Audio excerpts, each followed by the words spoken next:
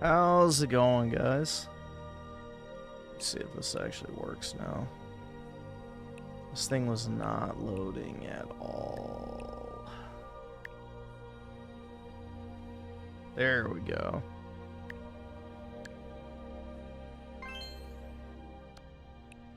Wanted to grab these before I forgot. I don't know, I think Nintendo's been having issues with whatever their network, because it took like 6 hours for me to download this just so I could start it to get the profile pictures. And then when I finally did, it took like 10 minutes just to load the app.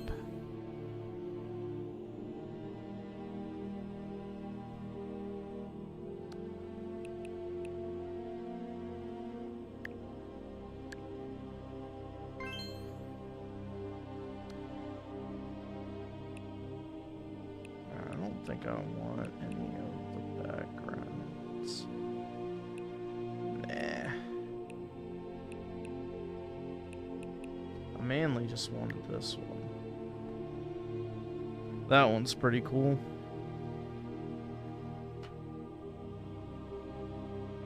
Well, I don't think it's up to Nintendo if they port the game or not. I think that's more of a Capcom thing.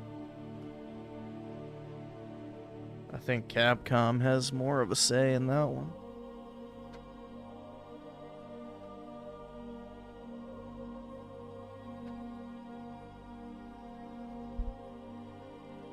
What video game have I been playing?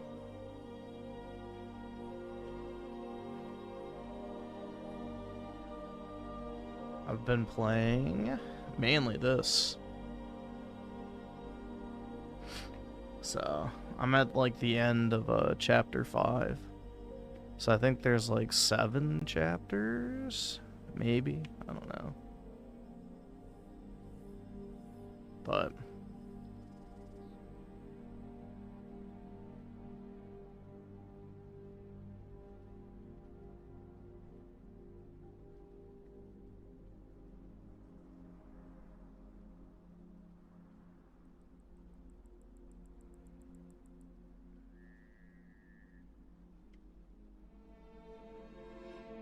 yeah, I got the Xenoblade ones. I have those. I just had to wait, like, it literally took like 5 hours to download this stupid fucking game. Just so I could redeem the avatars, but yeah, I do have the Xenoblade ones. I haven't ever played Xenoblade 1, so I don't know which voids are good or not. So I just bought ones, you know, that, just guessing, were probably the correct ones. But yeah, I don't know. I've never played one.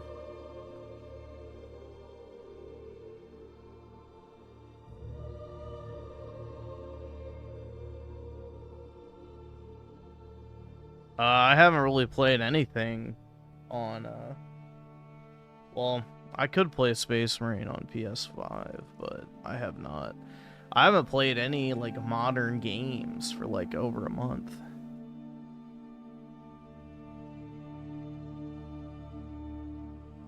Griffin, get the one with the silver hair. You will definitely like her. What, this one? Why?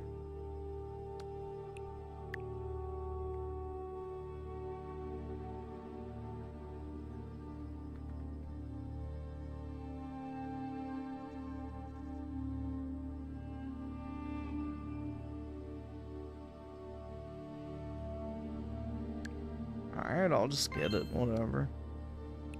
Should I get this chick too? I don't know, she has a mole on her face. I don't know if I like that. Although I already have this one, so maybe I should.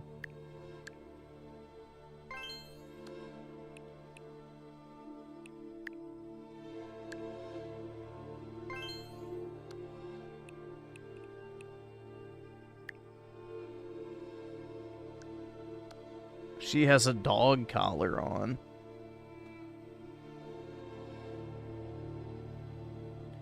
You aren't tuned into the World Cup. No. I don't fucking give a shit about that.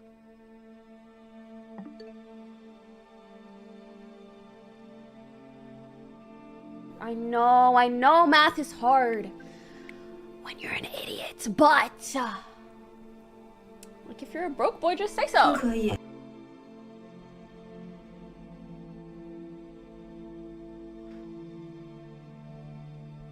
My interest in sports is in banning them, personally. That's my only interest in professional sports, is my desire to ban them. But, aside from that, I could care less about them.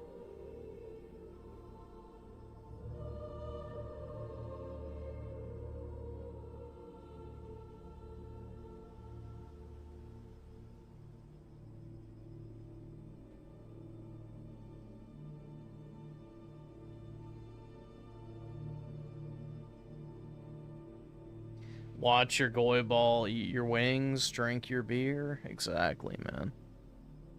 The only things that matter in life.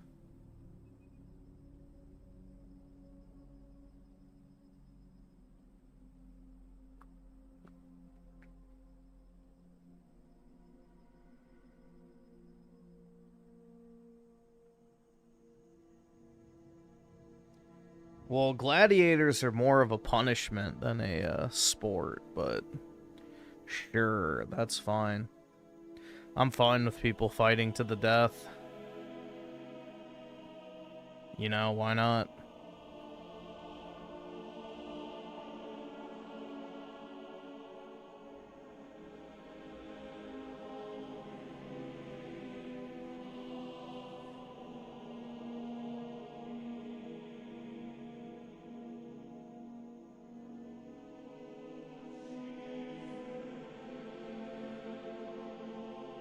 One of my friends are watching because there will be a Marvel That's actually pathetic, bro. Jesus. That's like a new level of Goyim maxing. Yeah, I'm gonna watch the sports ball game, so I can watch the new Marvel trailer. Jesus. That's actually pretty fucking brutal.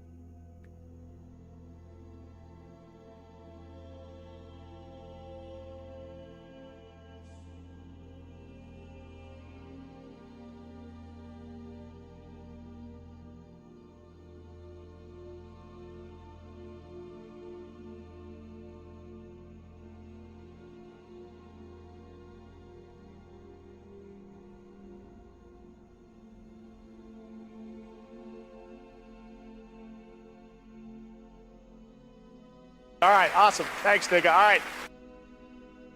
Oh, give me 1 second, guys. Let's see. I just gotta do something real quick.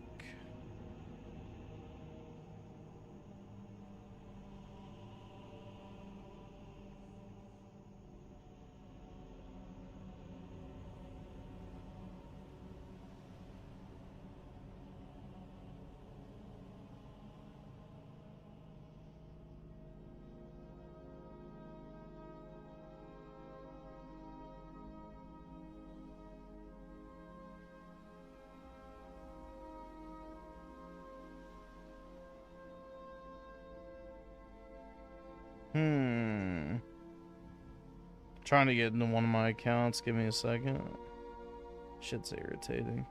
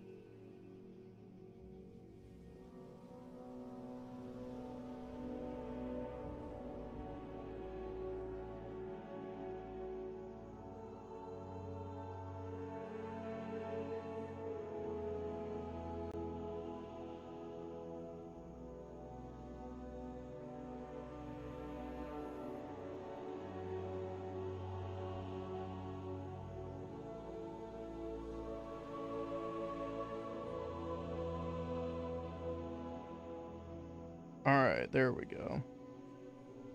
I don't know why the fuck it locked me out of my eBay account. I use the app every single day.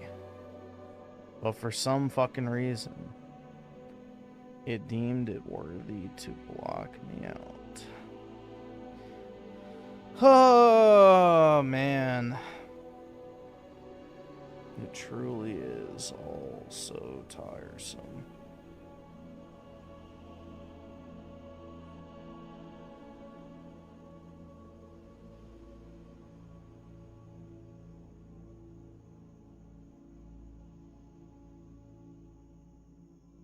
There we go.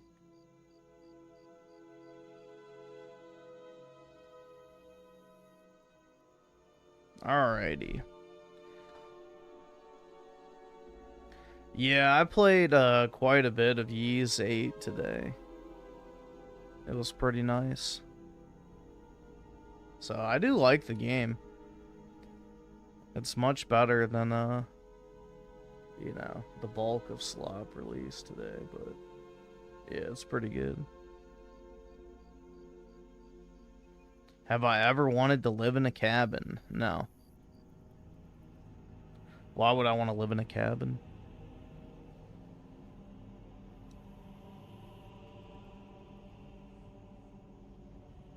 It's like asking if I've ever wanted to be castrated. Like, of course not.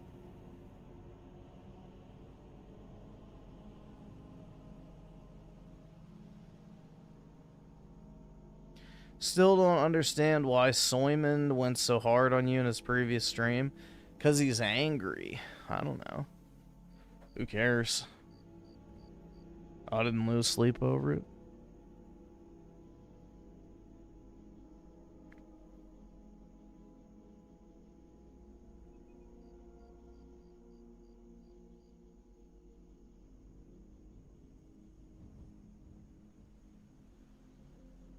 Yeah, well, the Switch version doesn't have Switch 2 upgrades. So that's the thing. Is the Switch version, I think, maxes out at like 720p or something. So the PS5 version definitely is much more visually appealing looking. Especially since I'm playing on a 4K monitor. Now, you know, for example, that Trails in the Sky first chapter game, I got that on the Switch too because it has a Switch 2 dedicated mode. So, but yeah, I've busted out the PlayStation Portal to play Ys 8 today. So that's primarily what I've been playing it on. Is on the Portal, not on the actual console.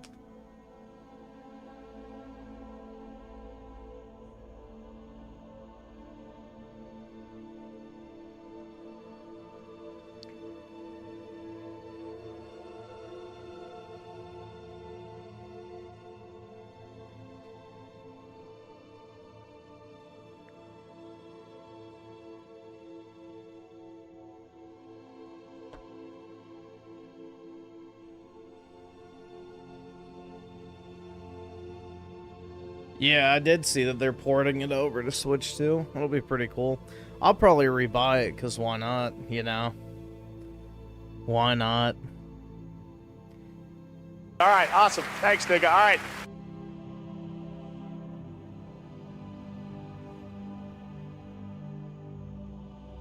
You know, it's one of those games I do actually really like, so why not just pick it up?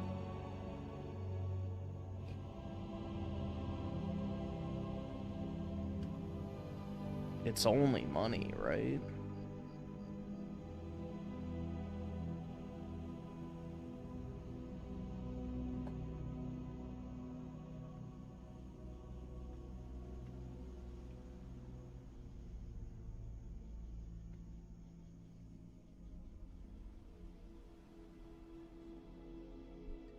Playing PvP right now, very nice.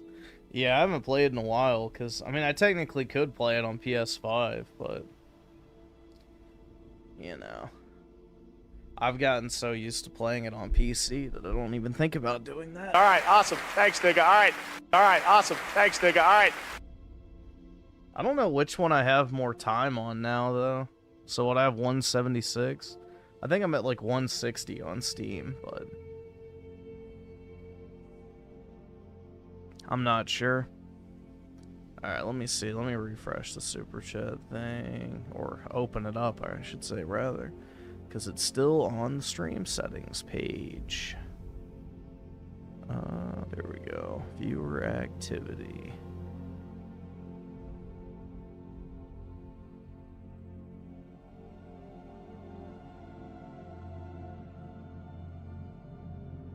It's better on PC because console doesn't have... I don't remember if it does on this or not. Some console games are starting to get FOV slider, but I don't think it is on Space Marine 2, but I'm not sure, to be completely honest.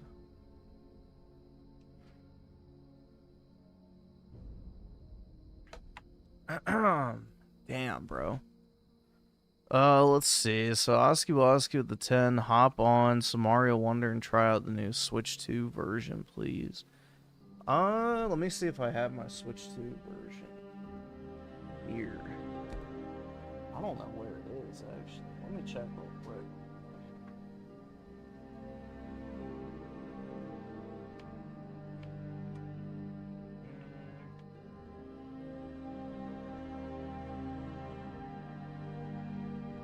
It's in the spot.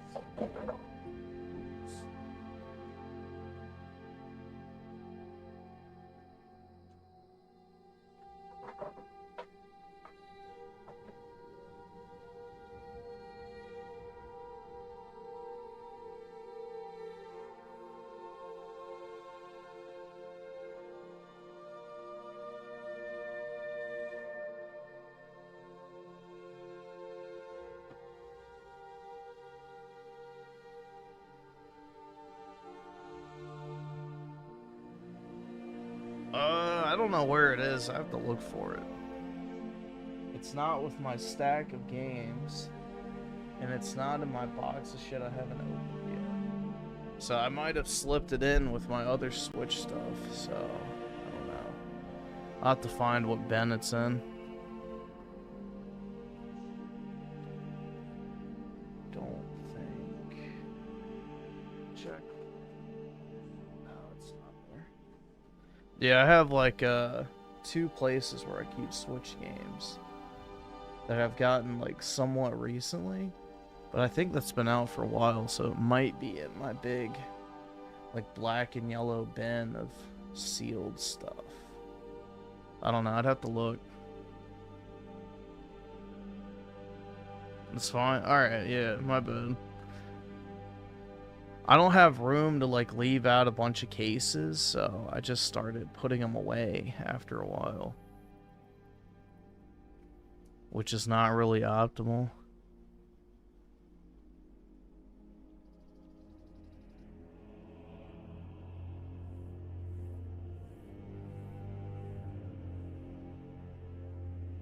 Eventually, maybe I'll be able to get like a media shelf or something when I move eventually. Which would be nice.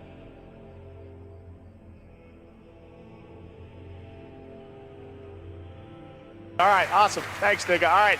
All right, awesome. Thanks, nigga. All right. Glad Switch 2 is having good third-party support. Hope to get Red Dead 2 or GTA 4 or 5. Maybe. I don't know. Maybe if Rockstar does like a next-gen version of Red Dead 2, they'll do it, but no idea.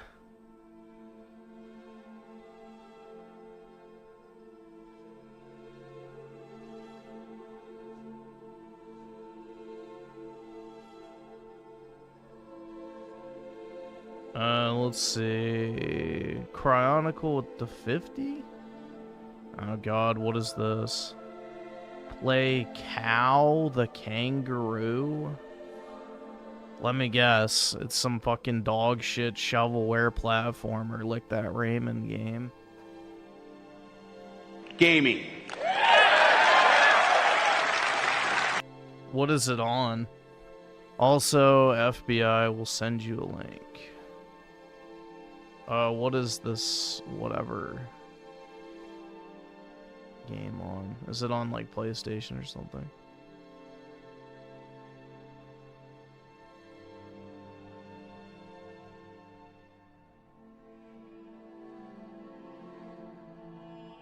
It's Furry Slop. Let me check.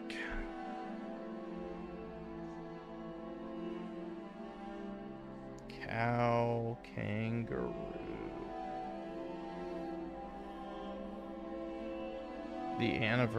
The 2000 version. Yeah, that's a reboot. So, yeah, I'm guessing the 2000 version is like literal fucking shit.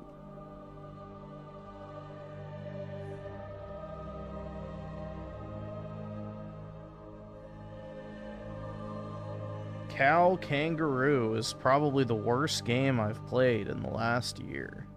That's a great Google search result.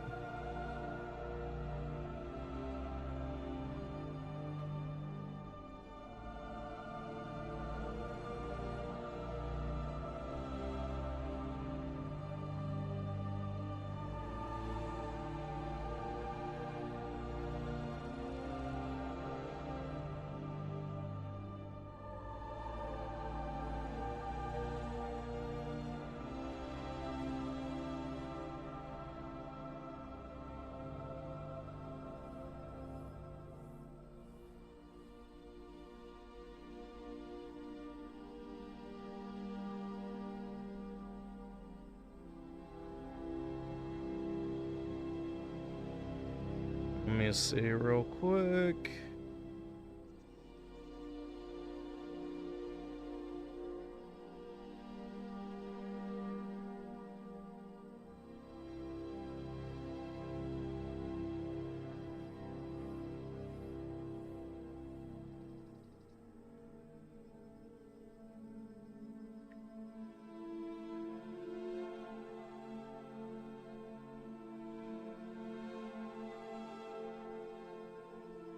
So it's only on Steam, it looks like. Oh, yeah, this is gonna be dog shit. Alright, well, if it doesn't work, I'm not gonna play it. And I'm not troubleshooting, so be forewarned. Don't ask me to play retro games if you want me to try.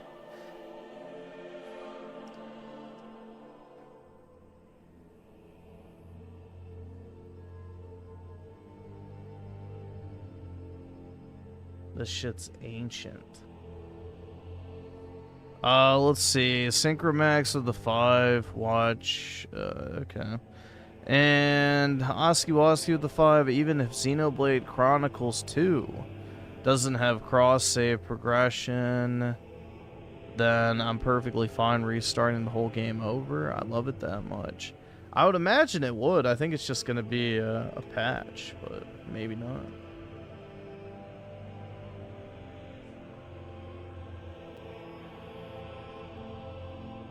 Let's see, what are the reviews on Steam for this?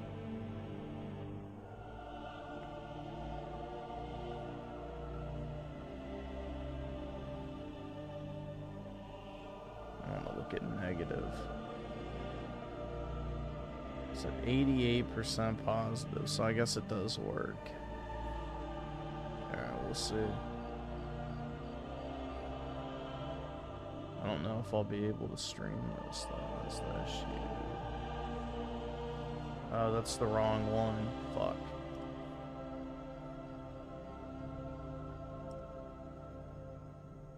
That's the second one.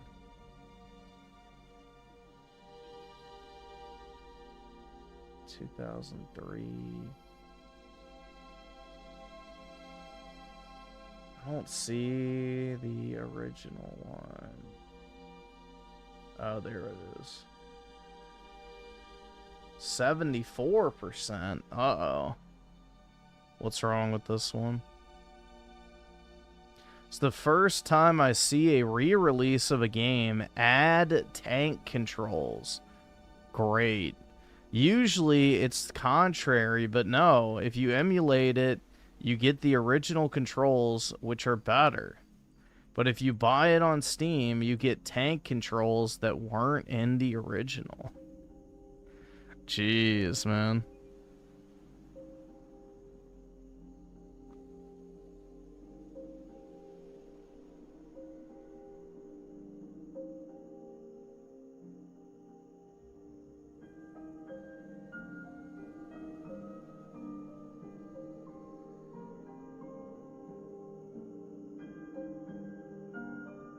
Alright.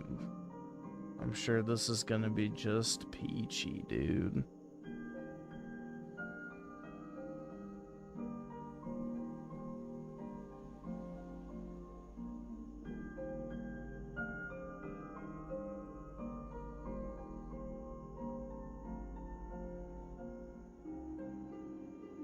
Let's see. Scotty drank the juice of the 5. I thought, as a RPG and JRPG fan, that the Direct was good. Yeah, same here. I honestly didn't expect them to remaster all 3 Xenoblade games, and Genesis, in my opinion, looks good. Yeah, that's the thing is, you know, a lot of the ball and gun crowd were upset, and it's like, you know, their misery is my happiness, because, to be completely honest, you know, that shit. You know, the shit that they showed off during that Direct is far better than GTA 6 or NBA 2K, whatever the fuck, or, you know, whatever Zog of Duty game, or, you know, Fort Slop, or any of that crap, so, yeah. I don't know, man. Alright, let me see if I can actually launch this.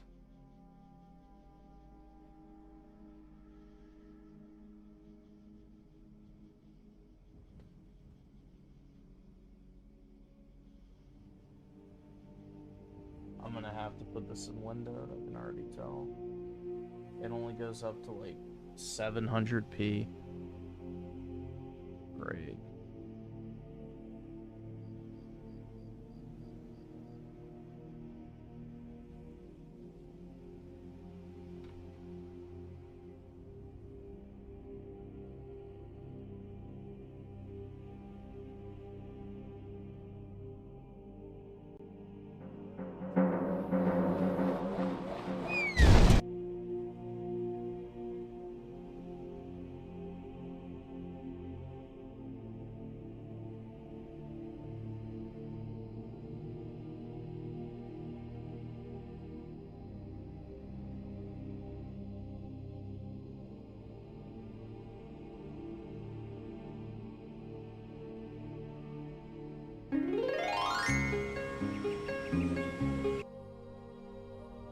This is how I get to play.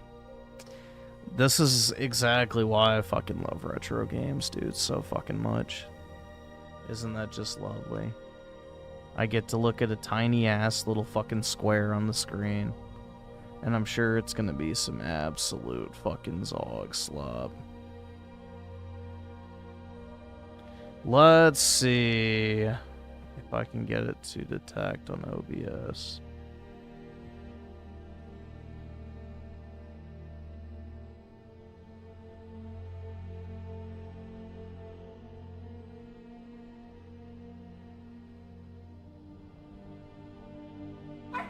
Yeah, there it goes. Shit.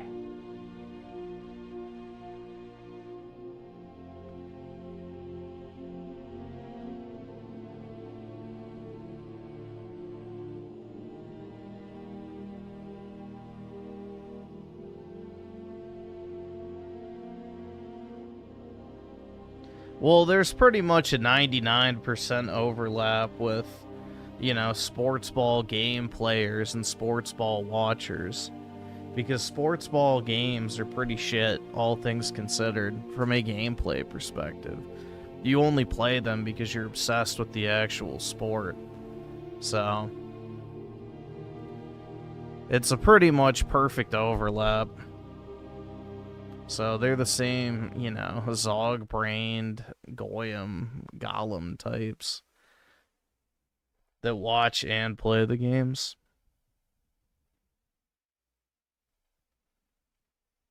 So, barely sentient droids, dude.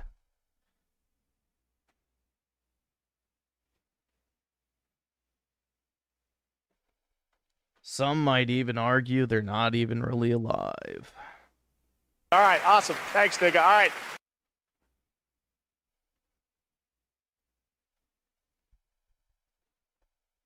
Alright, let me check something real quick.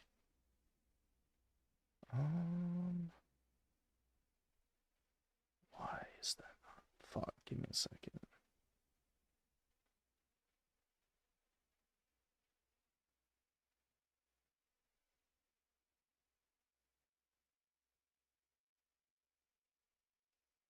Alrighty. Now we should be good.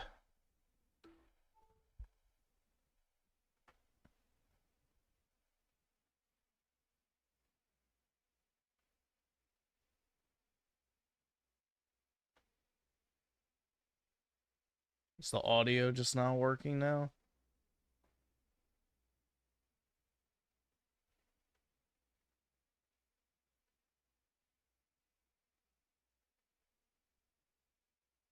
The audio was working a minute ago. Hold on.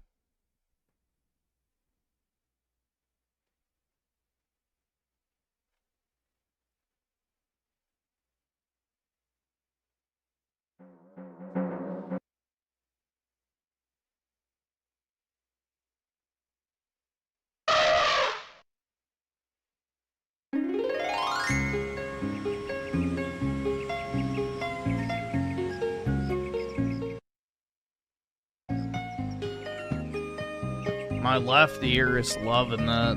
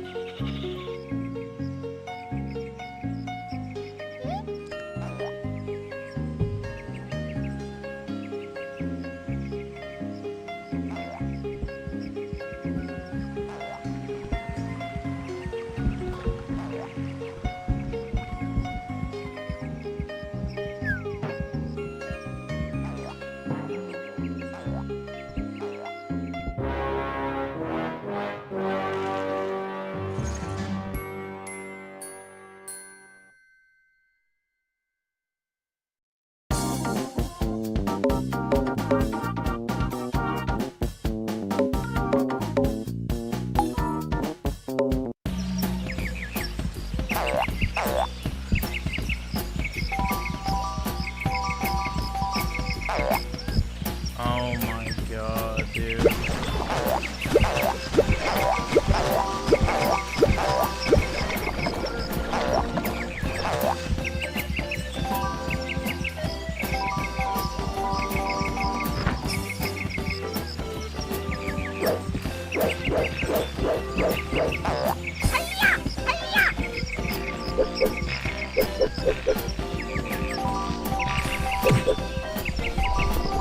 Good God. This is gonna put me in a diabetic coma, bro.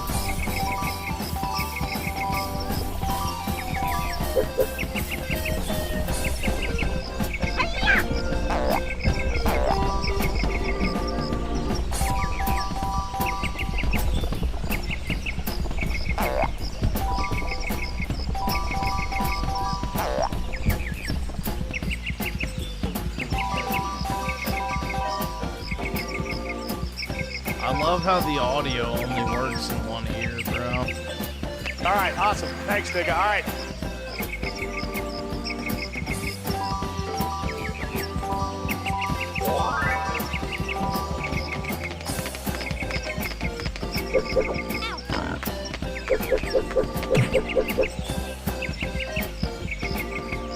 Alright, this drives me insane. The headphones have to come off. Alright, I need to lower that. Looks like it's way too loud on OBS.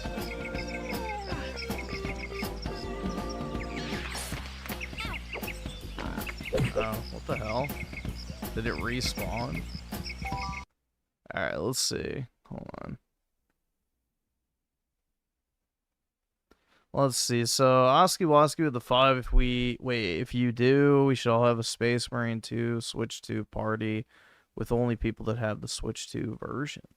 I don't know if you can do that, because isn't it by, like, code or whatever? But maybe. And Daryl's on the 5. I messed up, guys. I tried talking and texting to my girlfriend, but no response. It's been over a month since we last talked. I miss her already. If it's been a month, I don't think you miss her that much, bro. Let's be honest.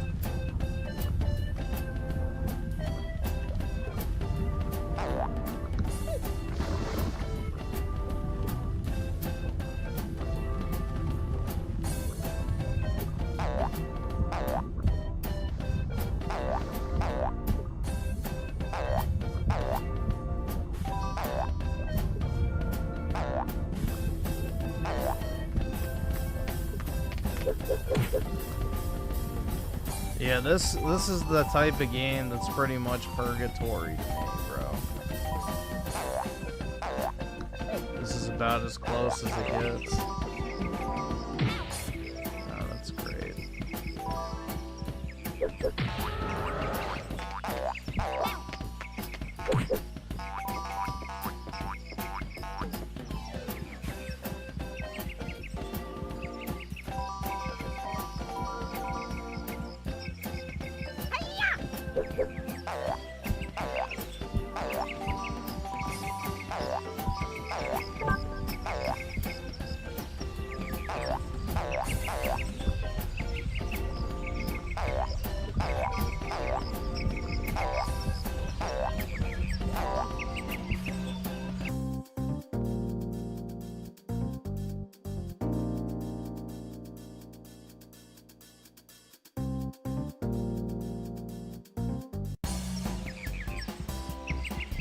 Right trigger is to select.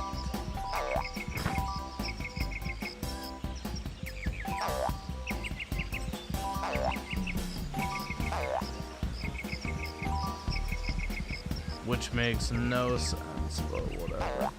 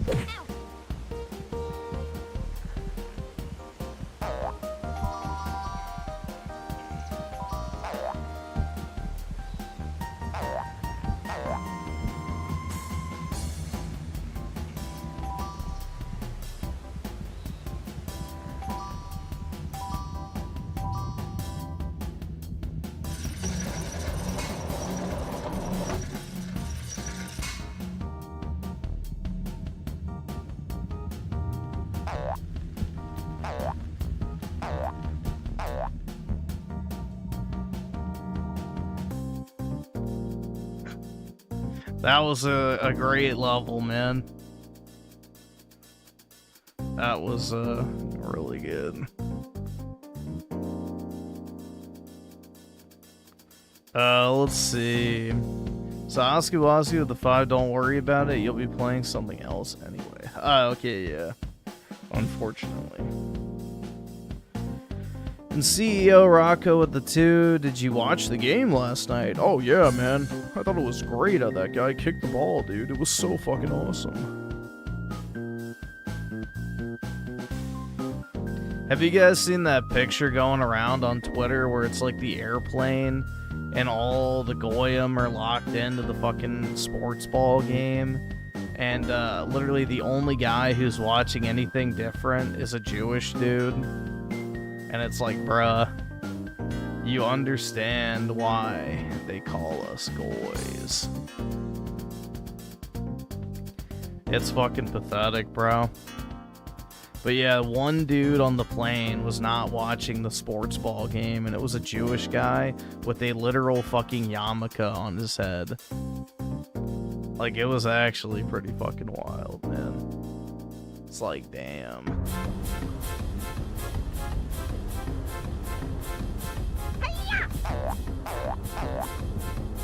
I don't have the picture.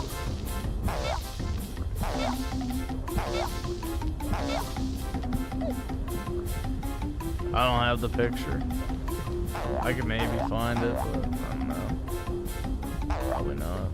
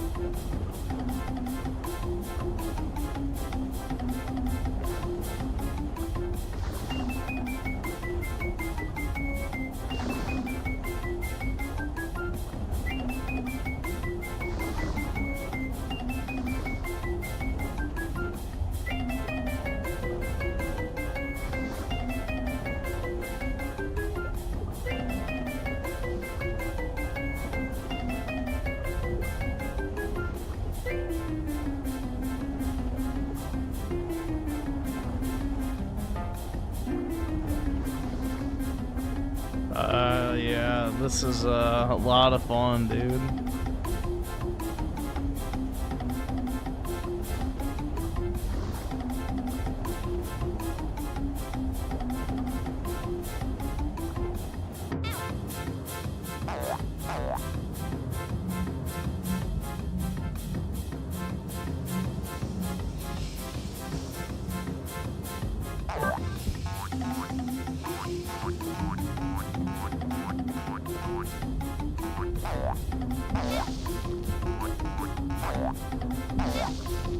Dude, what the fuck?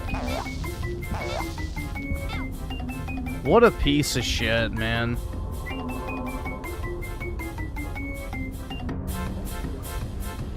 Oh, great. It was so much fun the first time. I get to do it again.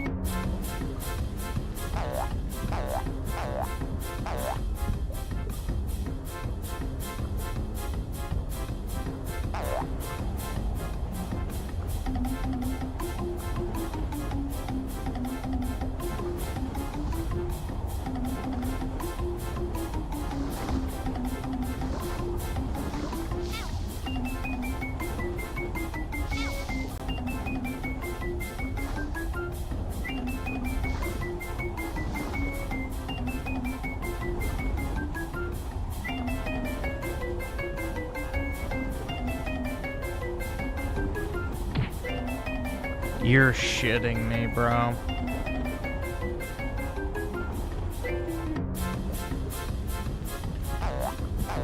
Oh, dude, yeah, this is really fucking fun.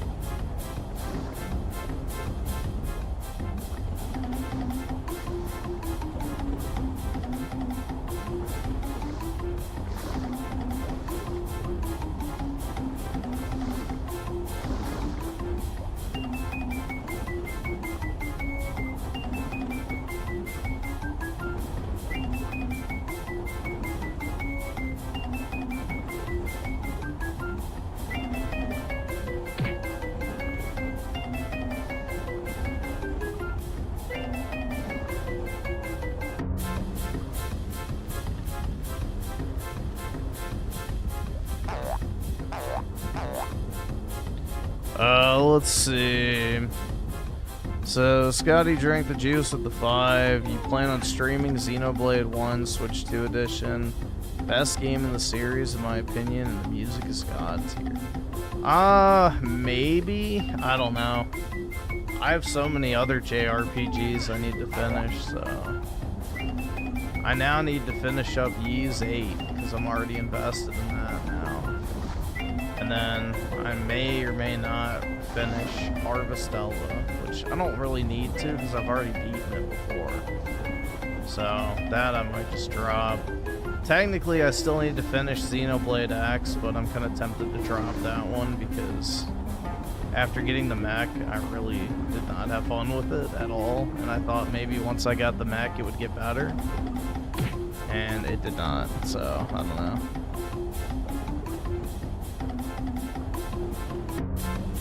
Yeah, this music is just fucking annoying.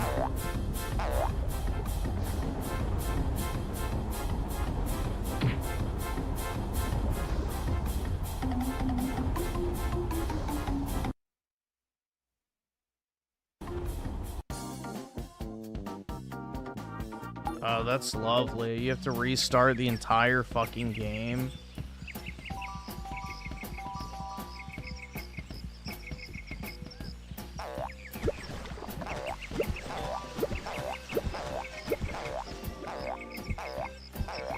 Yeah, this is literal fucking dog shit.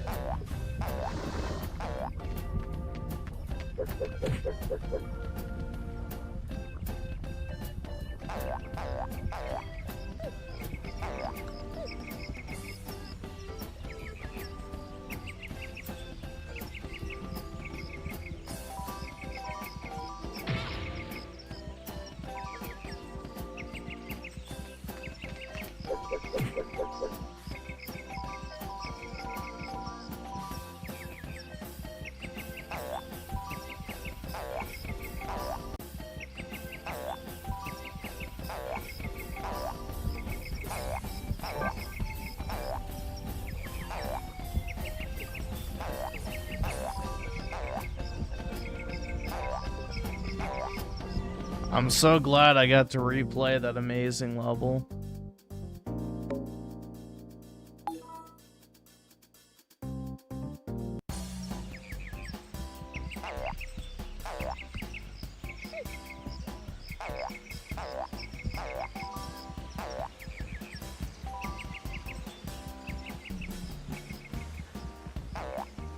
I especially love getting to play this in a little square that takes up about maybe what, 1/10 of my screen. And it's also really awesome. I love barely being able to see what's happening.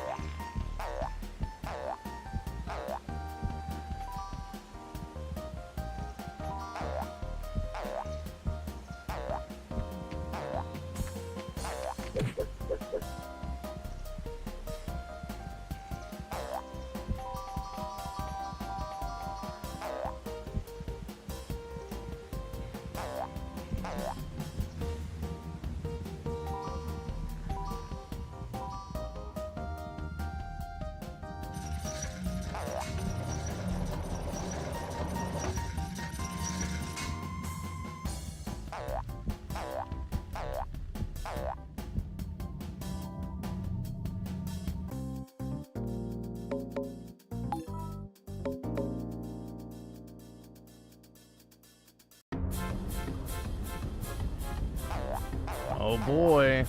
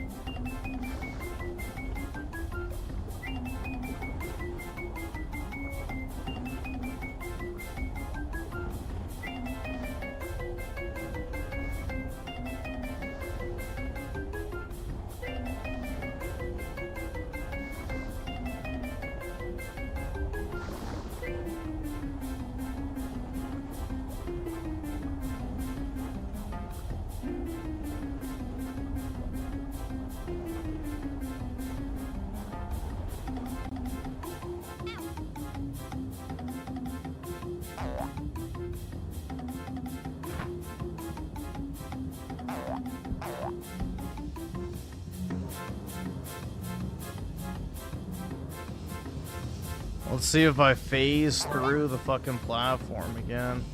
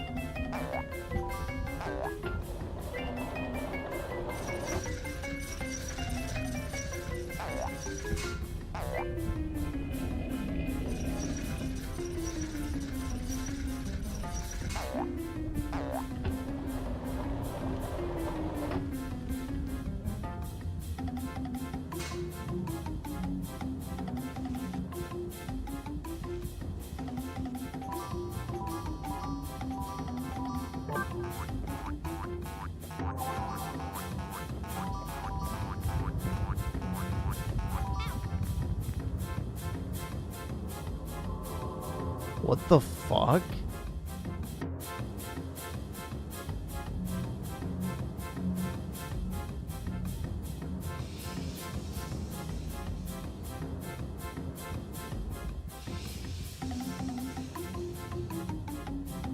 Like, literally, your direction changes on the fucking thumbstick. All of a sudden.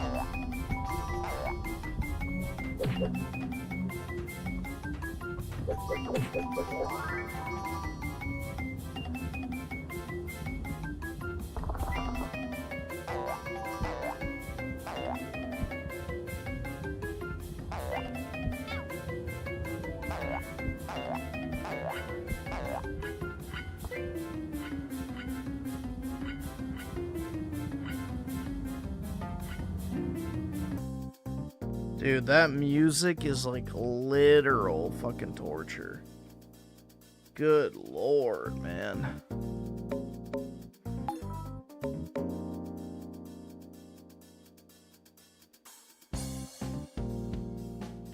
Let's see. Red Chair with the 5. Yo, Griffin, saw your reaction reacting to Synth's clip on my channel. Thanks, man. Yeah, no problem, bro. That was the, I'm trying to think, the Deep Rock Galactic video, I'm pretty sure. But yeah, the edits were pretty good, dude. But appreciated.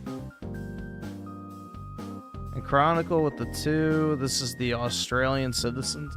It should be because, you know, the primitive mind would just start chimping out, so you could filter people pretty quick. Only the white man has the self-control to actually not just spike their controller and stop playing.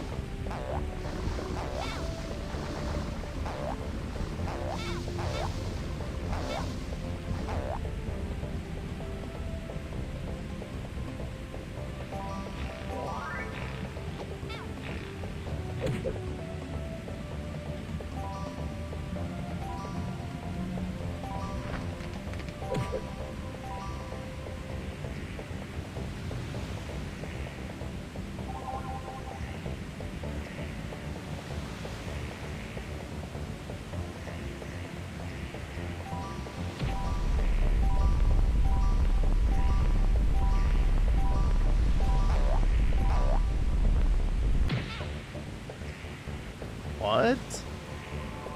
What hit me?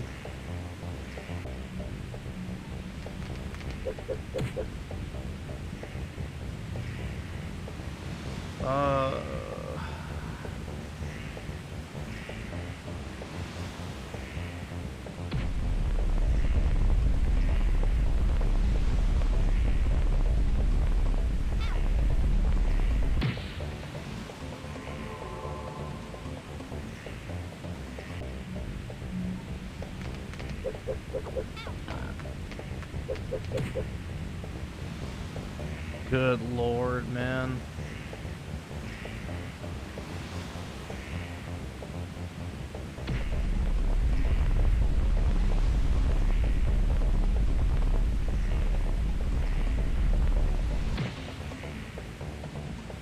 I guess one of the rock shards killed me the first time.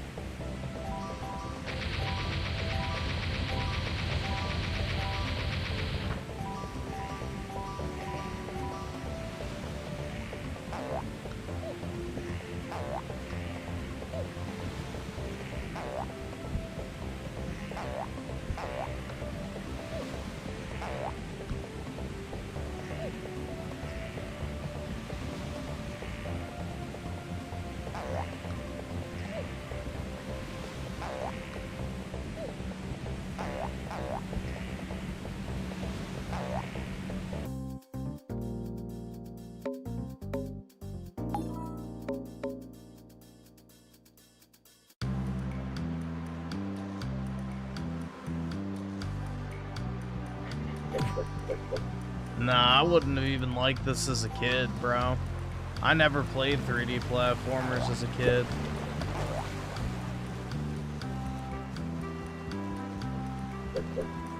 I've been a lifelong hater.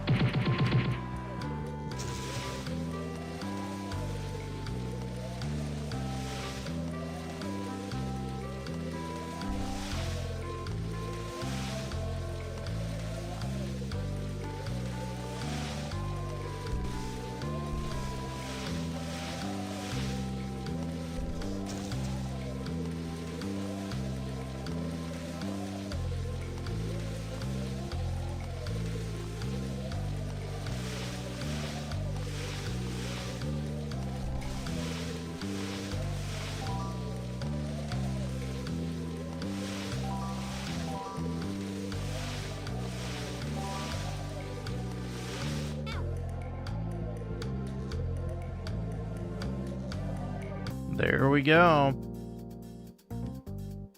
Feel like your generation would totally play this. Most likely, man. I could see it.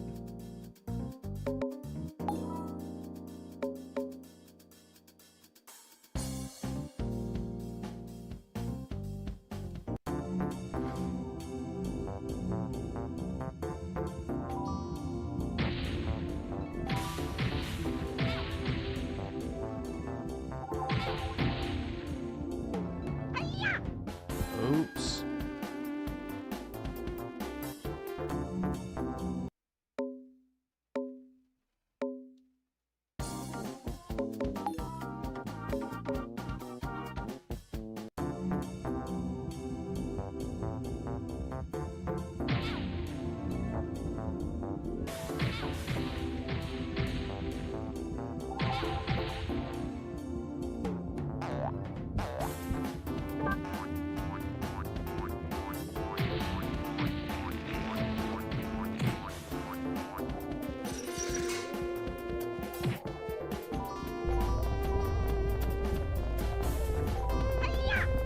Oops, wrong button.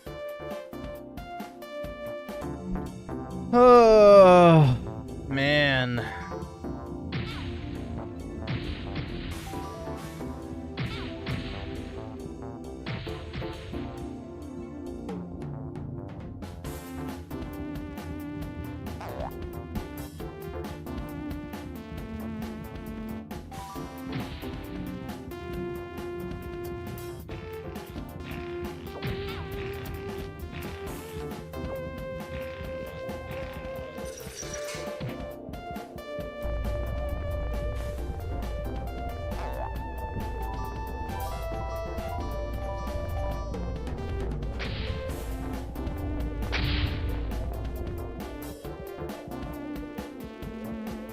Dude, these controls are so shit.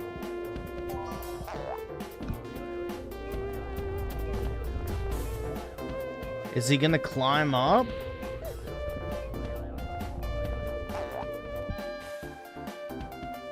Dude, this is just fucking dog shit, man. Straight dog shit.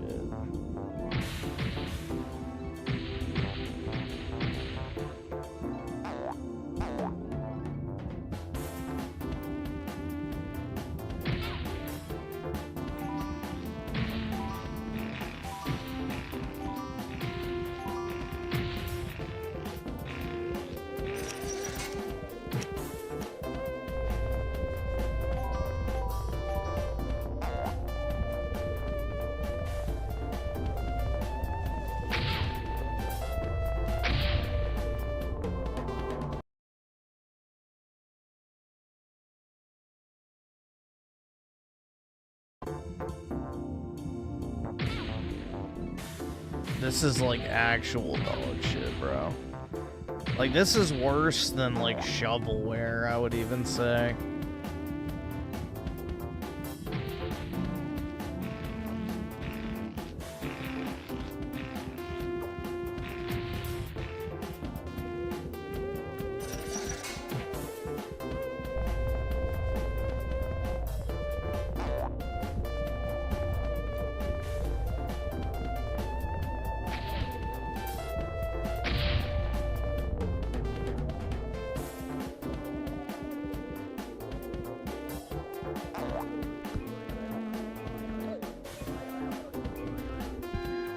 Dude, fuck that.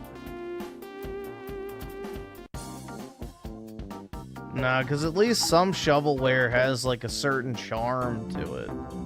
There's like nothing redeeming about this shit at all.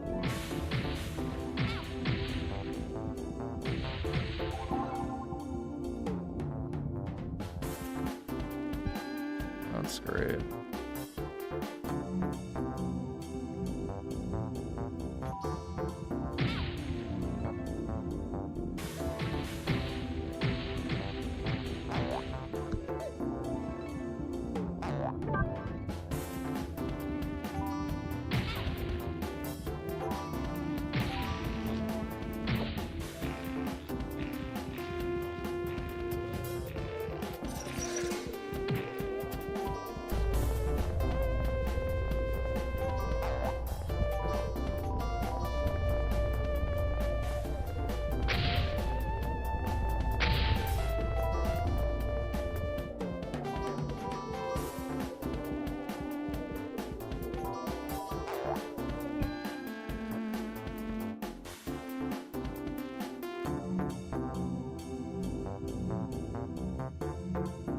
Dude, this is just actual fucking dog shit.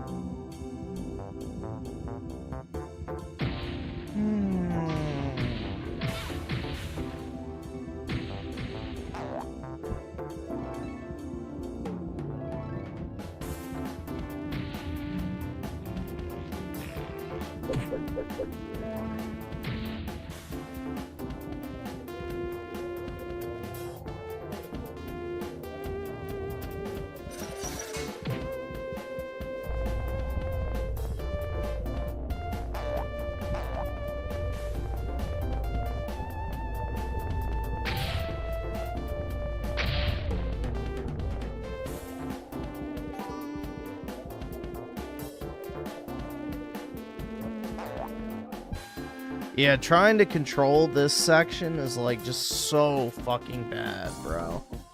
You have to do everything in reverse, and even then it still doesn't quite move you in the direction you want it to. It's fucking annoying.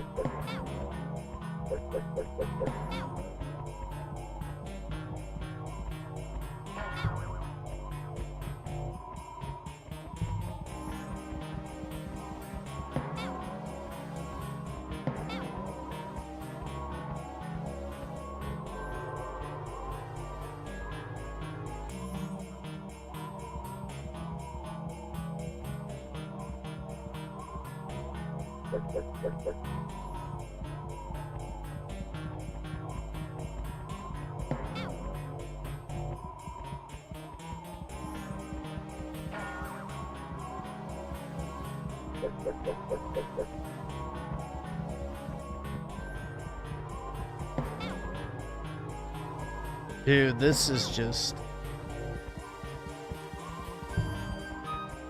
different levels of shit.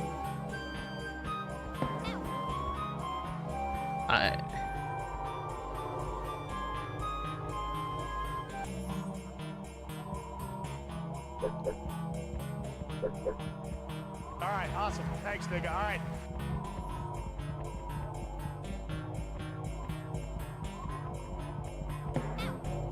I especially love how the hitboxes are just completely fucking random and you can't move the camera to actually accommodate at all.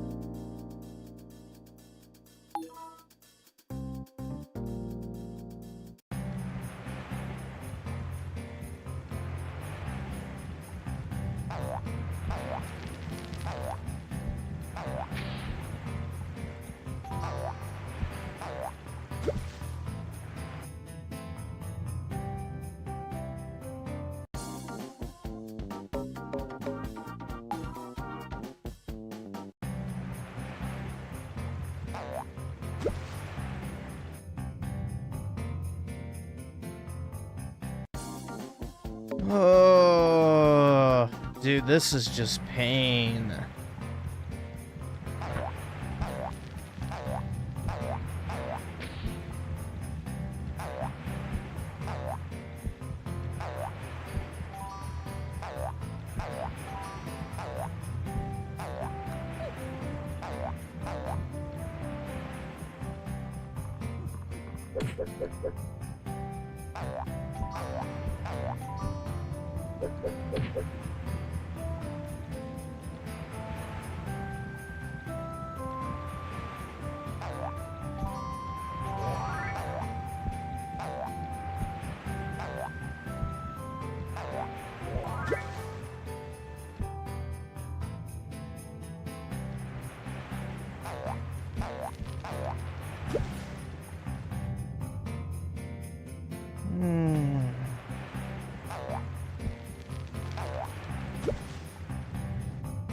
The camera fucked me on that.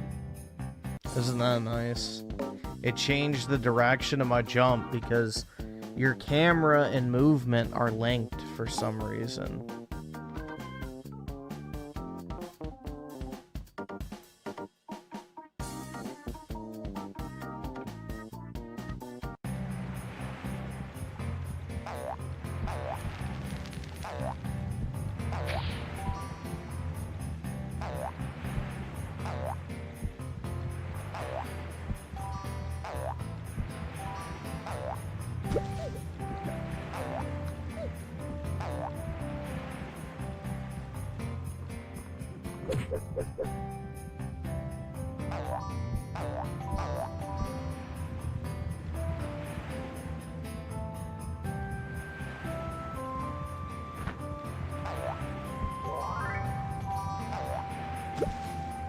The fucking camera just fucked me again.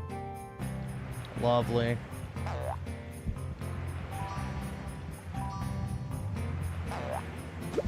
Dude, it keeps moving me in a different direction.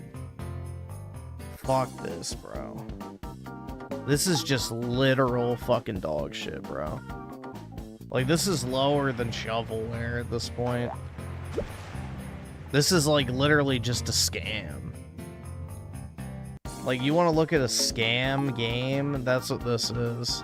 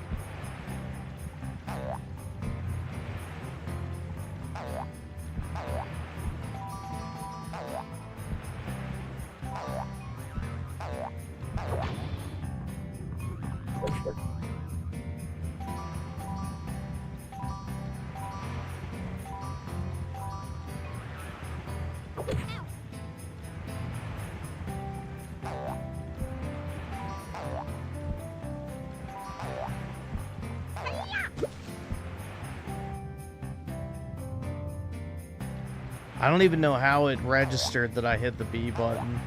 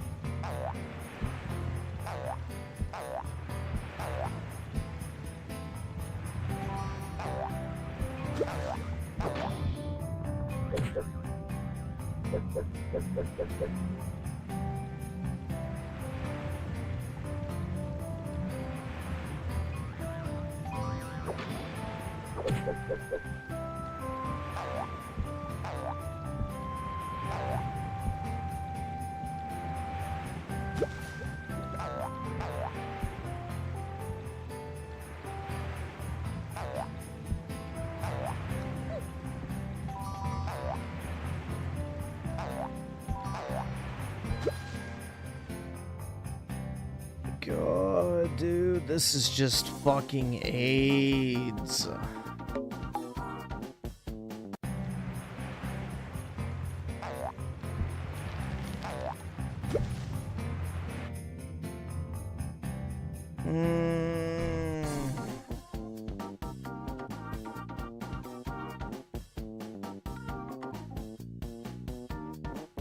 This is literal just fucking shit, bro.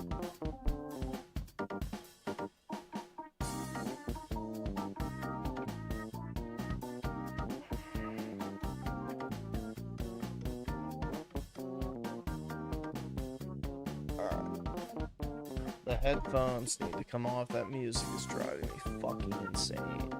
And it only plays in one ear. Jesus, bro.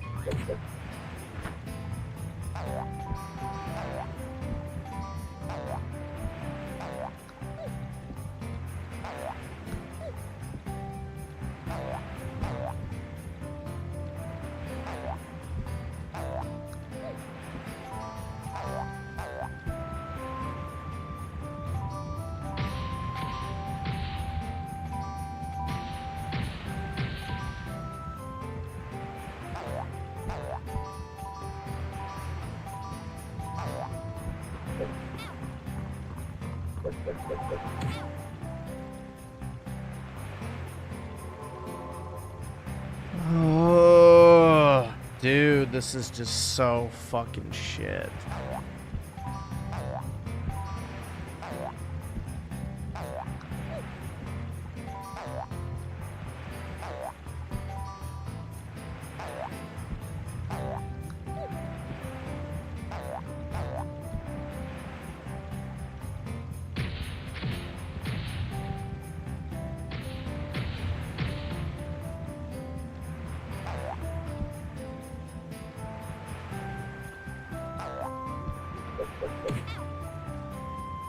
He had his back turned, I hit him, and he still damaged me. Dog shit, bro.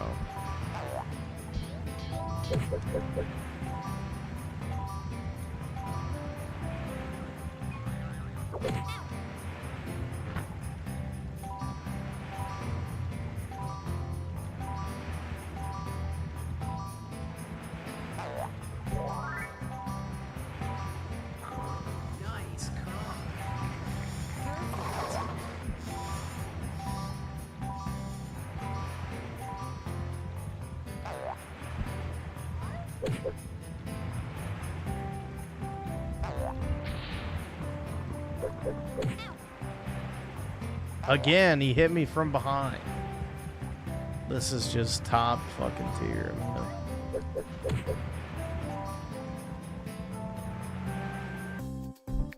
Jesus Christ, dude. This is just a whole nother level of shit.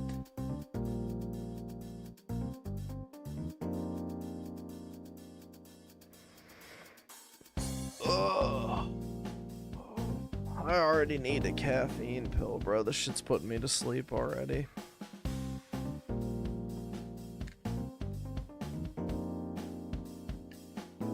I'm not beating this shit. There's a 0% chance I'm finishing this game.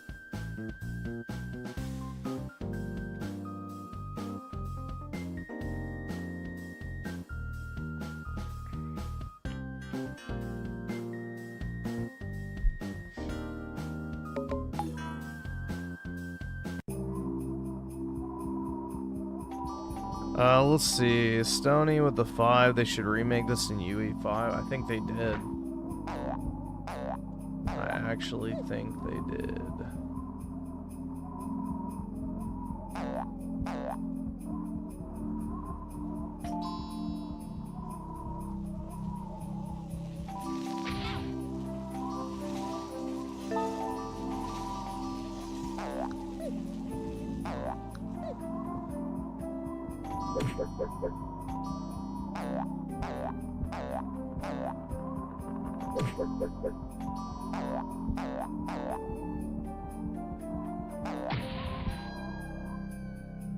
That's fucking sick, bro. Like, you know?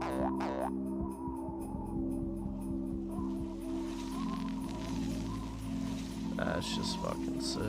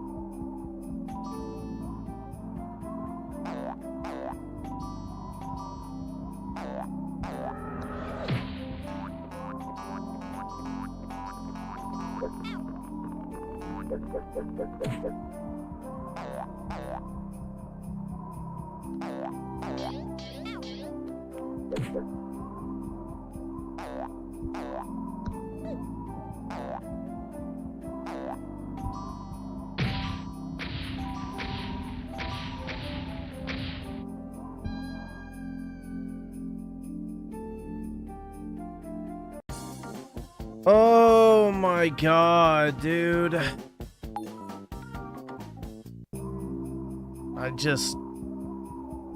I don't even fucking know. Like, I can't run any faster than how I was running. I'm holding down the fucking forward, like, direction. There's literally nothing else I could have done there. The game's just fucking shit.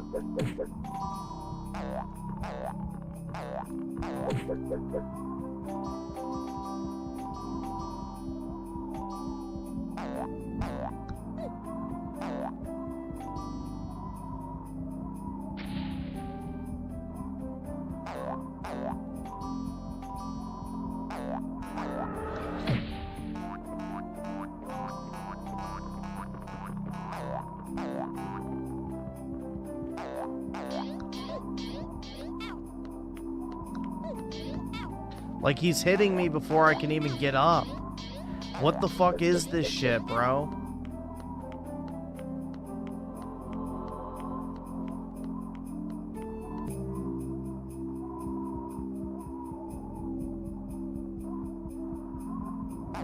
This is just like pure fucking slop.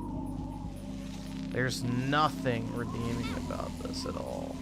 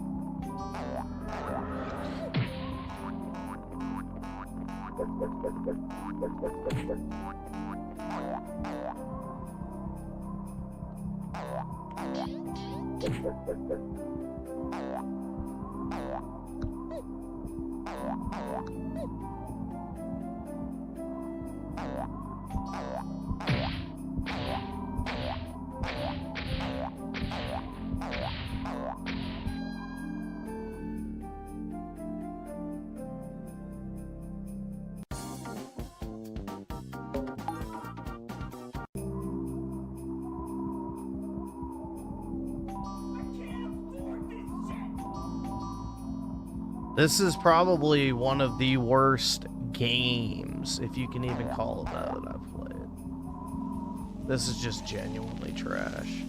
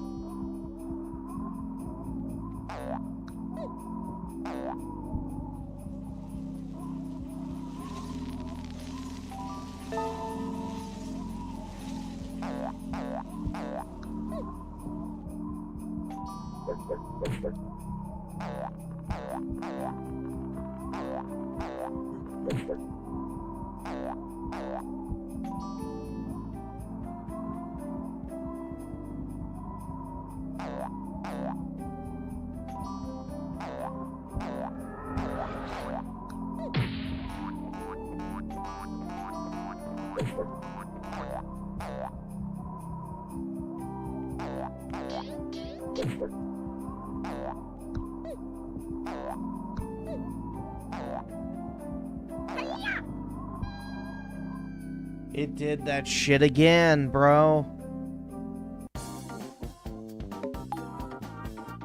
I'm not even pressing B. B does nothing. I have no reason to fucking press it. My thumb is literally on top of X and A. I'm not even touching B. Nor have I pressed it this entire time I fucking played. Other than when I was first trying out the controls. But for some fucking reason, randomly when I jump, sometimes it presses fucking B.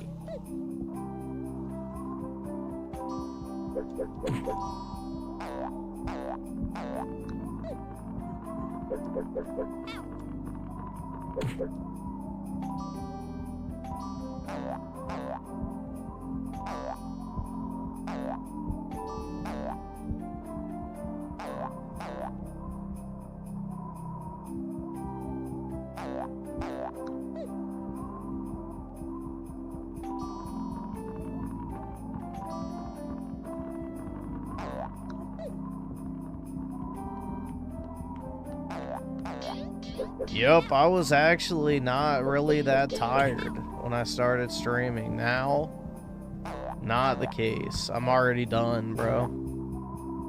I just want to go to sleep now. It fucking glitched again. What the fuck was that shit? You literally can only fucking hold forward. There's nothing else you can do in that situation except press forward on the fucking thumbstick. And somehow it still fucking fails.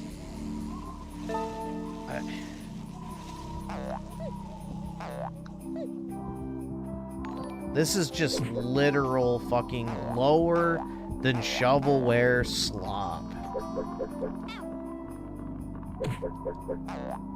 Either subscribe, donate, or get the fuck out.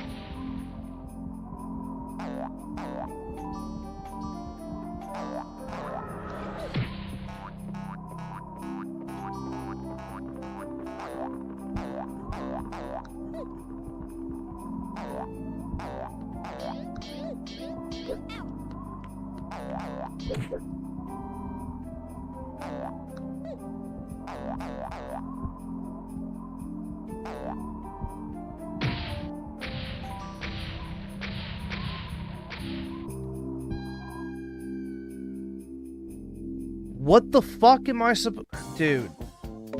Fuck this. There is literally nothing else I can do to move faster.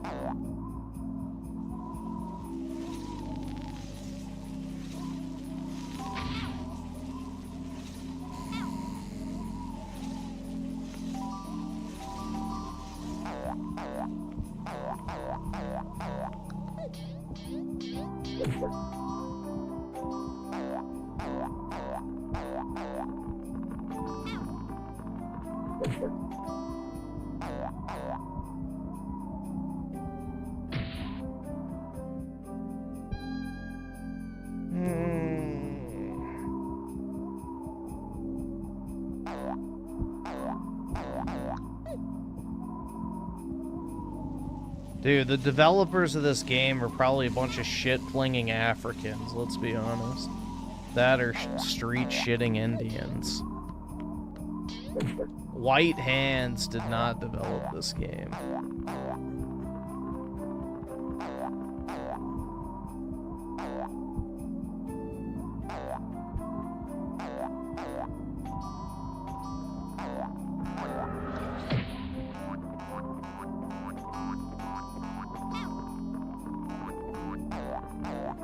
Yeah, that's right. Attack me with your fucking back turned. That makes sense.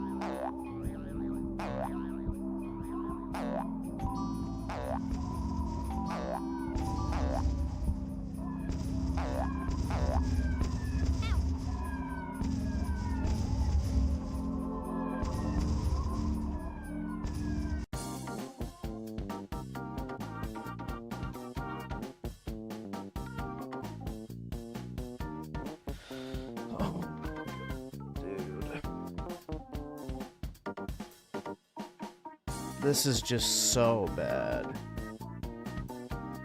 Here, do y'all want to see how I have to play it, too? Look at this. This is how I literally have to play this fucking dog shit. So this adds insult to industry. Like, it's just... It's so fucking bad, dude. Because it doesn't have, like, actual proper resolutions. So this is how you have to play it.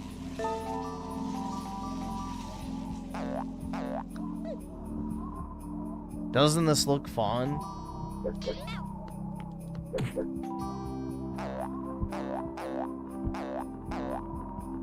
Yeah, I'm already ready to get the fuck off, bro. Like, this is just fucking dog shit. How long have I been playing this? An hour? Yeah, I'm fucking done, bro. Fuck this. I'm done. That's more than enough. Fuck that. That is genuine fucking shit. I'm refunding that immediately. Goodbye.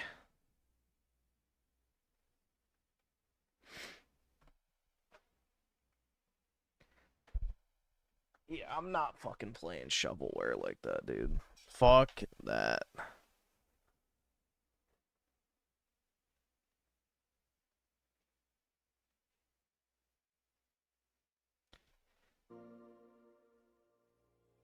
Help, Steam support.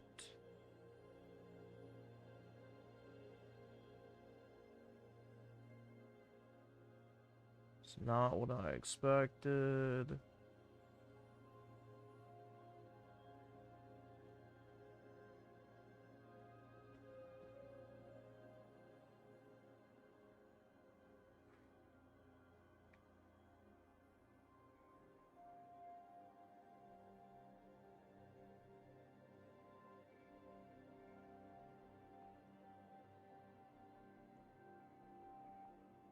All right.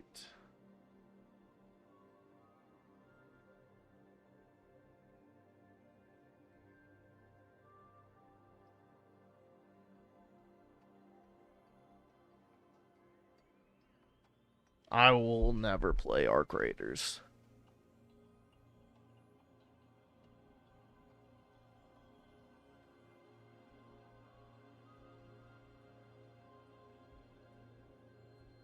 Yeah, I want my $2 back.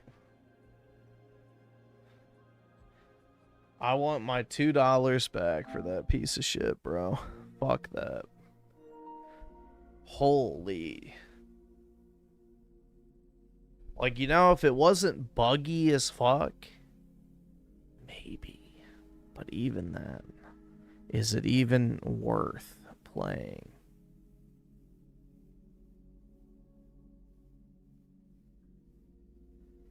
No, it's the principle of that $2, bro.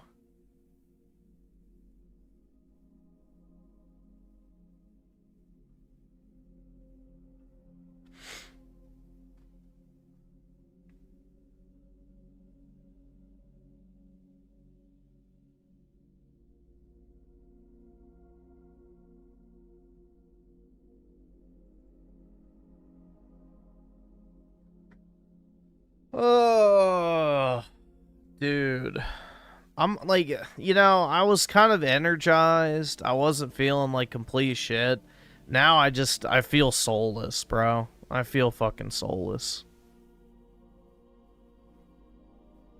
You know, my energy's gone. My eyes are tired from having to fucking squint at that tiny ass fucking screen.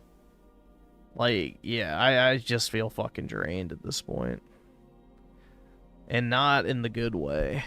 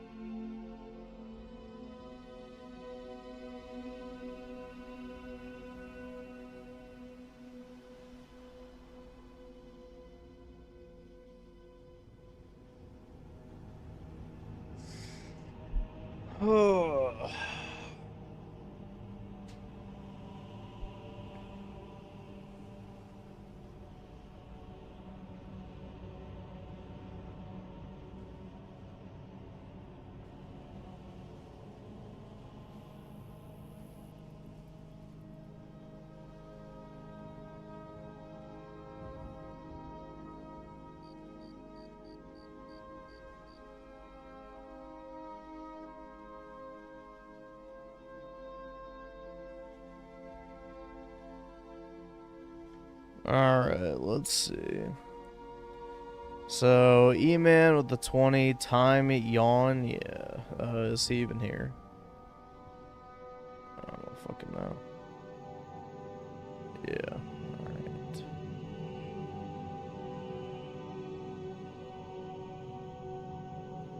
There we go. Let's see, Bill Herb with the 5, the outrage for Elon becoming the first trillionaire is hilarious. These people's jealousy have no bounds. Yeah, I mean, that's the thing. It's all just on paper, though. That's, you know, the reality. Elon's not actually going to have $1 trillion in his bank account ever, most likely. It's more so phantom money.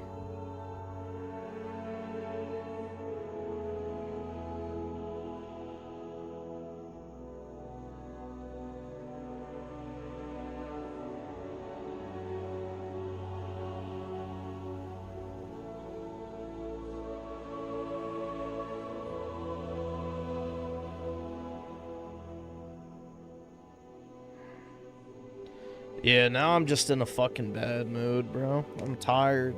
I already don't fucking feel good because I'm sick. And now I'm just fucking pissed. That was like genuine fucking garbage.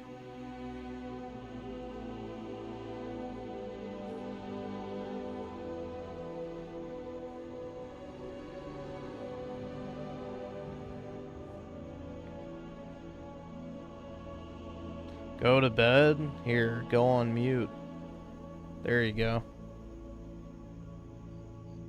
Bill Herb with the 5, noob.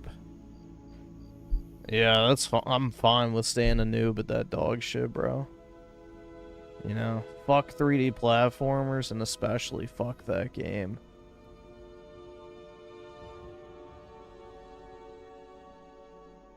Raging Boar with the 26 months. What the fuck is this trash?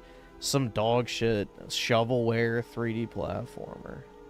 That, you know, hopefully in the next few minutes I'll get my refund for.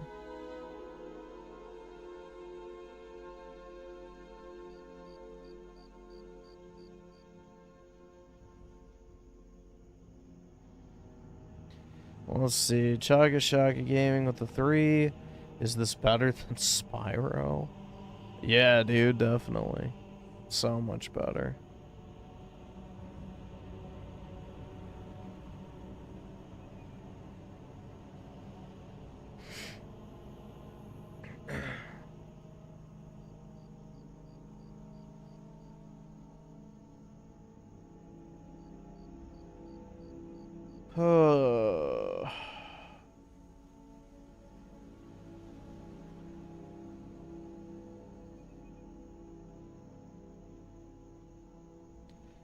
It's not even like it's not even one of those cases where playing a Nintendo game will make me feel better. I don't want to play anything right now. I'm just pissed off. Like, I'm in a bad mood now. My eyes are sore. My throat's sore. That shit was literal fucking garbage. That is an insult to anyone who downloads it. Like, I'm just not in the fucking mood to play anything at the moment. Go to sleep. Here you go. Go on mute, bitch.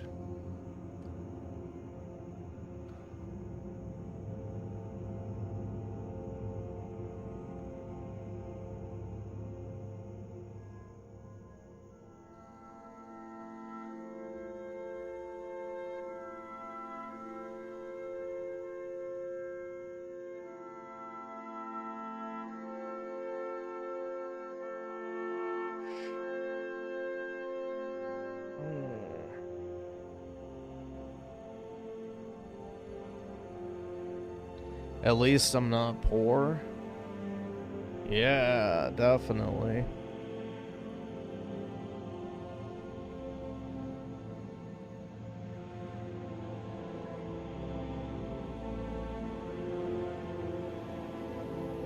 Totally, dude.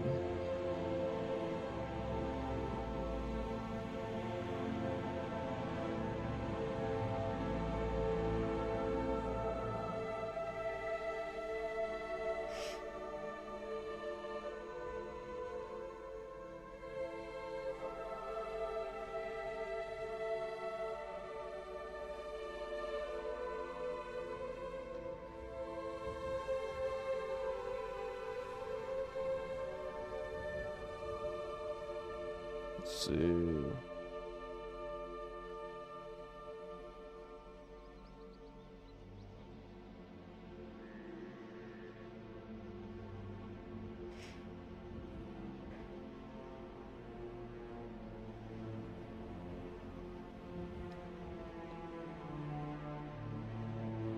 Griffin could be butt naked and no one except him and PK would know. That's right.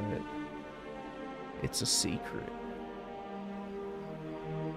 Cow sucks. I remember buying it and instantly dropping it. Hopefully in the dumpster where it belongs.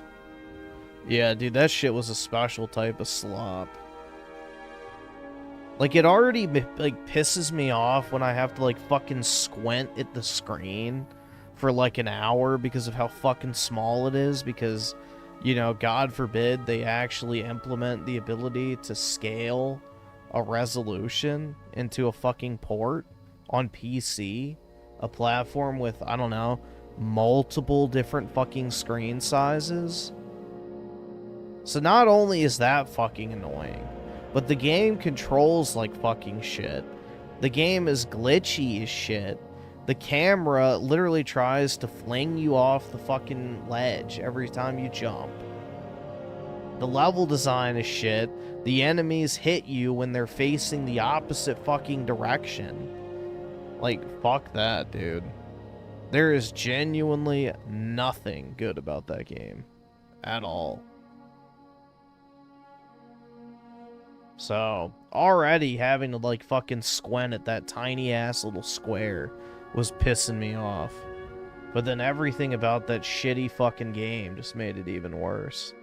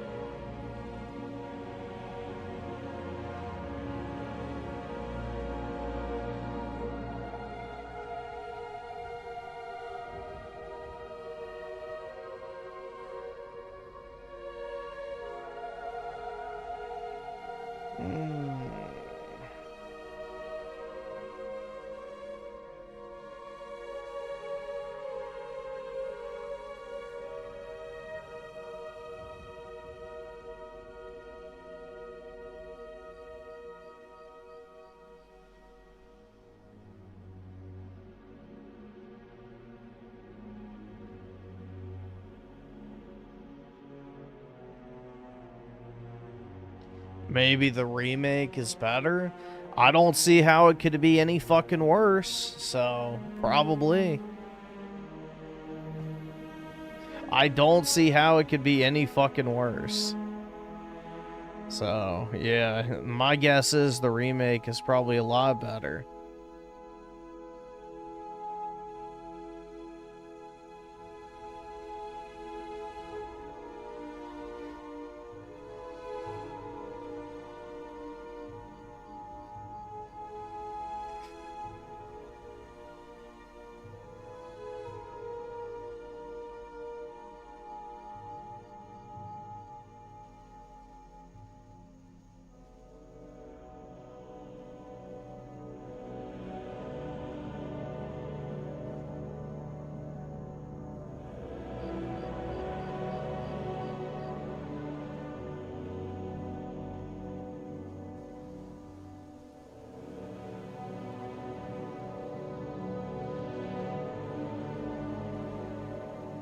Defeated by another baby game?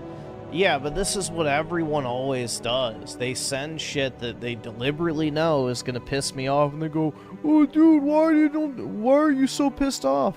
Maybe because it was literally hand-selected to make me fucking angry. So, there you go. The desired result. So... picks one of the jankiest, shittiest games in a genre I already don't fucking like. Bro, why are you so angry? I don't know.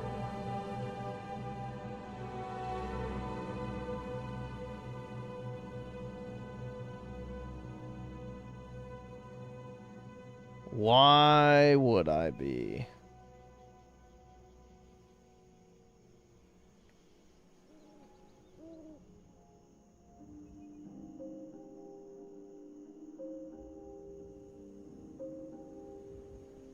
DSP got addicted to ripping Pokemon packs? Yeah, you should just buy the cards.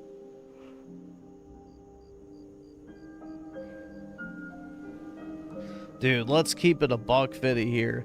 There's not a single soul on this earth that's a fucking cow fan.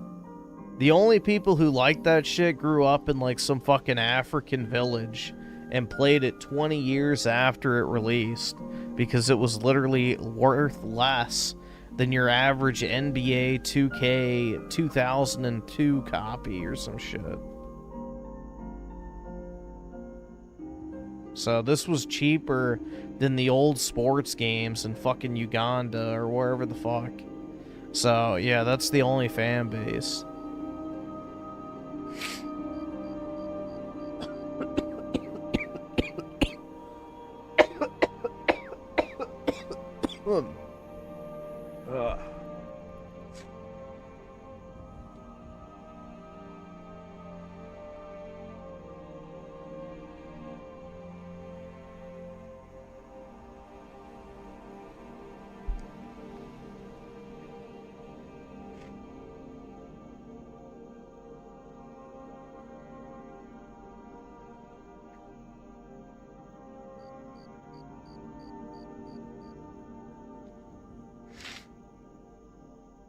$100 says Griffin is fake being sick and used the same fake cough when calling his boss.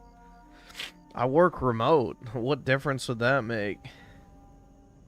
If I'm sick, I still work. There's no point in me calling in sick when I literally sit at home on my laptop. No, that's the reason I didn't stream last night, is because my throat was like so fucked. I could barely even swallow without it being like in pain.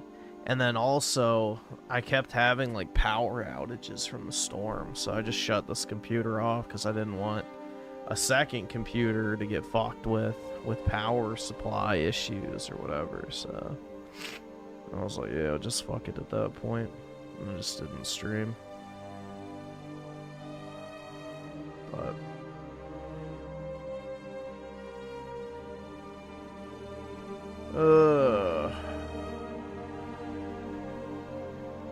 yeah, the problem with Evil West is it's a Souls-like, so I lost interest.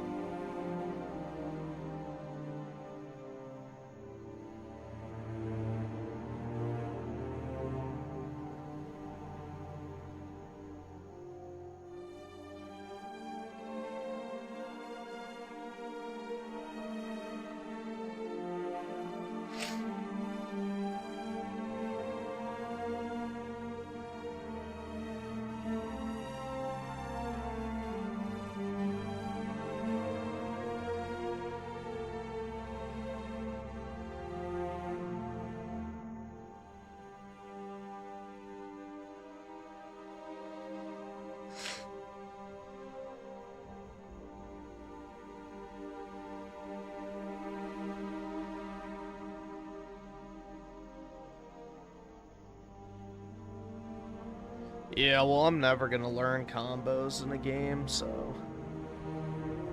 if I can't button mash to victory, I don't want to play it.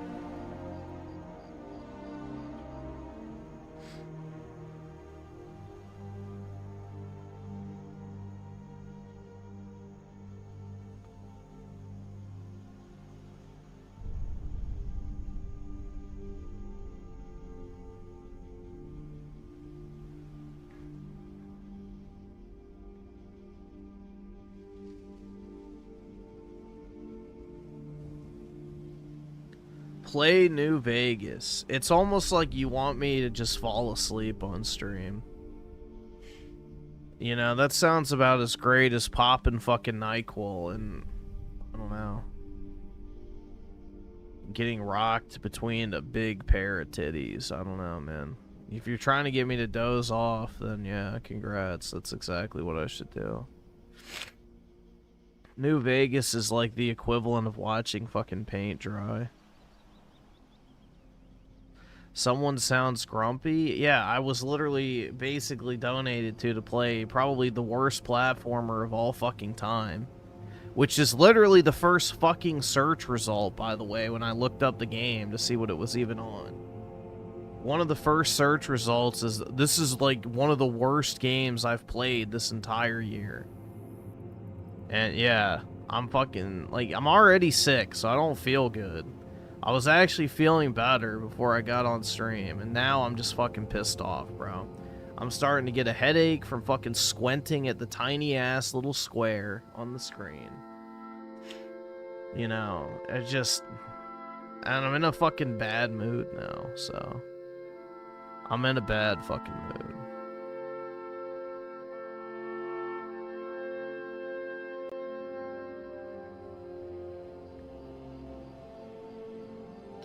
Yeah, well, it gave me a symptom I didn't have before, which is a fucking headache. And then also my eyes are tired now, so I just want to go lay down and sleep. So, yeah.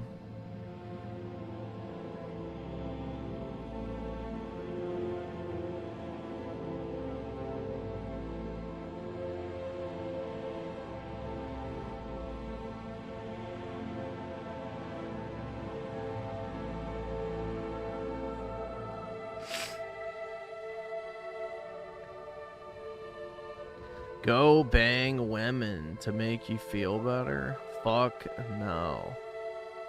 The last thing I want to deal with is a fucking whore. Hell nah. Yeah, that's like saying, oh, you're bored? Why don't you go fucking, you know, build a spreadsheet in Excel? Like, oh yeah, dude, that's real exciting. That's just what I need to do. Women. Ugh.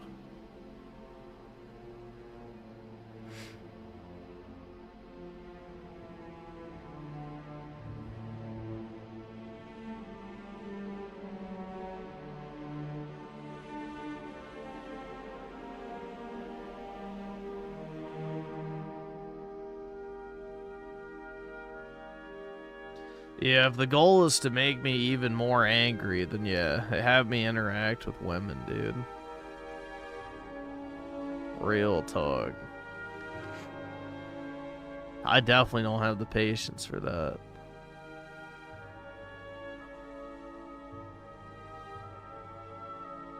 Totally buck broken by the kangaroo. Yeah, dude, that shit pisses me off. So it's like that fucking shitty ass Raymond 3 submarine level or whatever. You know, at a certain point, I just have a fucking enough. I'm done. Like, I don't know, bro. I already don't fucking care about 99% of games anymore. But when something's that poorly made or just intentionally bad, I don't have any fucking, you know, I don't have the will to power through.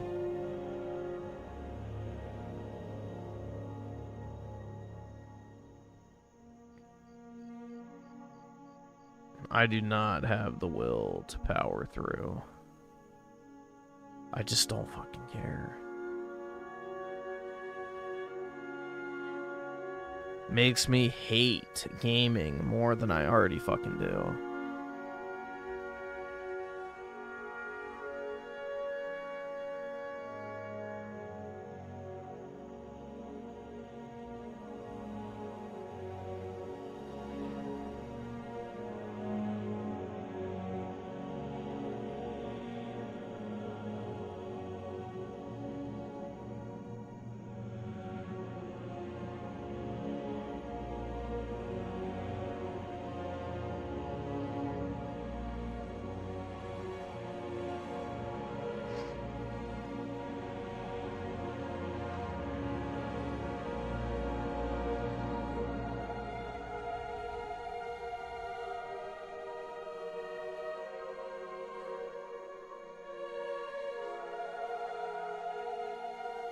Gaming has already been infiltrated by trannies. Yeah, it's over on that front.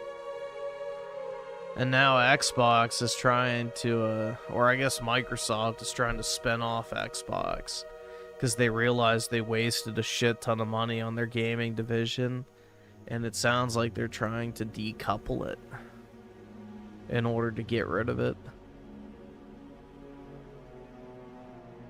That's why they're gonna go through all these layoffs and shit, I guarantee you, in order to slim it down, make it look more appealing than it actually is, and cash out. You know, get a couple tens of billions of dollars out of it, and, you know, put that into AI or whatever the fuck they want to use the money for. So it sounds like they are seriously considering getting rid of it. Why do I have all those Stalker games installed? Because that's another, you know, certified banger that I was donated to play. But yeah, I should delete those. I'm never gonna touch them again.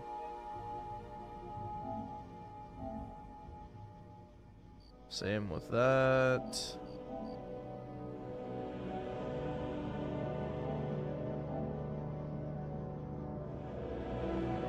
Same with that.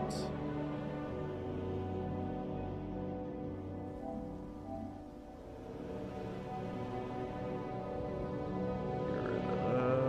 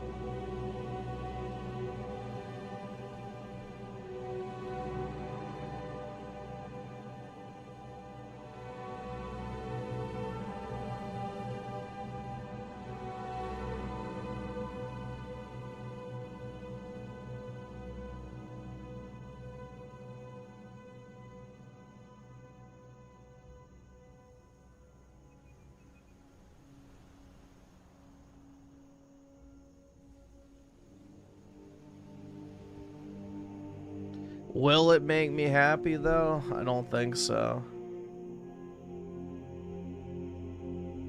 I don't think it will.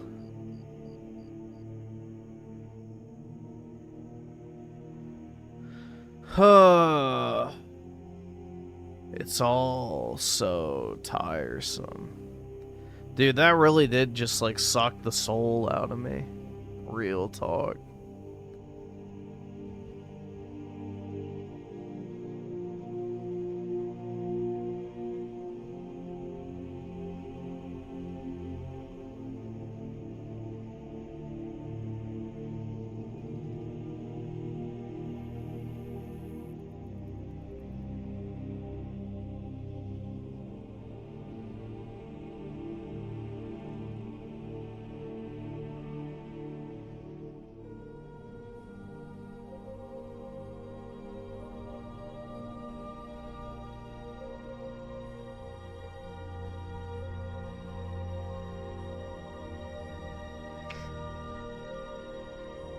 I don't really have a digital game collection on PS5. Most of the stuff I've bought on PlayStation over the years is physical. And I usually end up selling most of it anyway. So I don't like have a big game collection for PS5. I have a pretty big Nintendo Switch game collection physically, but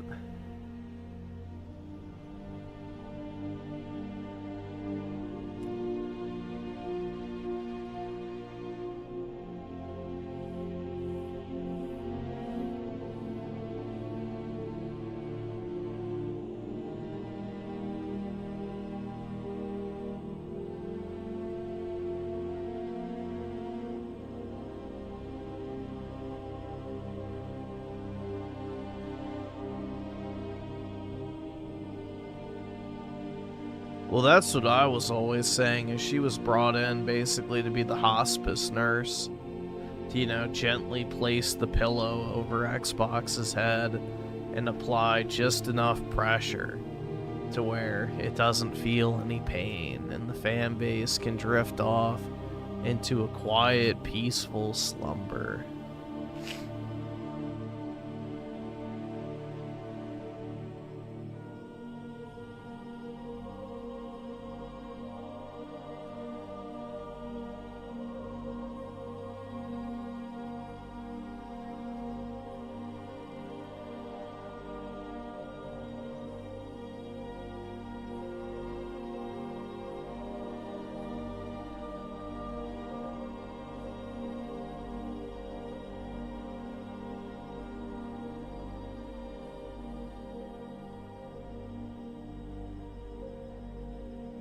Amazing DSP's career will outlive Goybox. That's right, man.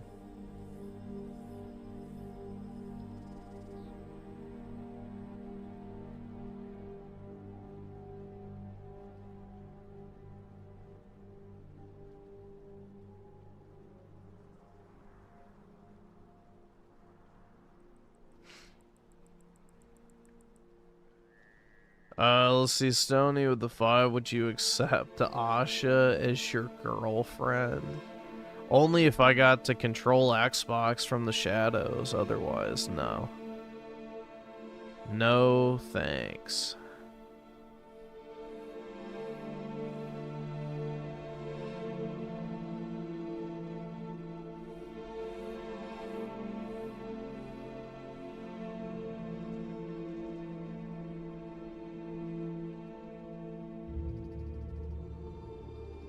From the shadows, yeah.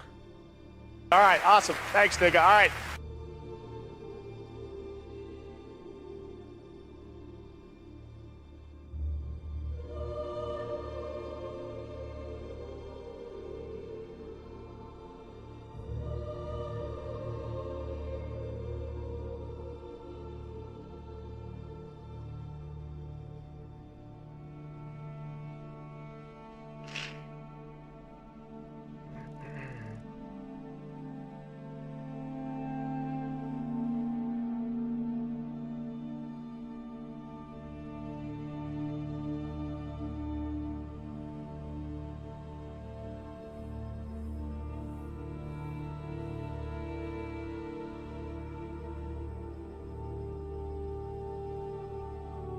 What difference does it make if it's a week from summer, bro?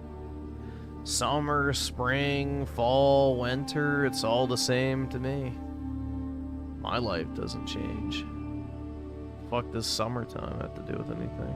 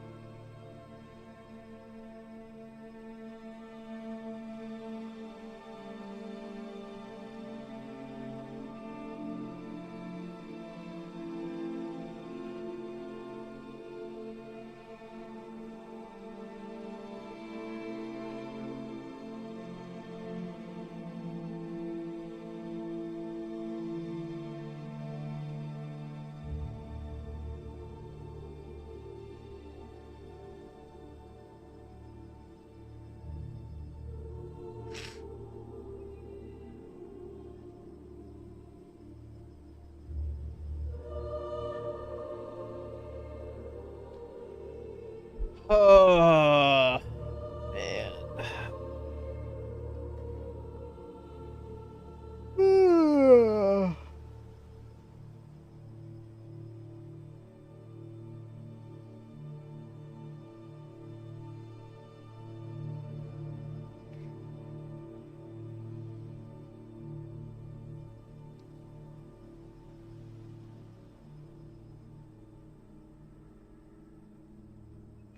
Stop groaning and yawning. You know, I was in a pretty good mood, but not anymore. So, too damn bad. Bro, that shit really did fucking piss me off.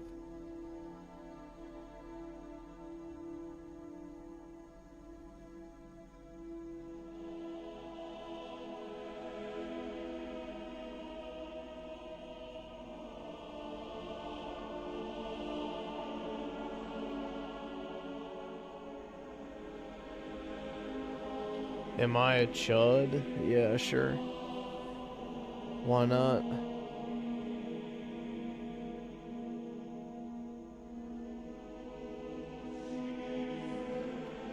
Who donated it? It was Cryonicle. He's been on a streak of getting me to play shit I don't like. He sent that Resident Evil clone for similar reasons, I'm sure.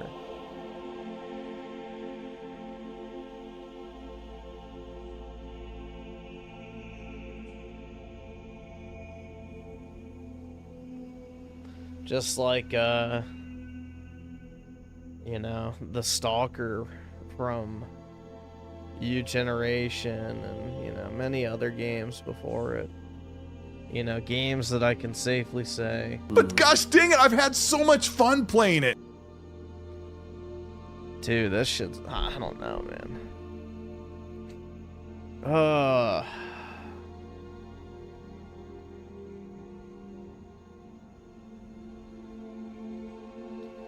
Isn't that any game you get donated? Nope. Wrong. You know, Donna donated for me to play that Ys game, which I actually like, so that was a good recommendation. Every once in a while there's a gem, but 99% of the time it's fucking a heaping pile of shit. And deliberately so, trust me. I understand the motivations.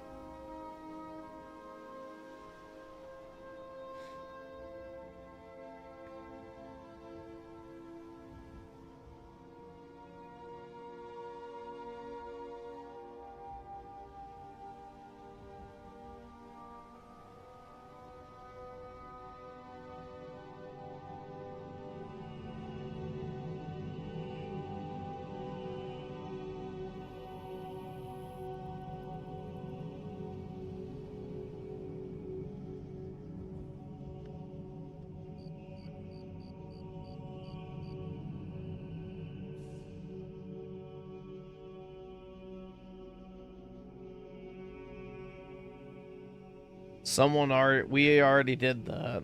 Someone did donate for Red Dead Redemption 2. It was very meh.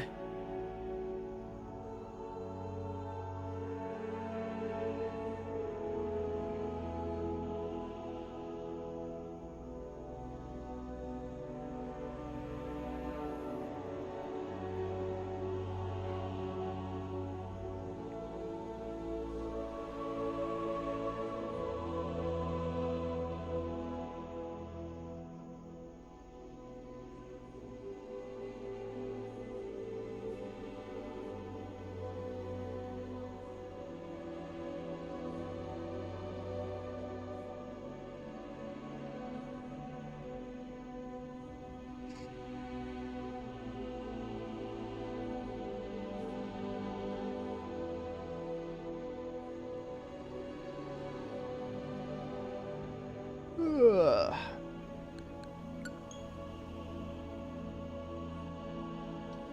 Yeah, I played through the whole game on stream.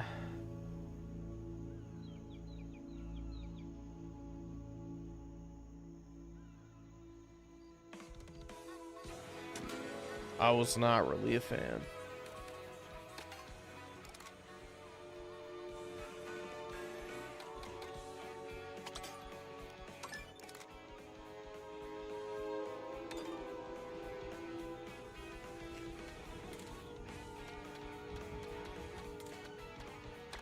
Yeah, I need something to like try and wake me up. Dude, I'm serious. Like when I start playing games like that, it really just makes me want to fucking shut down, bro. Yeah, gay is the perfect way to sum up, you know, basically what's happened tonight. Gay. 3PF.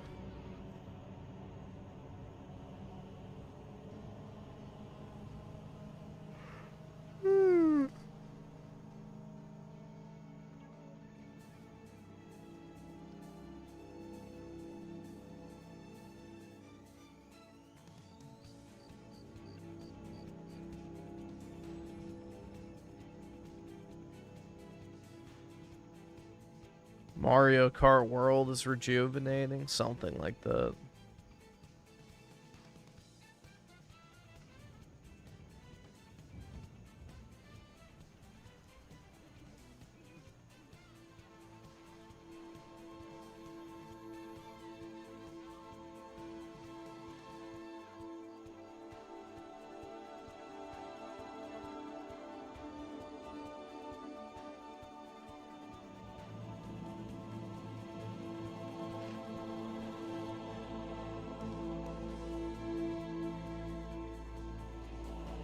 I would play MCC if I had my PC back, but I don't, so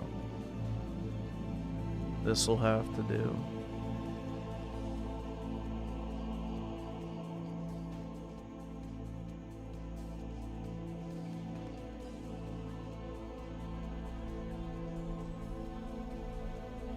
Let's see, J Hook with the 5, working on triple starring all cups in this game. Almost there, boys. Mario Kart World is Kino. Yeah, I really like Mario Kart World. You know, the internet's hate boner for it, I feel like, was really unfounded, but you know, it is what it is.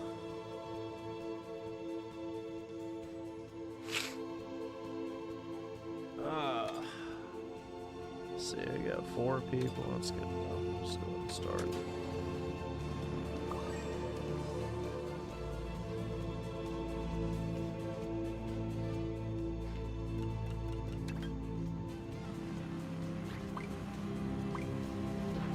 All right, awesome. Thanks, nigga. All right.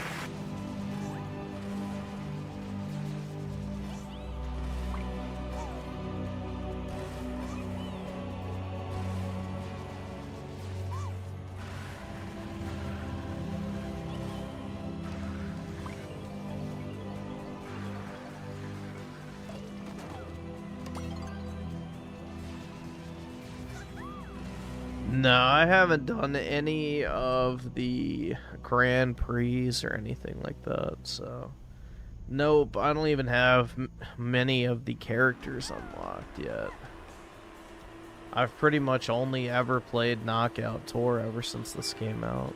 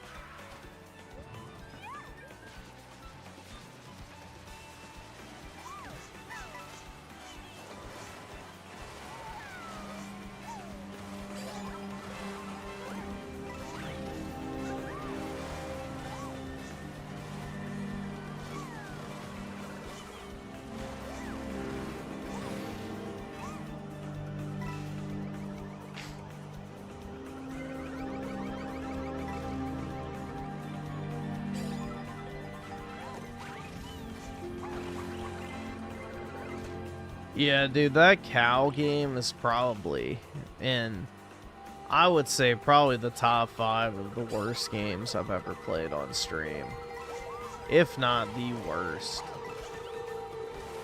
Like, that shit was genuinely fucking terrible.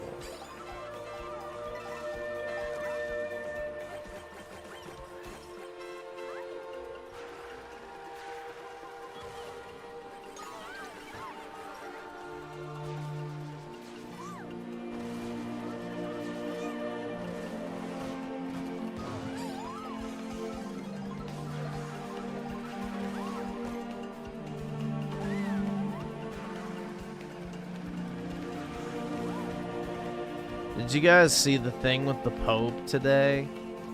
Where he was like saying, we bow to the fucking migrants and shit, and demanding that Europe set up like a way to ensure that all the fucking Africans and shit get to Europe safely by paying for rescue missions and shit to save all the fucking, you know, refugees on rafts.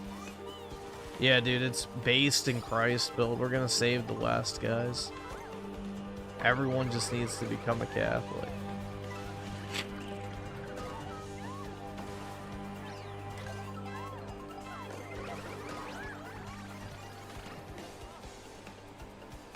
But yeah, basically he was at like this charity, quote unquote, which is basically just an NGO that's used to mass import third worlders, which the Catholic Church is one of the worst offenders of that, like worldwide, where they literally pay to mass import the third world into Western countries because, you know, they're just another branch of the globo homo, you know, great replacement theory.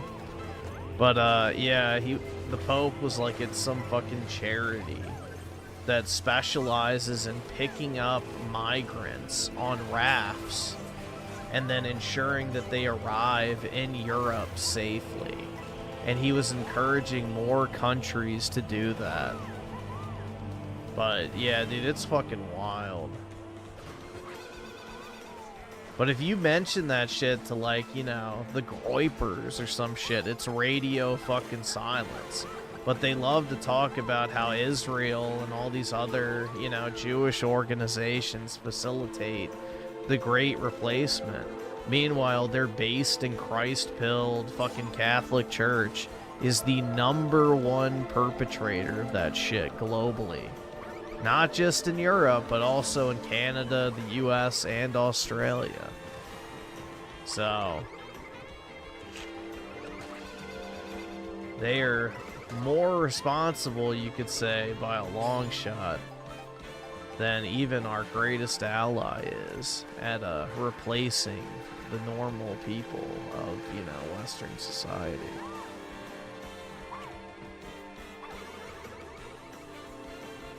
Because they're the ones who provide the infrastructure and resources and everything that encourages these people to come.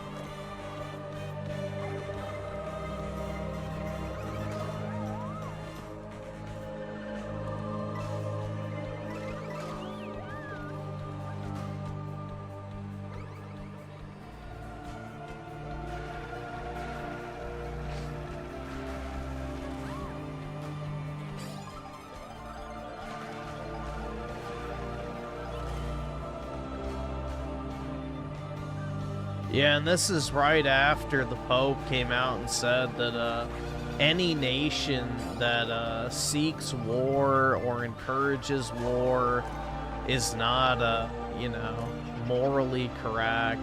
So they're quite literally just, you know, trying to signal to Europe that, you know, you need to cuck yourself now. You know, don't fight anymore, don't defend your borders, mass import the third world, and better yet, pay to import the third world and objectively make your country shittier. You know, it's just insane, man. It pisses me off, dude.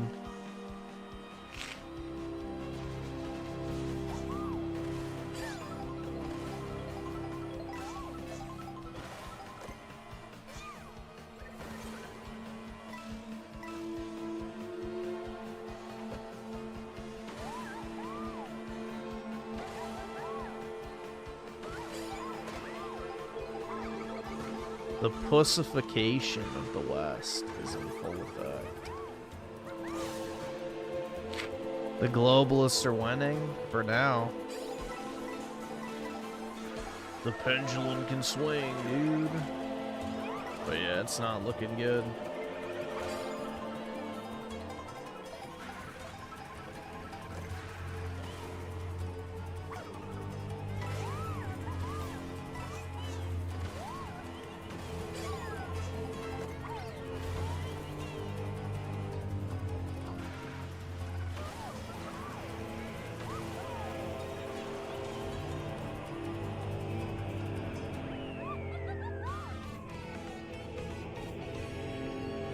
That's right, guys. Pray harder. Maybe the Africans won't rape you.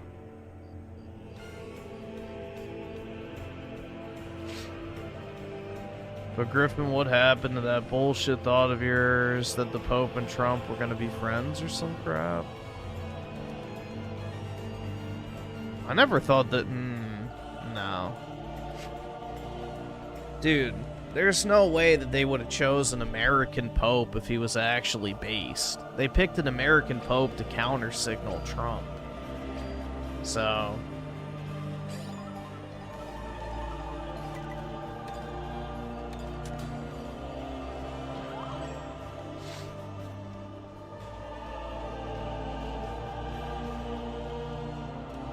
it would have been nice if that was the case, but not realistic.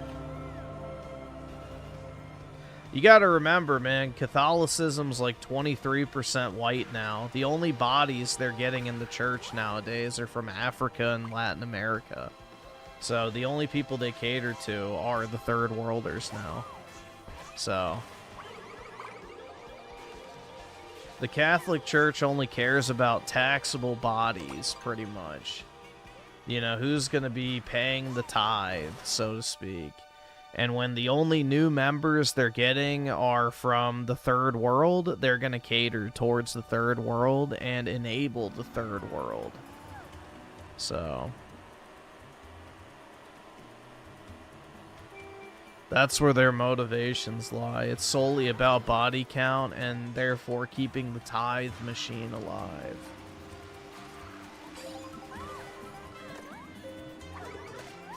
So if Europeans en masse are, you know, abandoning going to church and shit like that because they're sick of the bullshit that's being promoted, well, guess what? They'll just replace you. Just like back home where, you know, you demand a livable wage for a job, well, they'll just replace you with some immigrant that'll do it for pennies on the dollar. It's the exact same principle. So, you know, it's kind of oversimplifying to say it's all about the money, but on some level it actually is. So, like most things, follow the money and you can find a pretty clear motivation more often than not. Now, it's obviously not the only motivation because the whole Great Replacement thing is not just about cheap labor. It's also about getting rid of a, you know, statistically inconvenient portion of the population that doesn't fall into line or has a 2,000-year blood hatred of, you know.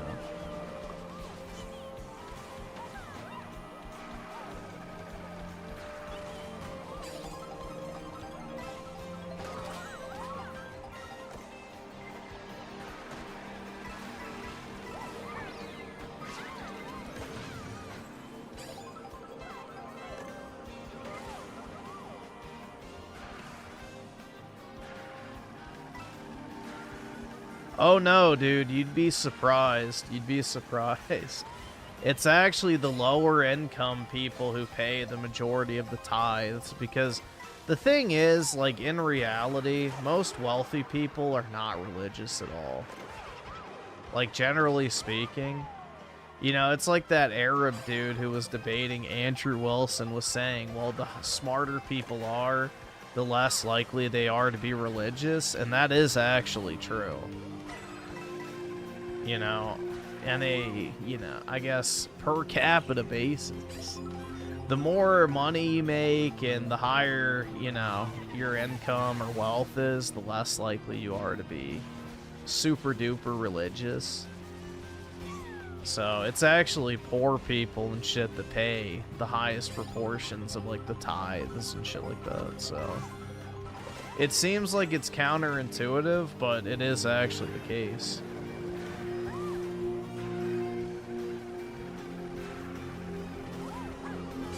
But again, it's all about body count. You know, the Catholic Church wants to exert influence. And the way that it does that is by, you know, having a set number of Catholics within a country.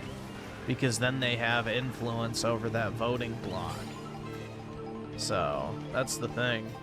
And if white people aren't going to church, then, you know, they'll replace them with, you know, non-whites that do.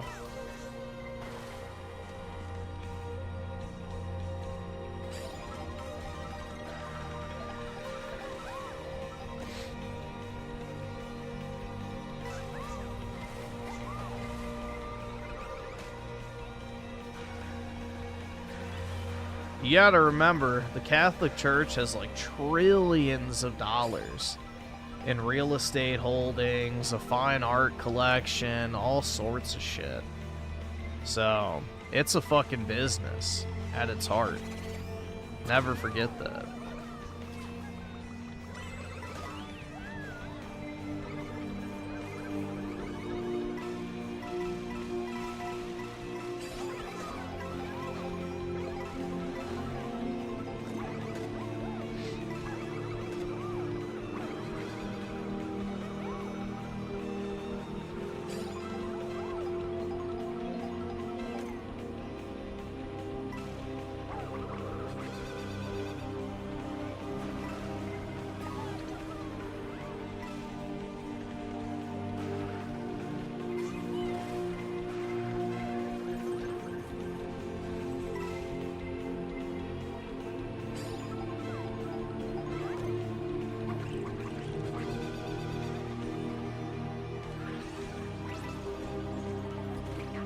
Yeah, I just find it awfully convenient, though, that, you know, the heckin'-based Trad West groypers are, you know, as quiet as a mouse when it comes to this type of shit. It is funny.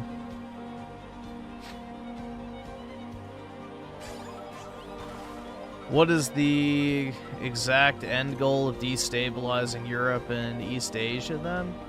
Well, let's just say a certain banking class of society has never done well in homogenized white society, but it just so happens that homogenized white societies became the wealthiest, most powerful nations on planet Earth, and as a result, those people who don't do well in homogenized white societies were forced to change the fact that those societies were homogenized in order to ensure their long-term survival and dominance in said societies. So, in order to destabilize them, they mass import non-homogenous people into those countries, making it so that the population of those countries will never be able to pose a real and credible threat on a political level, so that it ensures their dominance over said, you know, fields, institutions, whatever it might be, for the long haul. And then, as, you know, countries lose their identity and nationalism wanes because no one actually likes each other or has anything in common with each other anymore, it's like basically lays the groundwork for nationalized institutions to merge with each other and form a basis of a one world governing structure akin to the UN, where, you know, everyone uses the same currency, everyone answers to the same legal system, etc. And, you know, everything gets shifted into one centralized locus of control. So, that is the end goal. I mean, why do you think places like the Vatican and shit are, like, pushing for this, you know, Islam and Judaism unity and, like, all this other shit, man? It's so easy to see what's happening. You know, they're laying the groundwork for the one faith, you know, the Abrahamic religion, whichever sect you belong to, but, you know, it's just, it's very obvious. The globo-homoization of everything is, you know, in full effect.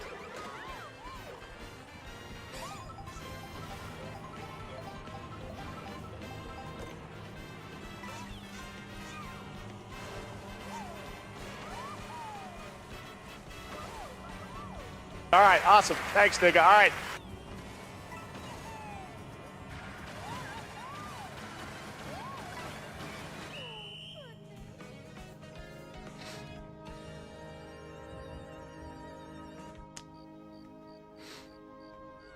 Let's see, Merc with the 5, can we watch?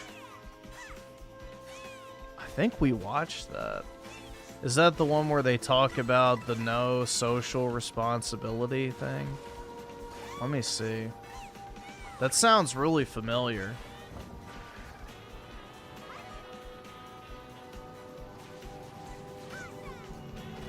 Okay, no, I don't think we've seen that. The Fall of India? Yeah, I don't think we've watched that. Yeah, we can check it out.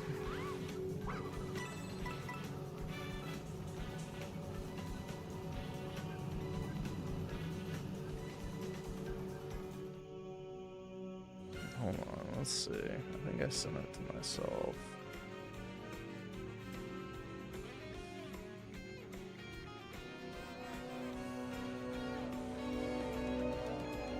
Let's see. Yeah.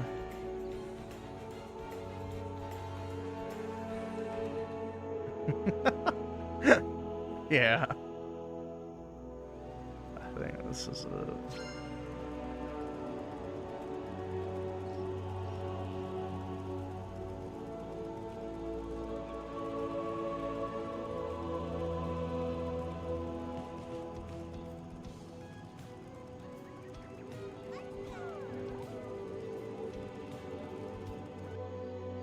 Yeah, hello Americans. God says you're not allowed to have a country. Sorry. Returns to his walled city. This shit's just pathetic, bro. Dear migrants. And remember, this was literally at a fucking charity that specializes in shipping migrants to European ports. So what they do is they go out into the ocean, pick up migrants who are like floating on rafts and shit, and then bring them to Europe and dump them in places like Spain, where the communist government is giving mass amnesty and citizenship to said migrants so that then they're free to travel throughout the entire EU. So it's literally the, you know, the propagation of mass importations of third worlders. It's insane, bro. It's absolutely insane. But yeah, this shit's fucking wild.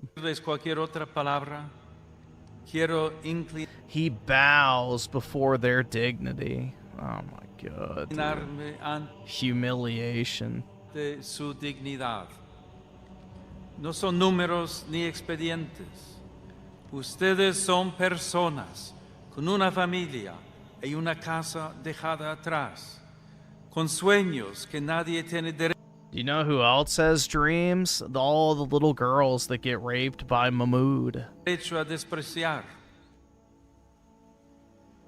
But yeah, it's like literally humiliation shit. It's public humiliation.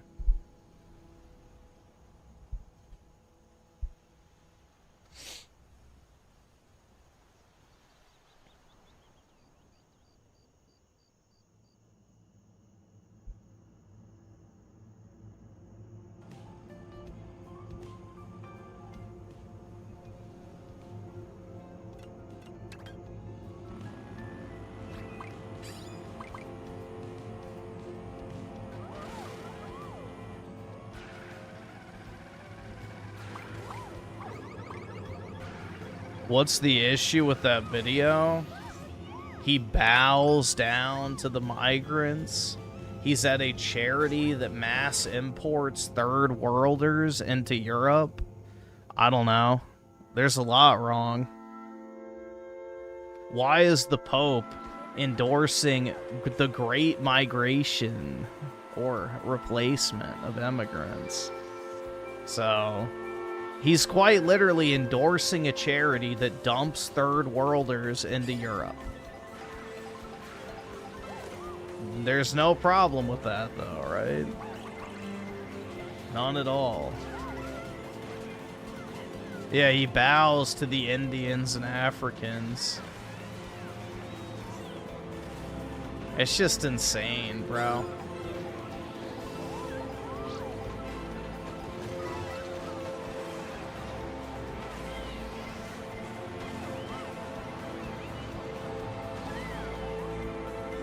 It doesn't mean mass immigration's permitted. He's literally at a charity that does exactly that. So, I don't know what more of a glowing endorsement you need to see that. He's literally advocating for Europe to take in more people. In that same speech, he literally suggested that they need to start paying for rescue missions in order to save the poor migrants who can't make it. So, he literally calls for Europe to pay to, like, go and save these people instead of letting them die in the water. Like, it's the most pathetic cucked shit ever. Like, it's literally the endorsement of migration. So, he also endorsed that other charity, quote-unquote, that is the #1 propagator of replacement migration. So, he even nominated, like, the head of the charity to some Vatican board. So, the dude is obviously in on the whole great replacement shit. Period. That's not even up for question.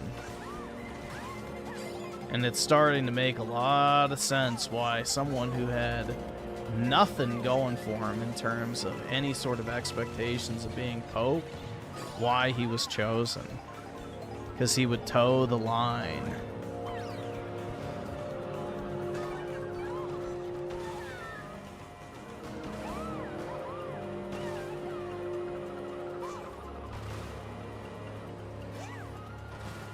Well, if it was up to me, dude, I'd be out there with ships sinking the rafts, personally. I would treat all immigration that's not done through the proper channels as an invasion, and therefore you'll be treated as a hostile force. So, see how fast that stops. If people actually think they're going to get shot if they try to cross over into a different country, they're not going to try.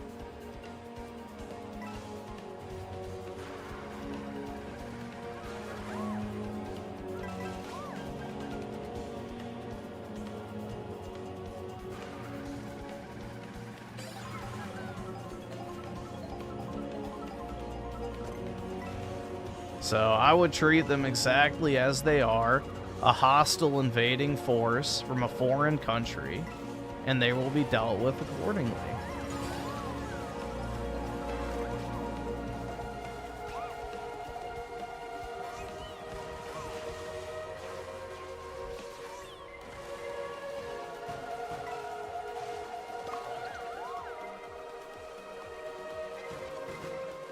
All I can say is they're gonna wish we were still on the raft.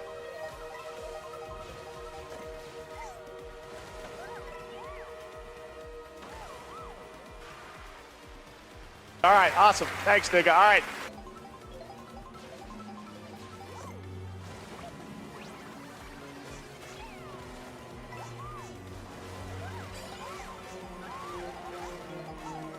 Let's see. I need somebody to touch my damn PP with the 5. My family is 100% Orthodox Christian, but none of them would be persuaded into supporting self-harming political platforms. Vatican equals nuke. Well, the thing is Eastern Orthodoxy is still, like, predominantly white. Like, by a huge margin. So, yeah, it hasn't been corrupted to the same degree where there's actual, you know, I guess, vested interest in propagating third world, you know, immigration, because, you know, the places where Orthodoxy is relevant are not, you know, of that population. Catholicism is no longer a European religion. It is an African and South American religion, so therefore those are the people they cater towards. At the expense of Europe, America, Canada, Australia, you know, you get the point. Whereas, you know, Orthodoxy is predominantly in Eastern Europe. And because of that, you know, mass immigration is not really something they want. So...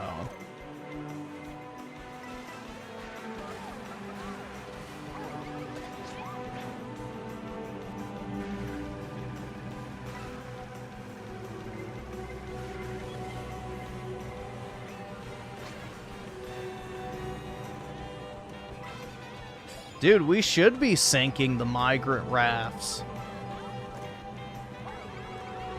Like, good on the Greeks, man. More countries should follow their example. It's the only way to handle it.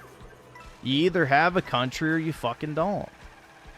So, it's ridiculous. Yeah, pay for the rescue missions. Fuck off. That shit's just retarded, man. Suicidal empathy.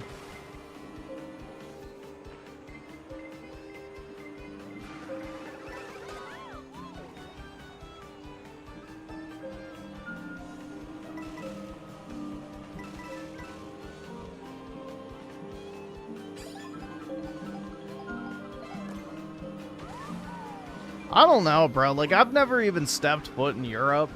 But there's just something about it where I feel like this deep, almost sense of responsibility for it. Even though I've never even been there. It just, like, angers me so much to see what happens over there, dude.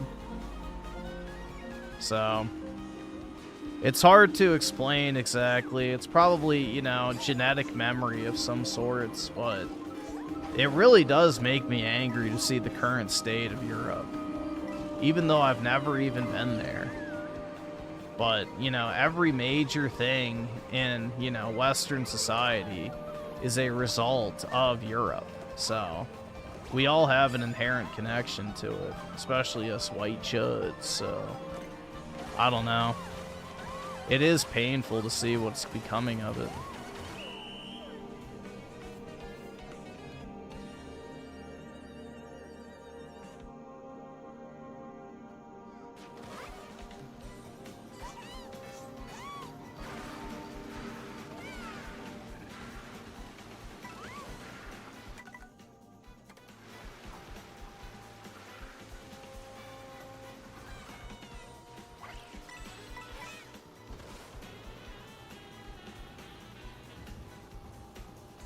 It makes me sad, dude.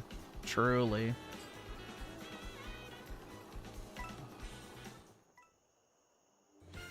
Let's see. Let me refresh this because it's fucking dead. Ah, there we go. Alcoholer with a 5. Any good games coming out this year, or did big corpos fuck over dev? There actually are some decent games coming out this year. I struggle to remember off the top of my head, but Yeah, no, there are some good games coming out, I think. We'll see. Game releases. I'm pretty sure. September. I mean, Gears of War looks pretty good, to be honest. I will be getting that. That actually does look pretty solid. Story, we'll see, but overall it does look pretty promising. Let's see, what comes out this year?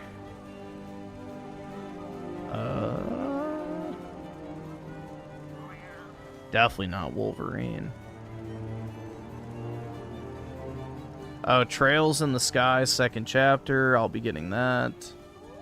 The new Onimusha game comes out, which maybe that'll be good. The new Fire Emblem comes out. Rayman Legends Remaster, that's a pretty decent game. Gears of War, I mentioned that. Oh, the new Final Fantasy comes out in October. That'll be good. Maybe Modern Warfare 4 will be good. It's possible.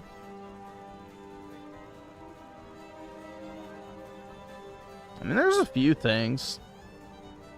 Not a ton of stuff, but decent.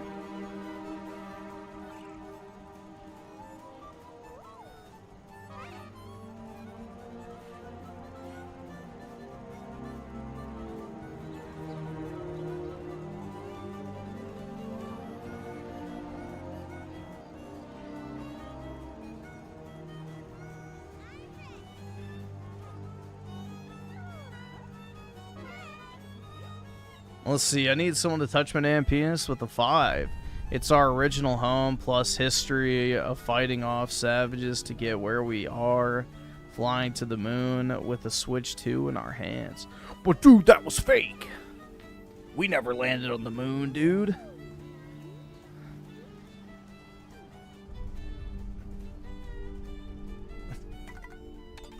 I hate that shit. I really do, man. Like, why can't we do great things? Like, it's really annoying. The conspiratards are really starting to wear on me. Like, not everything is a fucking conspiracy. Like, is there actually any real reason to fake space?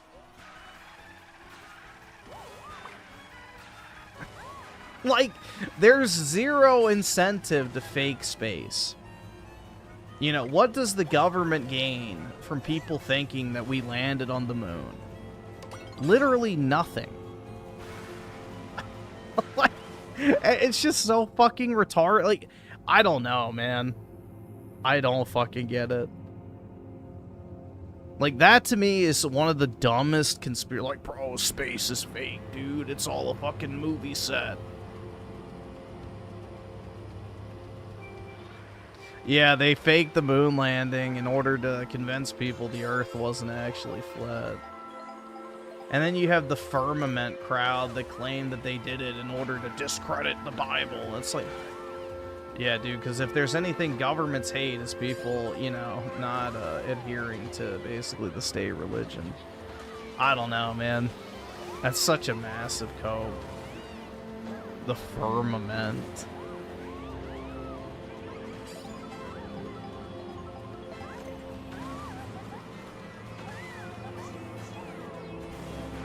You guys know that apparently one of the main flat earth dudes, apparently he converted to Judaism, and now his like big grift is the fact that the Old Testament says that the earth is flat, so therefore it's scientifically, like, basically he grifted the atheist flat earthers. And I guess he stopped getting as much money, so now he's trying to grift the religious flat earthers. So it's like, dude, it's just such a massive fucking grift. I forget the dude's name, but he like literally has flat earth in his name. But I think he was on Jake Shields' podcast or some shit, which, yeah, again, a collection of the greatest modern minds, you know. The Jake Shields podcast, but yeah, I don't remember his fucking name. But yeah, basically he sells this app that is like a flat earth clock. You use it to tell the time on the flat earth. Because apparently our modern clocks are a lie.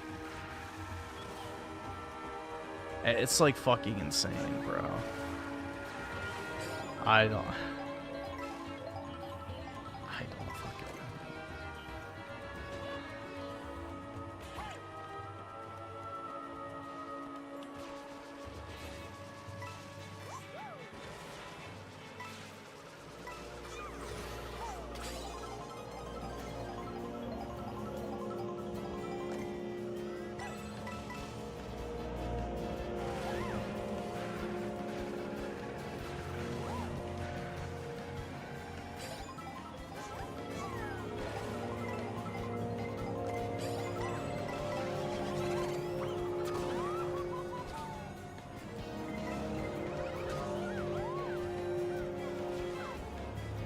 Nah, NASA is actually one of the things we should be spending more money on, if you ask me.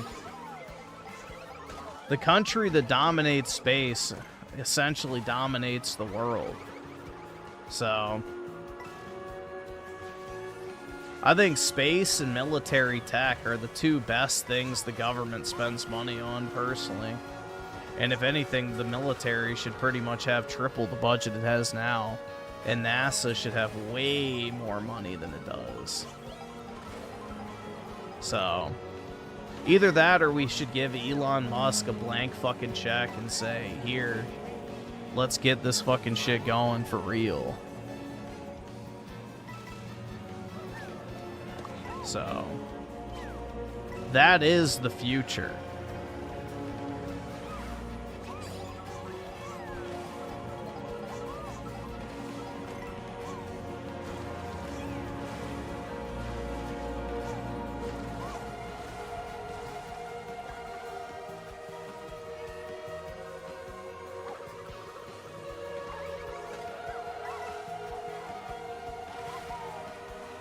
You think about it, though. Think how much gold and silver and fucking rare earth minerals we have. Mars probably has the exact same amount, if not more. And think of all the other fucking planets, too. Outside of the solar system, even. Like, if we could send autonomous mining drones, essentially, into space on, like, a 30-year flight, they go and mine and just periodically send shit back. Like, that's an infinite money printer. You know, resources become so abundant at that point that it's like, you know, we transcend the need for, like, a, you know, normal monetary system. Like, I don't know, bro. Like, space is really cool to think about. Because all of a sudden, all these scarce resources no longer are scarce. They're just commonplace. And that'll be the point that we get to where it's like, all right, now whoever controls that, you know, Earth is pretty much at their mercy. So we want to be the ones in control of that. You know, it's kind of like the whole data center shit or the internet and all of that. You know, we want to be the ones who have that ability. We don't want to have to rely on other people for it because then we're at their mercy. It puts us at a strategic disadvantage if we're reliant on another foreign country for something. I mean, look at what China's doing right now with rare earth minerals, for example.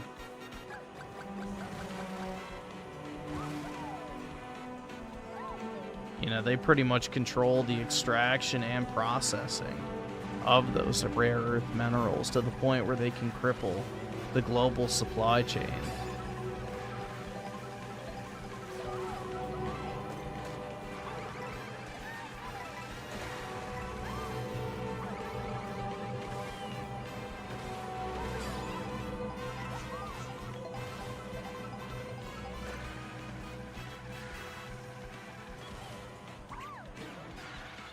I don't know how resource rich the moon is, but in theory, yeah. I mean, if the moon is basically just a chunk of the Earth, then in theory, yeah, it should have all the same minerals and shit.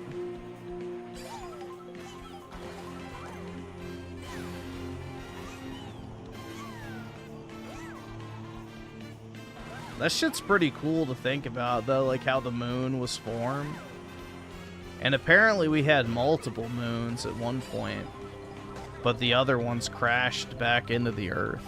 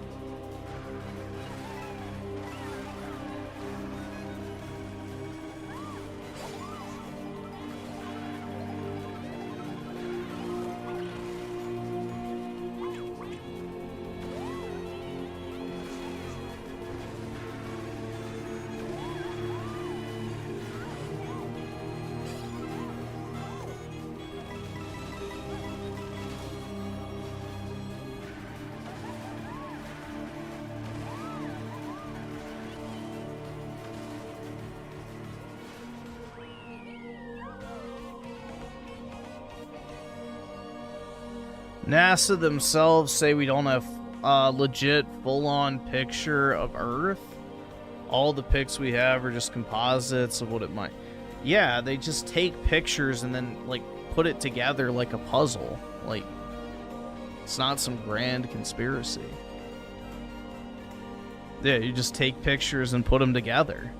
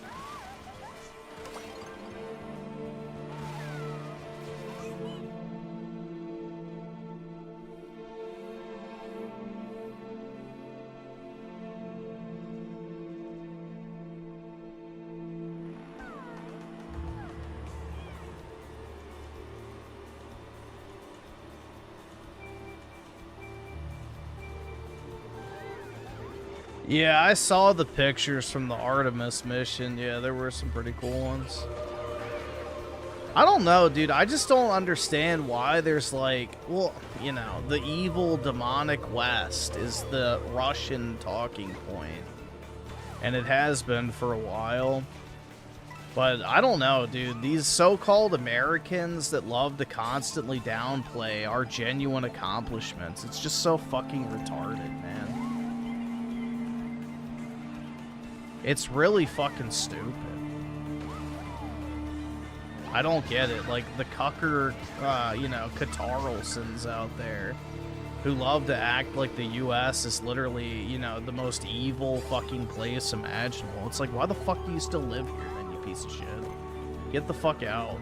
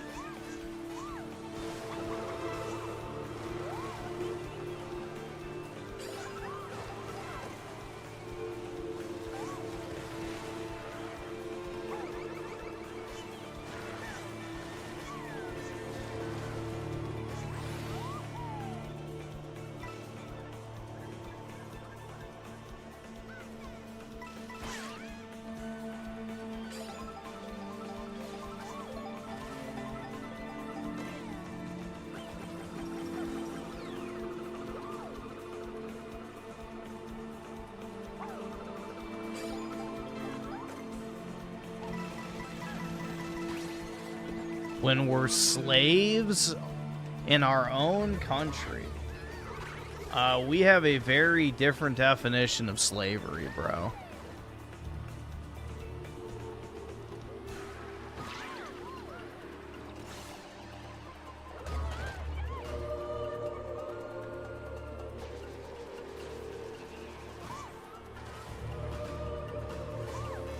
How the hell are you a slave in the United States?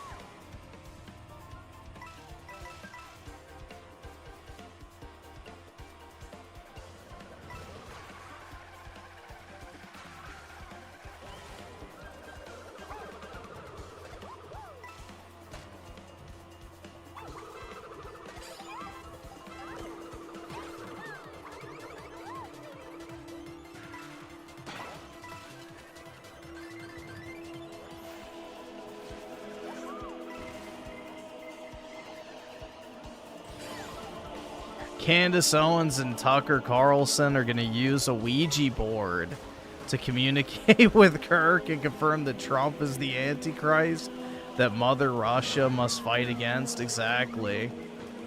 You know, the evil, demonic West. The great Satan will be taken down.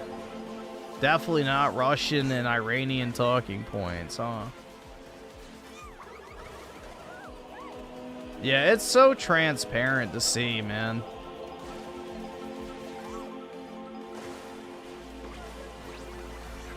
I'm just asking questions. Trump is the Antichrist. Dude, it's so fucking obnoxious.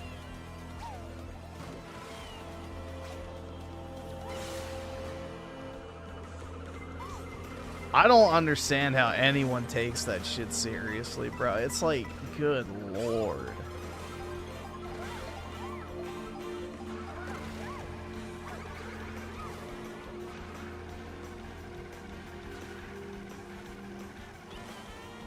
Those words never came out of my mouth. Plays a clip. I don't know. I never said that. There's a video of you saying, those words never came out of my mouth. It's like, dude, they literally had him fucking dead to rights. Read him the quote, he denied he said it. Played the video, still denied that he said it. It's like, if you just lie enough, eventually people believe it, I guess. That's his mentality. It's like fucking insane, bro. That's crazy!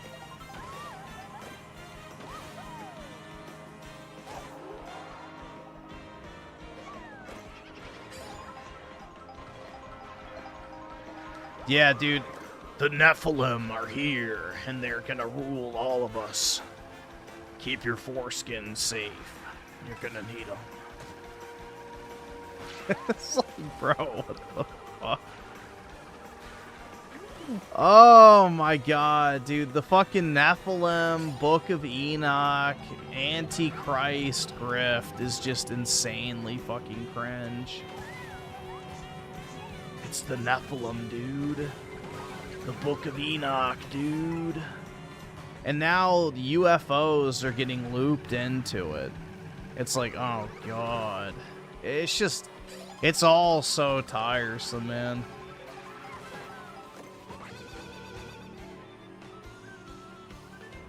Yeah, he's turning into one of those conspiratainment kooks. And it's just pathetic, man.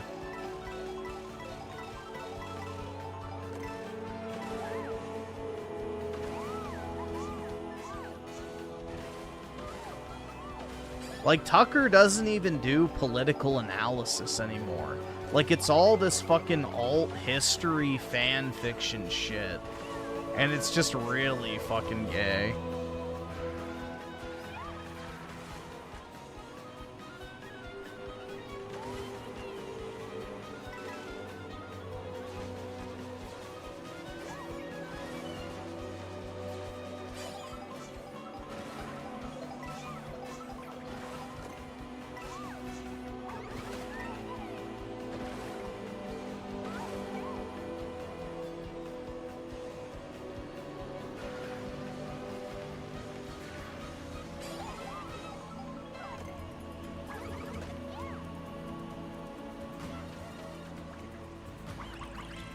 Wow, what a shitty fucking power-up lineup I had there.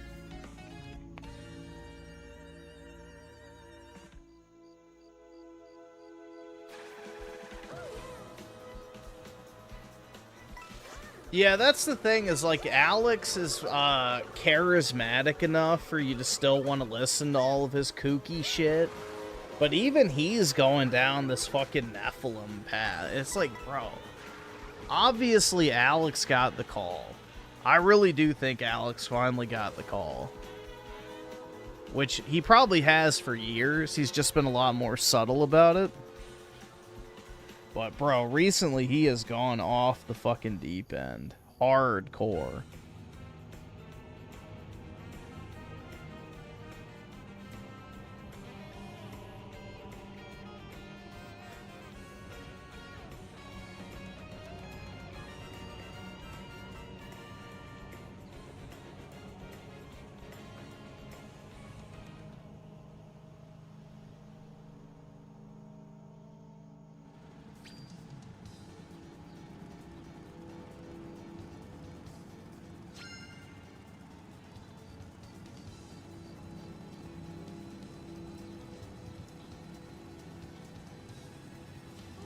I've gotten the call? That's right, man. The Nephilim called me up and said, you're gonna usher in the Antichrist. Read your audience the Book of Enoch. Or every porn video you've ever watched will be, you know, cataloged and placed online for the world to see.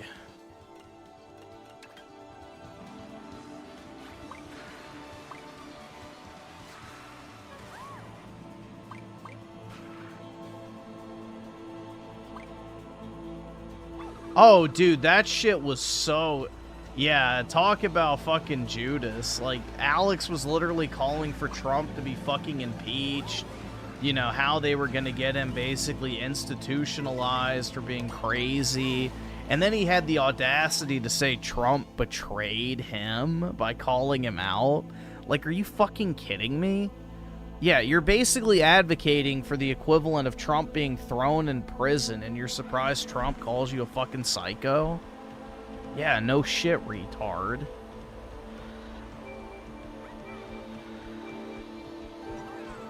You think he's gonna be like, oh, thank you, Alex, for your, you know, hard-hitting and in-depth commentary about, you know, very divisive political issues. No, you're literally calling him for to be basically jailed. Because that's what impeachment is. It's a criminal trial. It's not like, oh, just get removed from office. If impeachment actually goes through to its fullest form, the president can end up in fucking prison. So...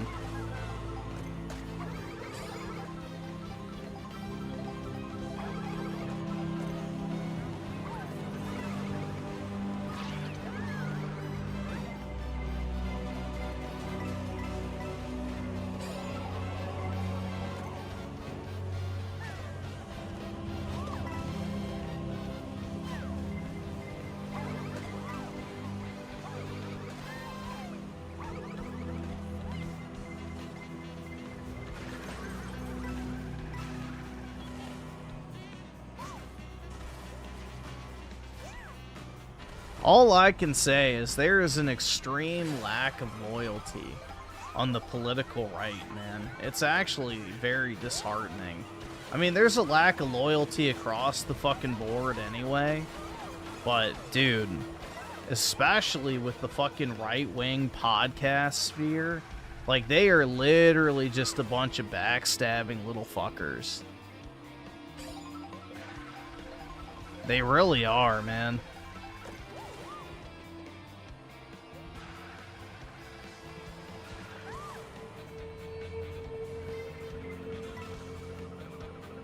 You know, they were all so happy to grift. God saved Trump. This is divine providence. He was anointed to save our country. And then the first time he does something they slightly disagree with, impeach him! It's like, what the fuck, bro? Like, it's insane, the fucking switch up. The switch up is insane, bruh. But it just shows you that none of them actually fucking have any real heartfelt beliefs or principles or anything. It's just literally a grift. They put their finger up in the air, see which way the wind is blowing, and that's their opinion for the week. I mean, we did that with fucking Nick Fuentes the other night, where he was like, you know, saying that immigration's a dead issue, dude. You know, we already lost it. Who fucking cares? If we send them back, they'll just be brought right back in. And then a few weeks later, he's like, oh, dude, we need to get rid of these people immediately. You know, if you're not compatible with our society, you need to be removed. And all. It's like, okay, well, I thought immigration was a dead issue, Nick. What the fuck are you talking about? You just went on a whole spiel about how immigration's a dead issue.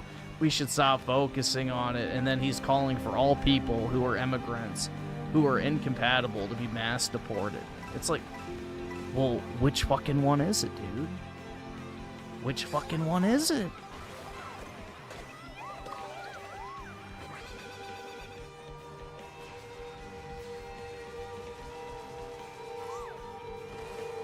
A president's not owed loyalty? That's a pretty sad reality to live in.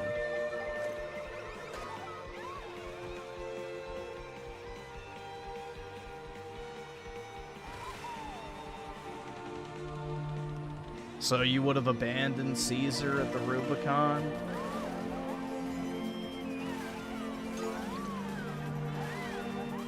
Yeah, I strongly disagree with that. Loyalty is a masculine trait. Women are disloyal, not men. So, disloyalty is a, you know, a side effect of our feminized society.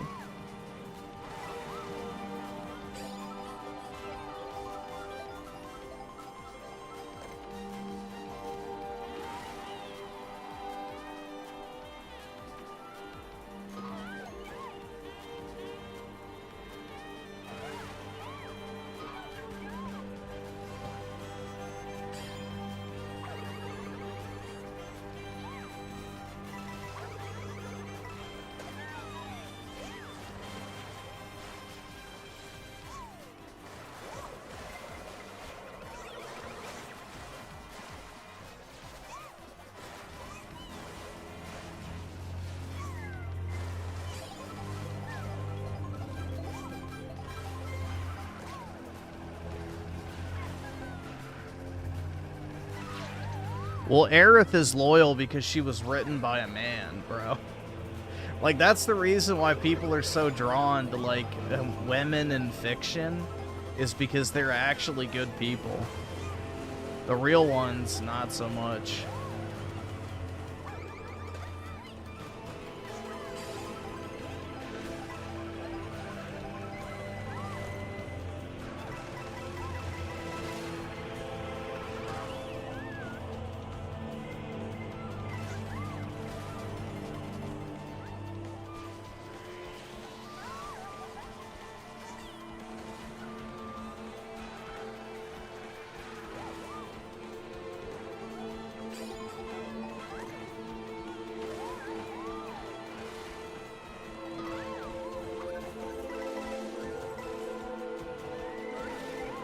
Yeah, dude, remember, Nick was one of the biggest proponents of the Muslim-Christian alliance, bro.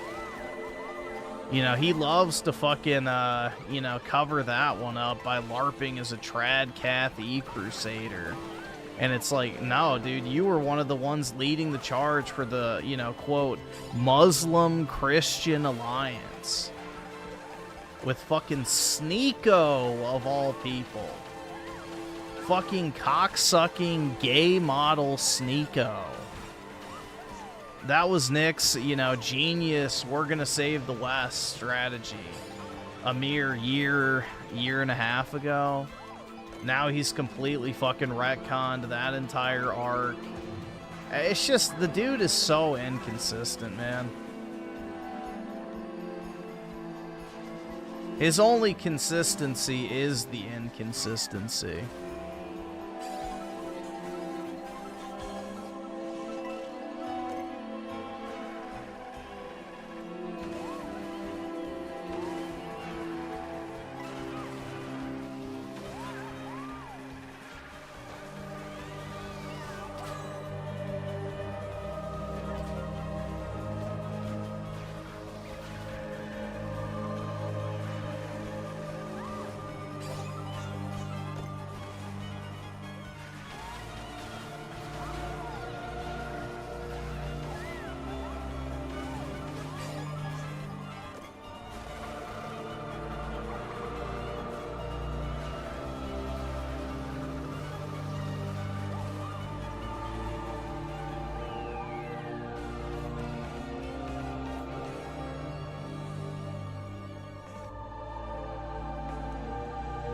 Muslim God is not the same one? Yeah, it is. Dude, it's the God of Abraham. It's the same God. So, yeah, it's the same God. They may worship their, you know, version of God differently, but it's still the same God. You know, it's Yahweh or Hashem or, you know, whatever you want to call him. It's the same God. The Old Testament is the foundation for all three Abrahamic religions.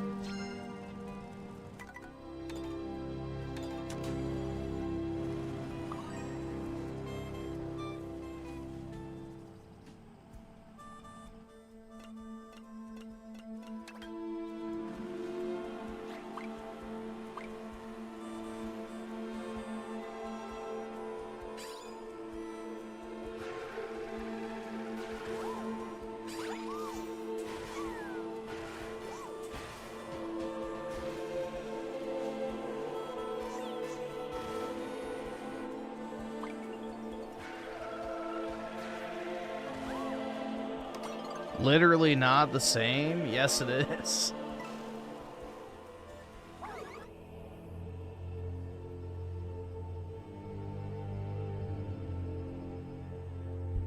Dude, rabbis literally brag that they got the world to worship their God. So...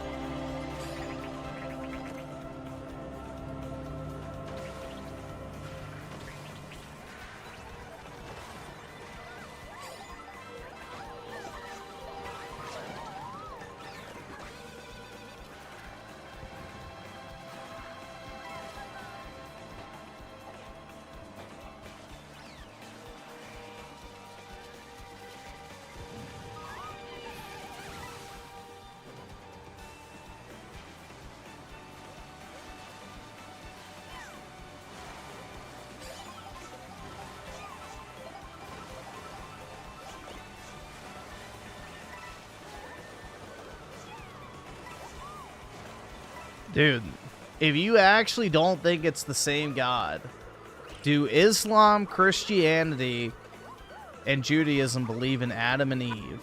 Do they believe in Noah's Ark? Do they believe in Abraham? If the answer is yes, it's the same fucking God. Like, sorry. That's just the brutal truth. You know, Christians, Jews, Muslims may interpret, you know, that God in different capacities or whatever. It's still the same God. You know, just like the Romans worshiped Jupiter and the Greeks worshiped Zeus, it's still the same God conceptually. Their, you know, religious practices and methods of worship may have differed, but it's still the same God that's being worshipped in either case. So...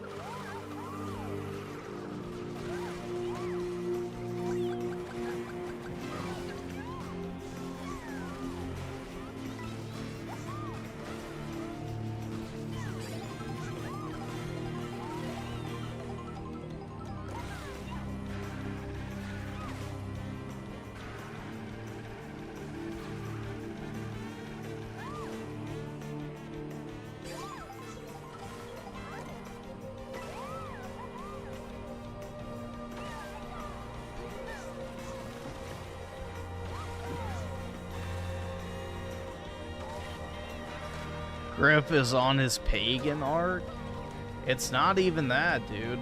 It's just, you know, there's a lot of shit that we're not told, is pretty much it. I mean, I don't really know how pointing out that Christianity, Islam, and Judaism worship the same God as pagan, but, you know, whatever. Hail Odin. There you go. I'm pretty sure that's what the Vatican even says.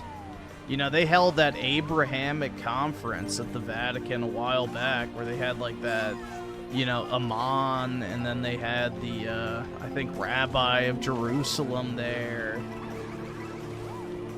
You know, that's why it's literally called the Abraham Accords for, like, peace in the Middle East, is because all three faiths are Abrahamic religions. You know, Allah, Yahweh, and God are all the same entity. It's just, like, interpretation of Scripture that is the only difference.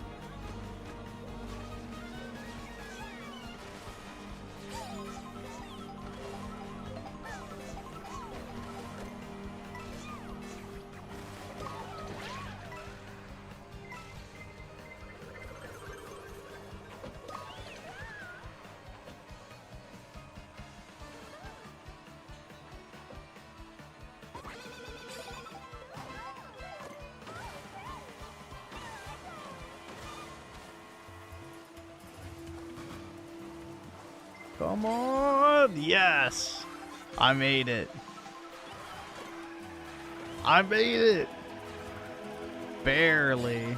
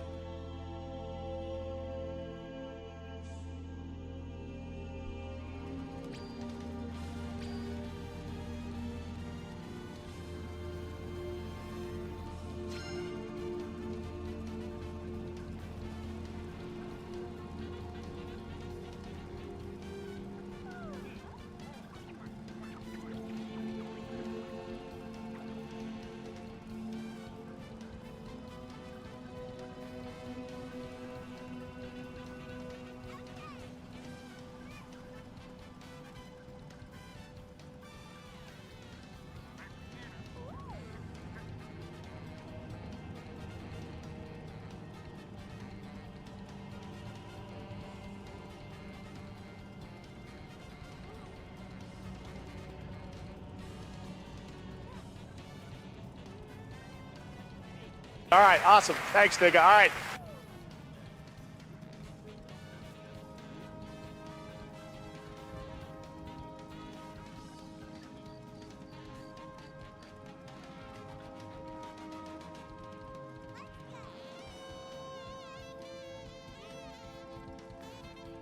Yeah, so here we go. Official teachings on this connection by the Vatican are outlined below. The Vatican maintains the Jews worship the same God of the Old Covenant. The Church views Judaism as the root of Christianity and acknowledges the Jewish people were the first to hear the word of God. So yes, same God. Islam, according to the Second Vatican Council's document, the Church states that Muslims worship the one merciful creator of heaven and earth. The official catechism of the Catholic Church affirms that Muslims profess to hold the faith of Abraham, and along with us, adore the one merciful God. Quote. So, yeah, there you go. It is literally official, Vatican teaching that Christians, Muslims, and Jews worship the same God.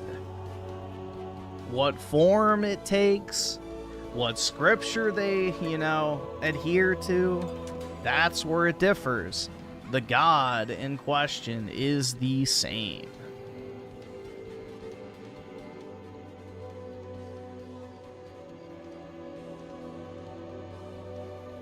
Yeah, it's all Abrahamic, so it's the God of Abraham. That is the foundation of all three. That's why Mormonism isn't real. In terms of Abrahamic faiths.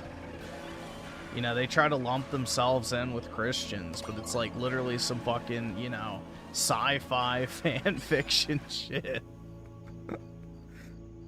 It's some literal fucking sci-fi fan fiction shit. Mormonism and Scientology are almost identical, which is the funny part. One of them caught on, though.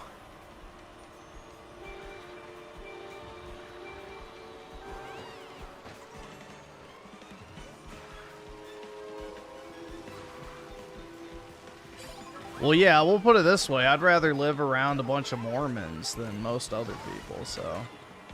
Mormons, for the most part, as long as they don't get pushy with Mormonism, are, pretty chill. I knew a couple Mormons growing up, and while I think their religion's batshit crazy, you know, all of them were All right, very awesome. nice. Thanks, nigga. All right. So...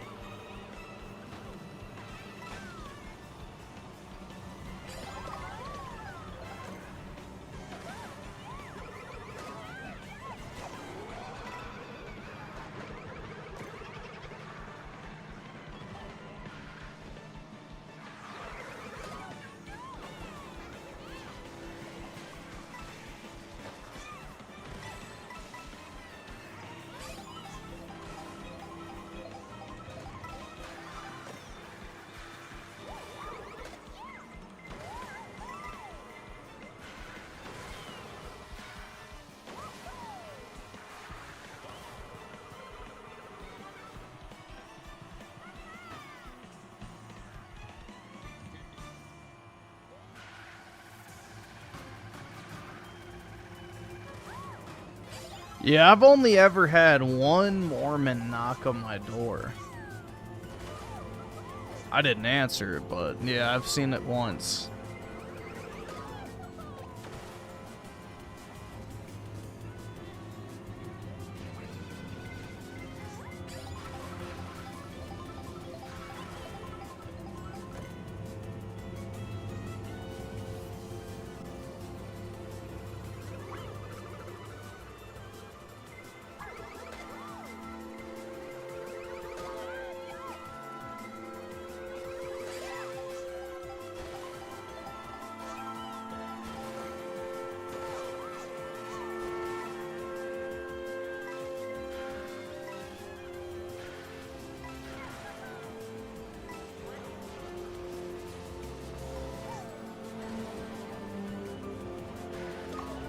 Yeah, I've had multiple Jehovah's Witnesses, but again, I don't answer the door.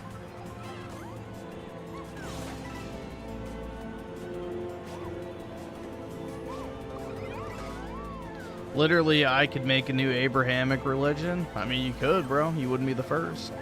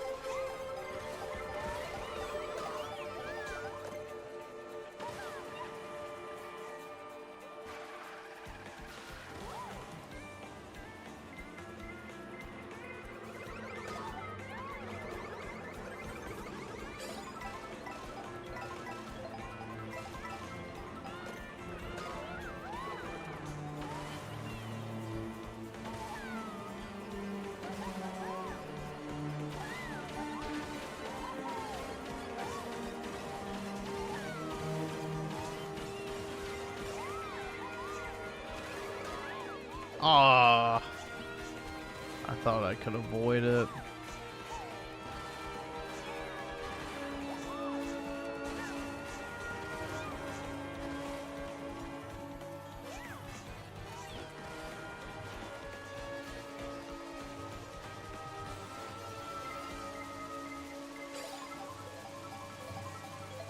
Dude, who even cares if the Crusades were justified? It was white guys going hard, bro. Like, who cares? Like, who gives a shit what the reason was? You know, if a bunch of dudes just want to go out and rape, pillage, take over some cities, like, fuck it. You know? That's the European way.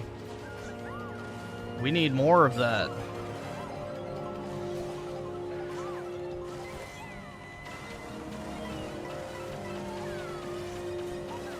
Yeah, exactly, bro. That's white excellence. There doesn't need to be any sort of, you know, justification or whatever. You see that mountain over there? You can climb it. That's the mentality we used to have.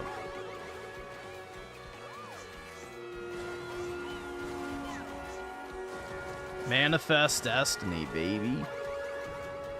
But yeah, I don't know, bro. Like, you learn about all this shit that happened, like, even in U.S. history.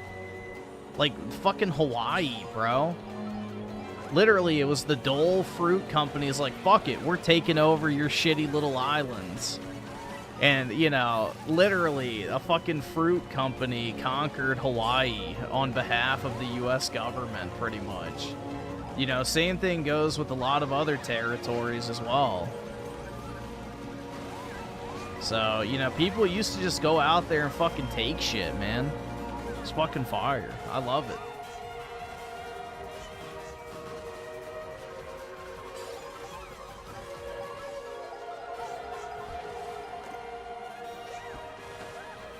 The only justification you need is that you can fucking do it.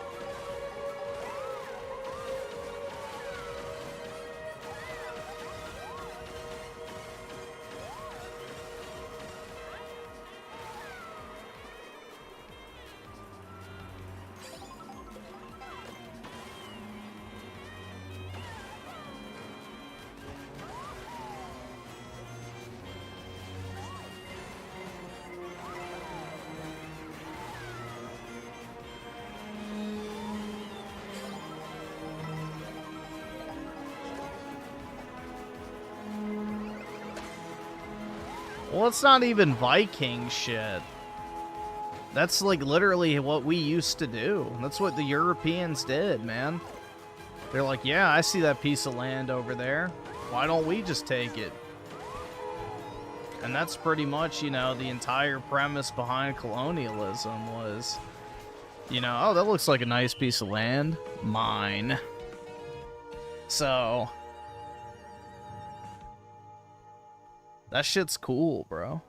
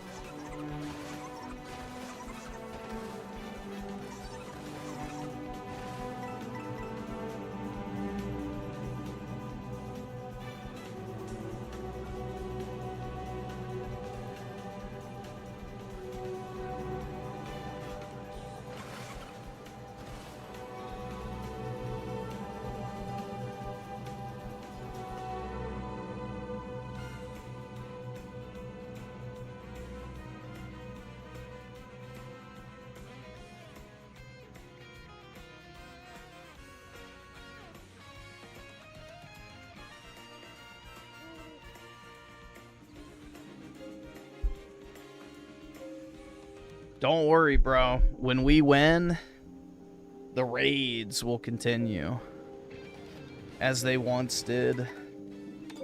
We will just take things again.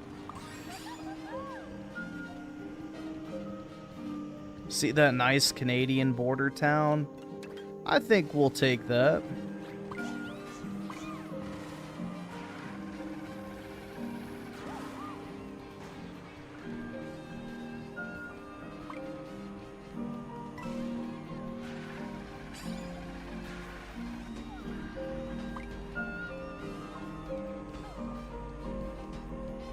Oh, yeah, dude, that shit's obviously AI. The fucking Nordic alien picture, yeah, that shit's so fucking retarded.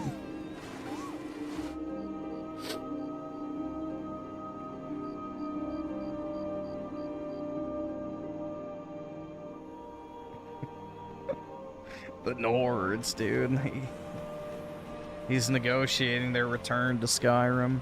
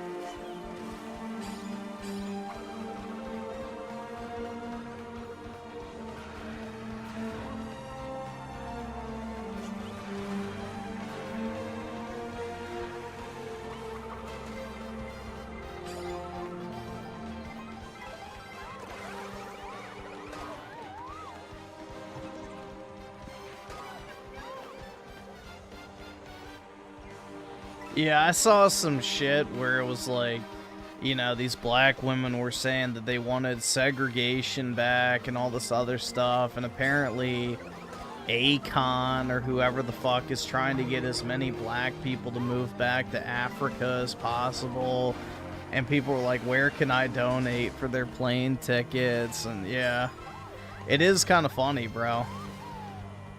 It is pretty funny.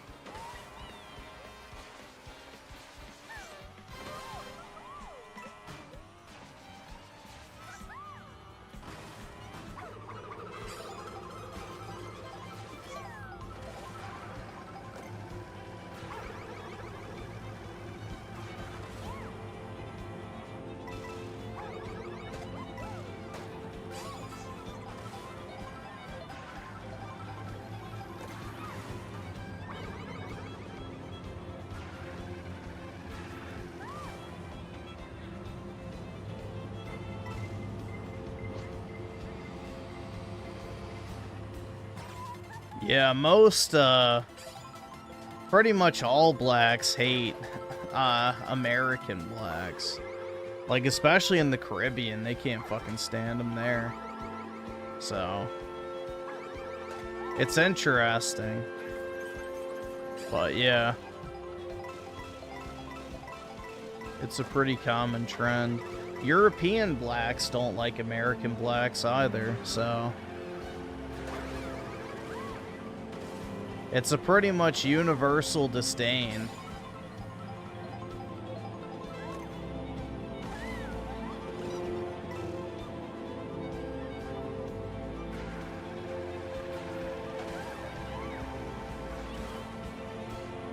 I'm Caribbean, Griffin, and I support this mess.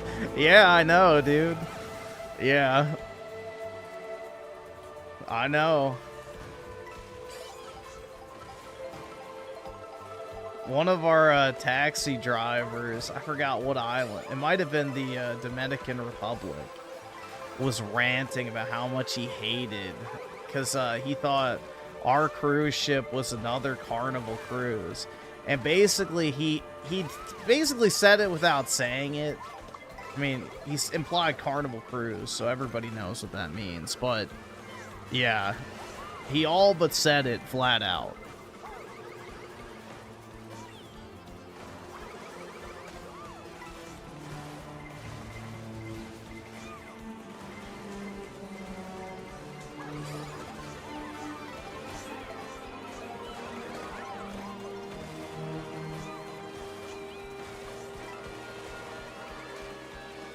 But yeah, it's really funny, like, the Dominican Republic, like, you know,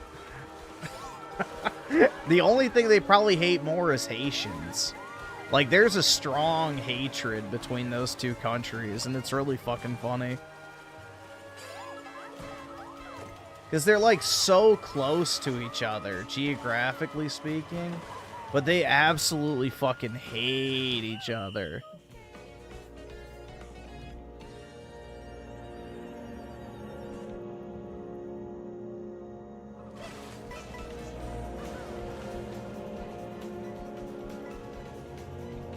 Bro, we totally despise each other. It is wild. Yup.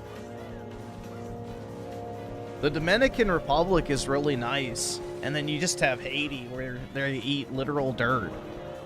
So, yeah, there's like a massive, you know, a massive hatred because the Haitians will like cross the border and like try and take all the jobs, or they'll come and like basically steal a bunch of shit to take back over the border and stuff.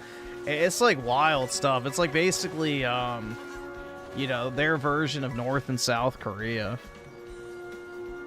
Where they're like basically the exact same ethnically speaking, but there's just like a very, very strong hatred.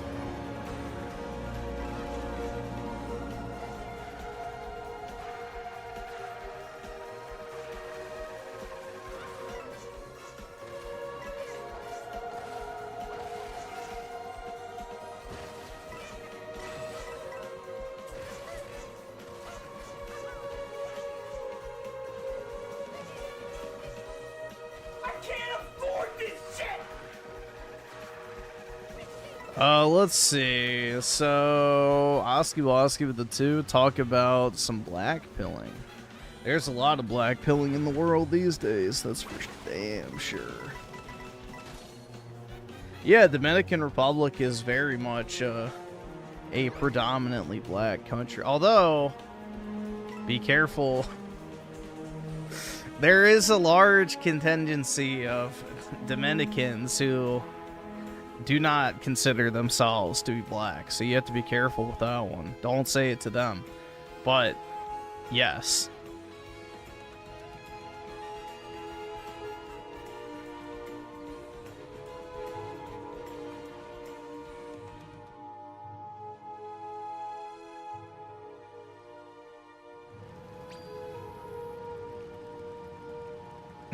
So Dominicans are groypers? Kind of. Yeah, I mean, if you want to look at it that way, sure. Yeah, they kind of are. They kind of are.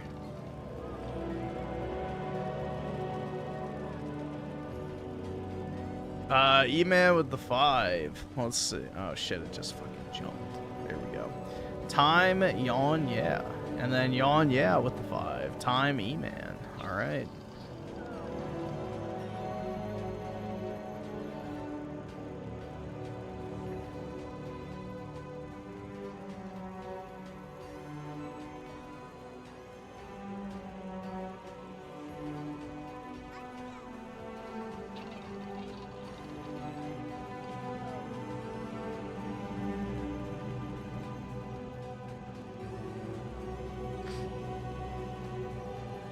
And CEO Rocco with the 2 most black groups dislike one another. Yeah, that is kind of true. I mean, that's true for most, I don't know. I feel like, I would say for the most part, white people get along pretty well. But it's the same for Asians and Hispanics, too. They all dislike each other as well. You know, for the most part, I would say white countries get along pretty well, but yeah.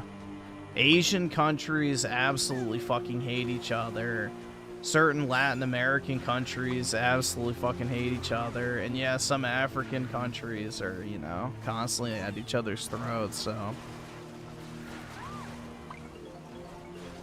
That's not true. Most white groups do not like each other. I don't think that's the case, man. Ever since the inception of the EU, there's pretty much free travel across Europe, so no, there's not like any real animosity anymore. Well, the British and the French had beef because their royal families thought that they deserved to rule each other's land. That was the cause of the French and British beef. Is basically their nobility believed that they were entitled to the crown of each other's kingdoms. So that was the main cause of the French and British beef.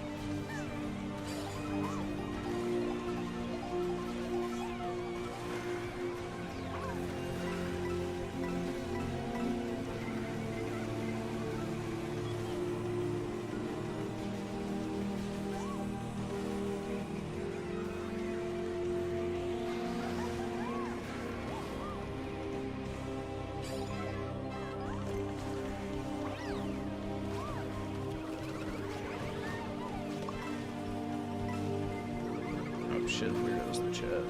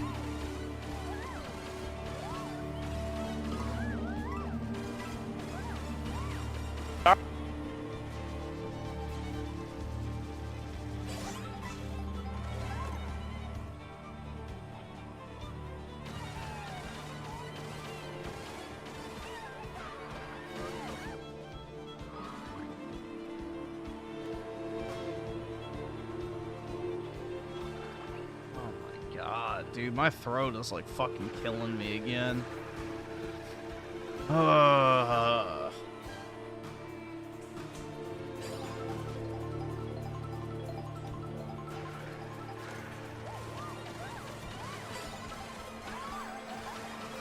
Crack it. I need like something carbonated, but I don't have anything. I wish I did.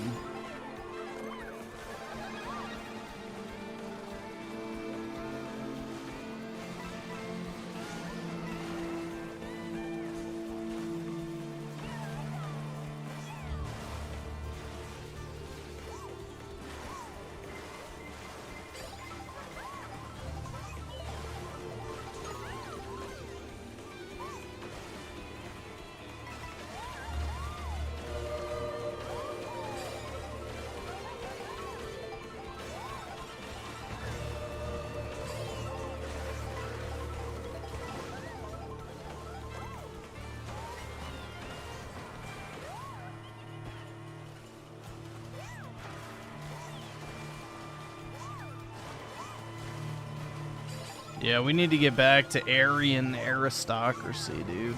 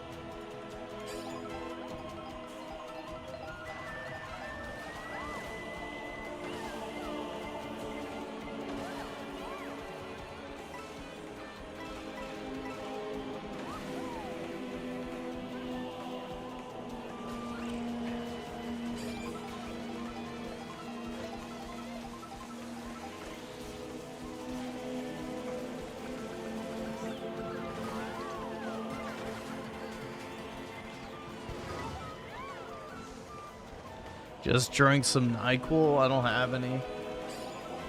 I don't really have any medication on hand.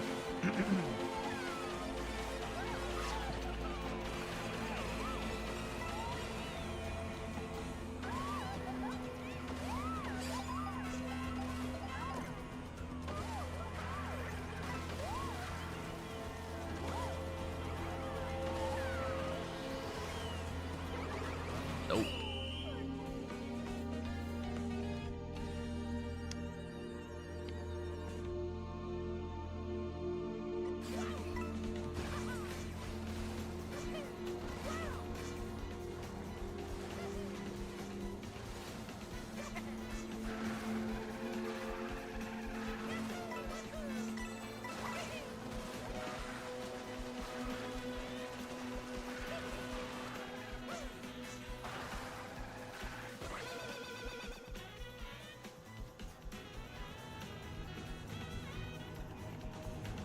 Bruh.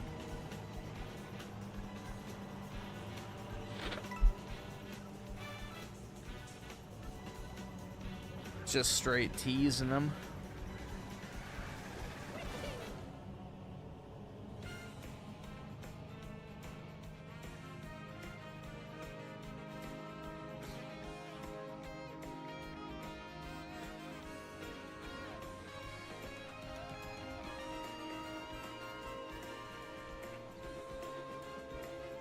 Let's see. So Oski with the 5. Nobody is gonna want to fuck your genetically deficient ass. Let's see.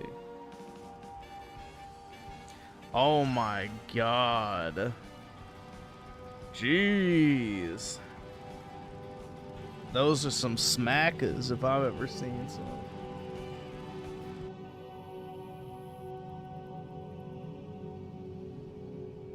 Straight up. Straight up. I don't give a fuck about Straight up. no white lives. All lives don't matter over here. Because Bro, what the fuck? on the daily, we get killed. And ain't nobody got shit to say. But when one of ours is protecting itself, Dude, I thought he was missing a front tooth, but nope, that's just his fucking tooth gap.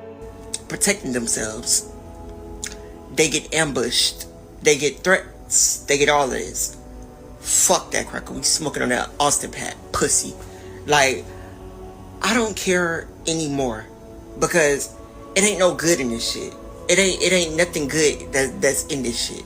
Dude, he looks like one of those default characters in like your average woke game where they just randomize everything except the skin color. But they trying to lay the law down, up all that shit. Y'all gotta give it up. Y'all gotta give it up. It ain't over.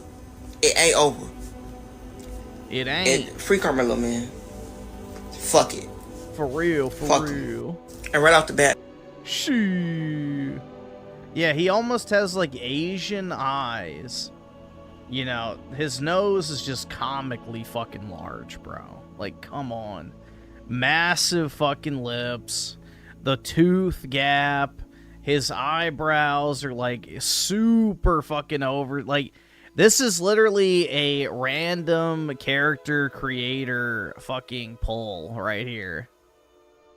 Like, that's like caricature levels of facial features in pretty much every different like capacity you could imagine. Like, that's crazy, bro. I can't afford this shit!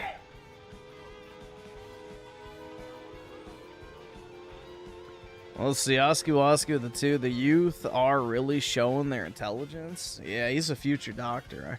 I can already feel it.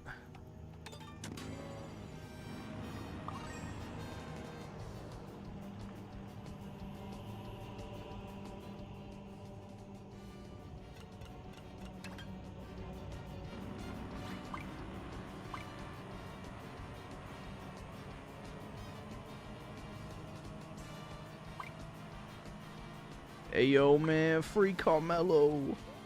He ain't do nothing. He was just trying to breathe.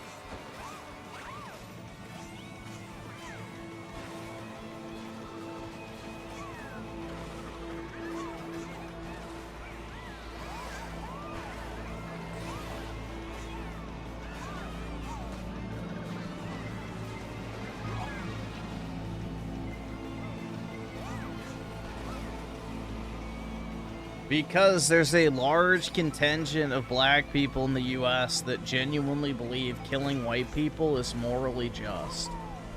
No matter the circumstance, if you killed a white man, then you're, you know, morally correct.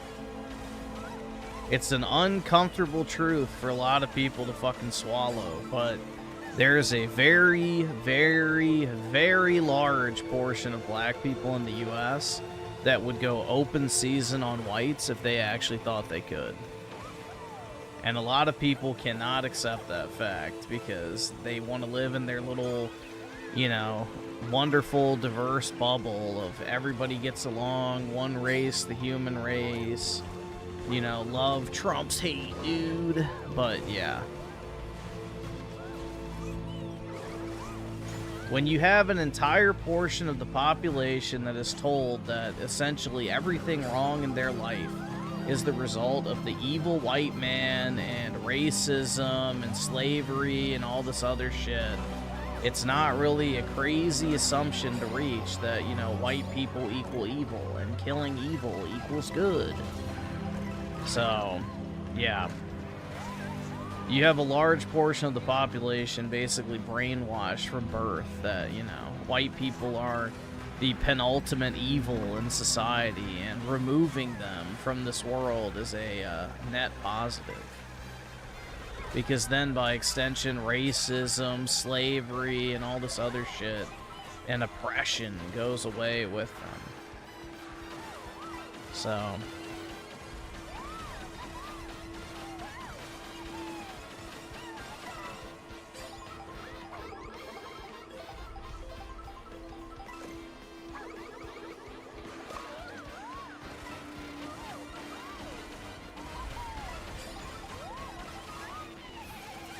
like, it's an unfortunate reality, but it is reality, nonetheless.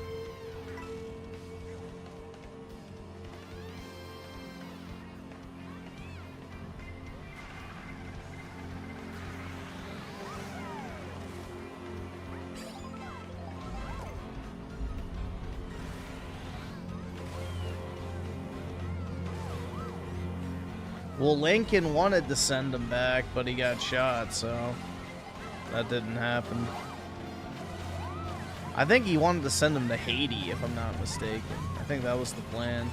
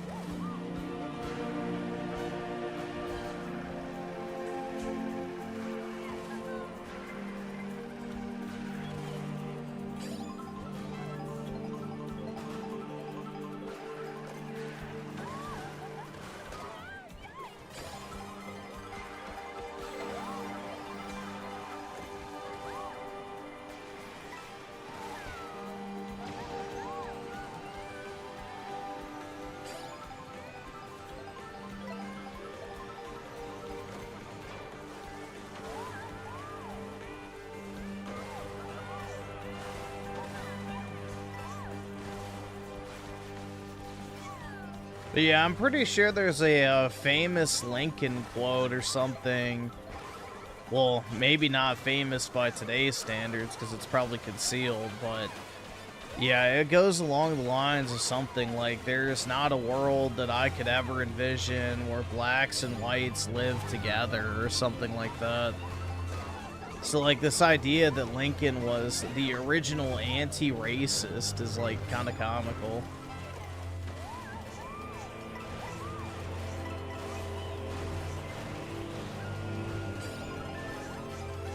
And Lincoln almost like, you know, famously said, again, not truly famously because nobody knows the quote, but it's like, if I could win this war without freeing a single slave, I would.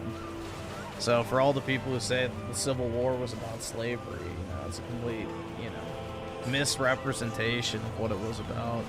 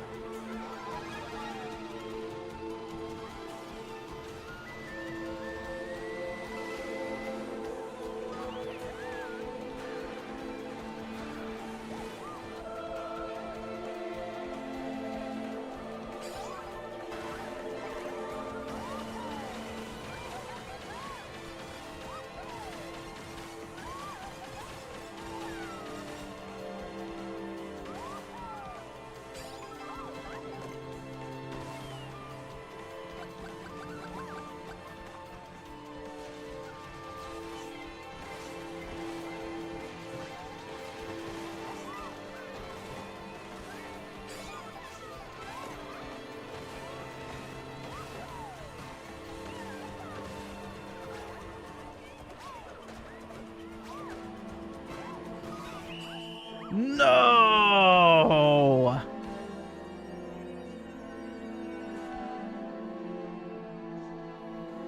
So close, man.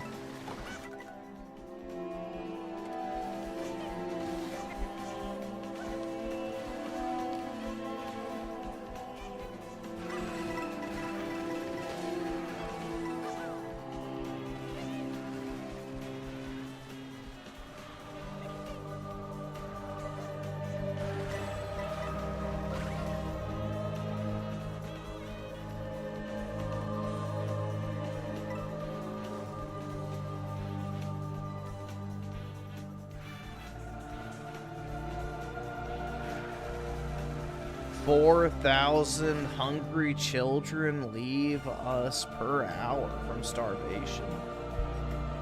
Is that it? Well, millions are spent on bombs creating death showers. I thought they used gas for that.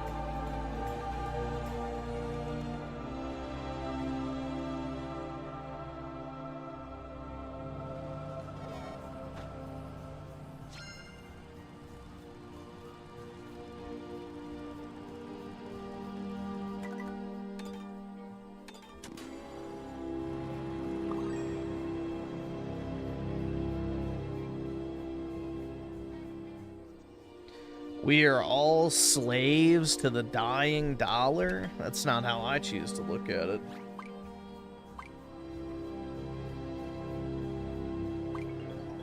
We're more so slaves to our desires, is the more, I would say, realistic interpretation of that.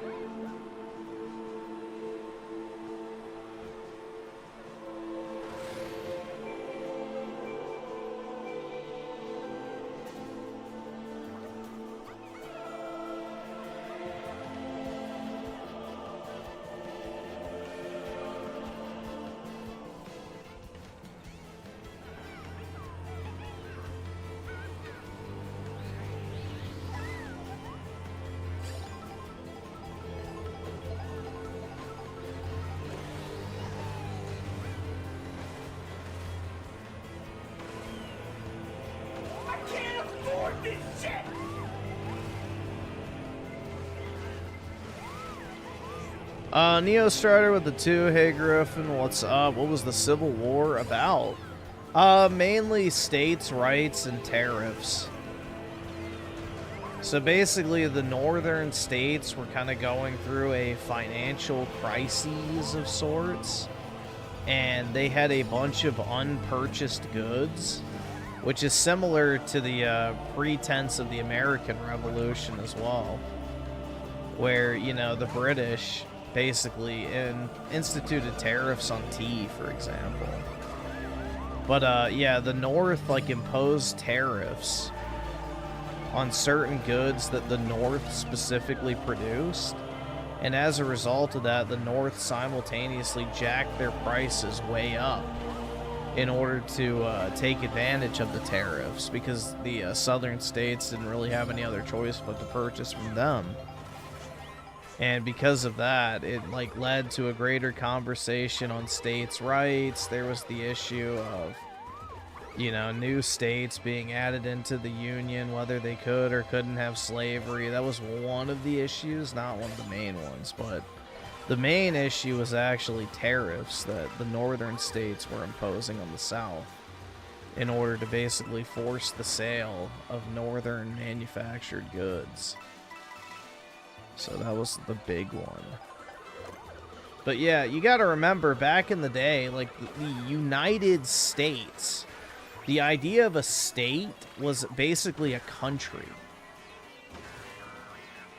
So the states were not really seen as like small little fractions of a greater whole.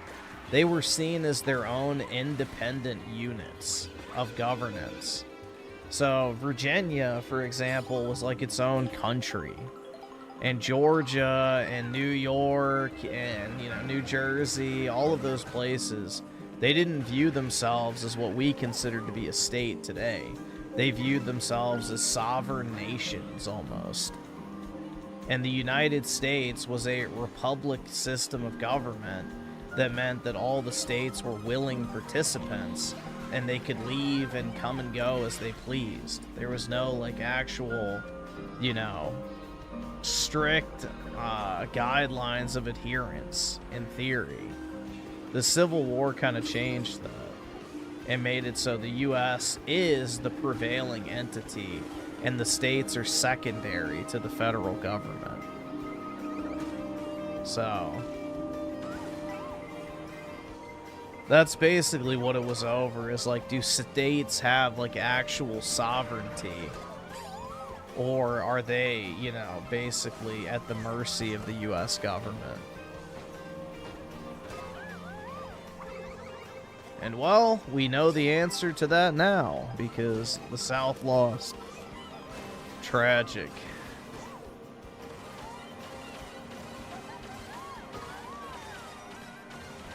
But yeah, the idea of a state back in those days was basically its own country. You know, you didn't call yourself American back there. Like in those days, you would say that you're from Virginia or New York or something like that. Like, your state was your country, your nation, your people. So that's the reason why Robert E. Lee chose to be loyal to his state over the federal government. So that was the thing, is like, he was a U.S. military officer, but he chose to side with the South in the Civil War because, you know, he had loyalty to his state above the actual United States, because people viewed their state as their country, not the other way around. So definitely a different time, that's for sure.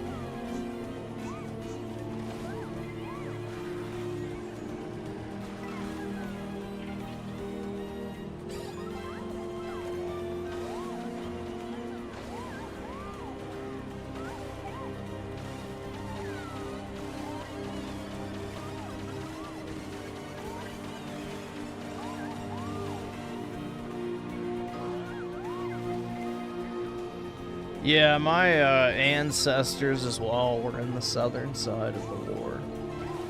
So, yup. They tried to prevent the current state of affairs.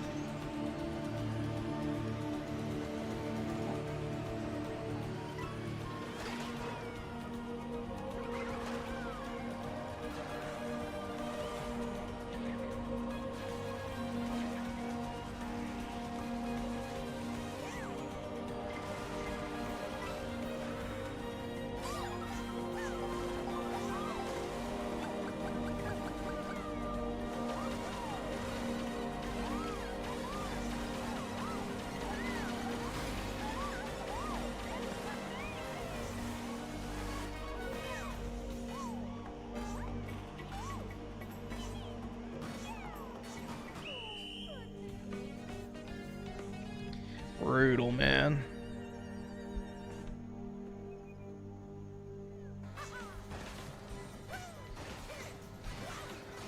This is why Griffin could never be a history teacher, because he knows the truth. That and it doesn't pay enough. But yeah. Could you imagine me at a public school? Whoa, buddy. That'd go over great.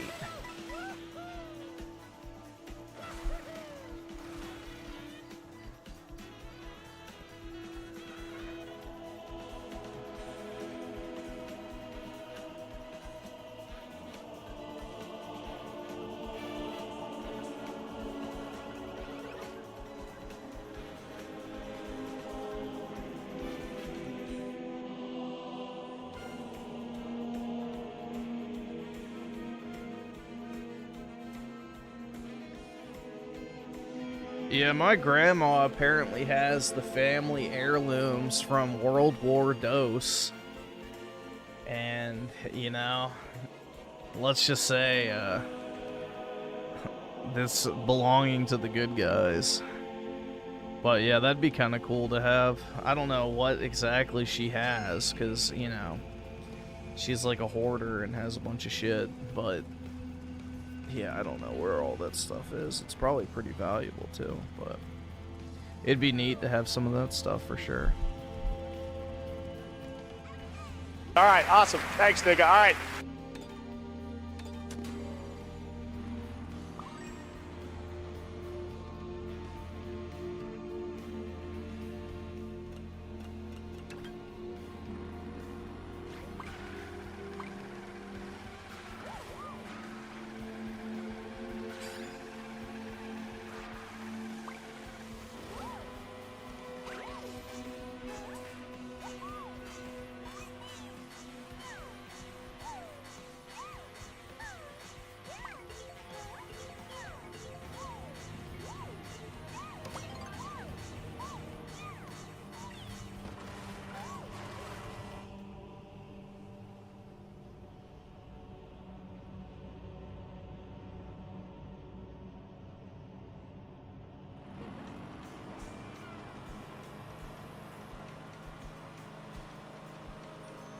You don't know where it is? Nah, dude. My grandma has so much, like, antique shit. So, you know, her and my grandpa used to travel around the world and, like, literally fill up shipping containers full of shit. So, no, I have no fucking idea where that stuff is. I don't even know if she does, to be honest. So, yeah, I don't know. I would assume they have, like, some sort of, like, storage unit or something somewhere. But, yeah, I've never seen it. But, yeah, we have, like, some distant relative that was in, you know, Germany in the 30s and 40s that was, you know, on that side, let's just say. And, yeah, they have stuff from him and then also a bunch of other shit, too. Apparently. I don't know if they still have it, but they had it at one point. So,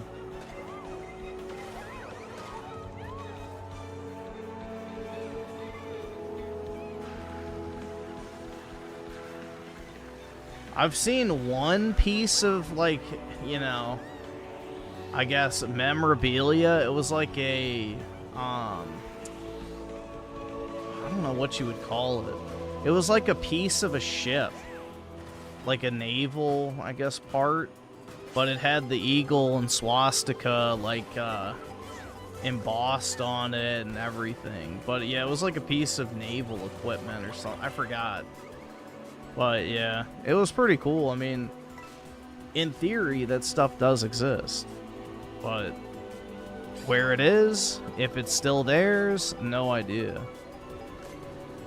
But yeah, a lot of my family is like German, so yeah.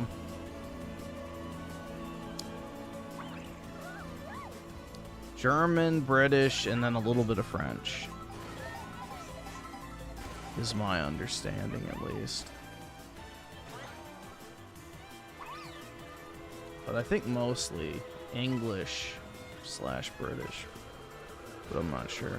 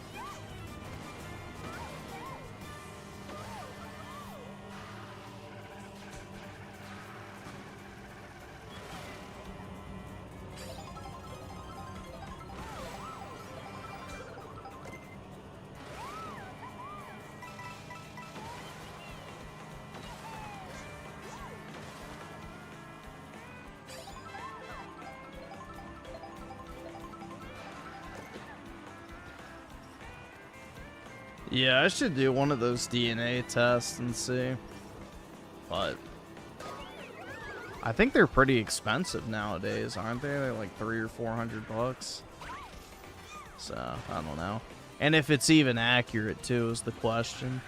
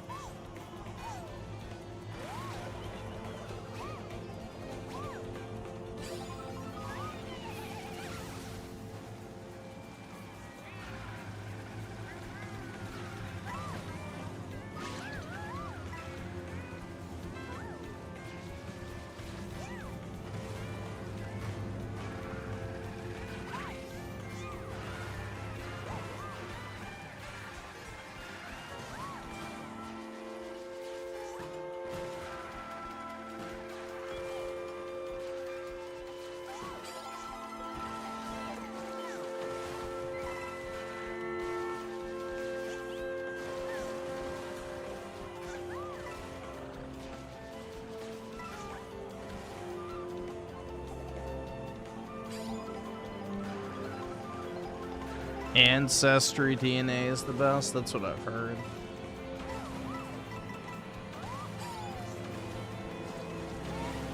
But yeah, it'd be pretty interesting to see what my actual, like, you know, makeup is. Because honestly, I have no fucking clue. I'm not really close with my extended family, so. And none of my immediate family really has any idea, so I have no clue.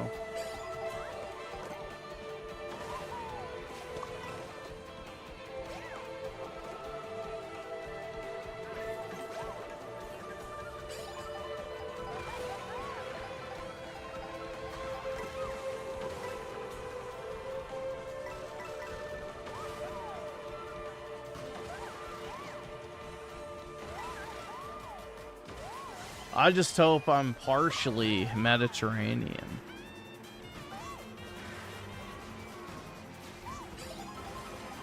At least a little bit.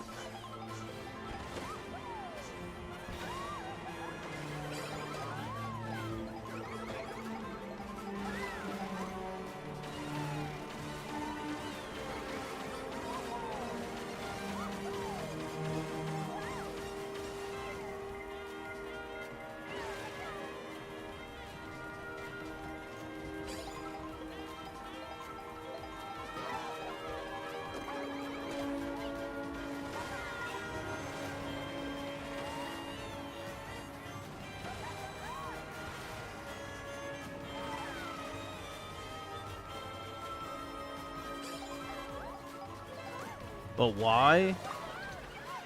Because, dude, ancient Greece and ancient Rome are literally the progenitors of Western civilization. So, you know, pretty much our entire modern world is based off of what they came up with. So it's kind of cool to have, you know, a genetic link.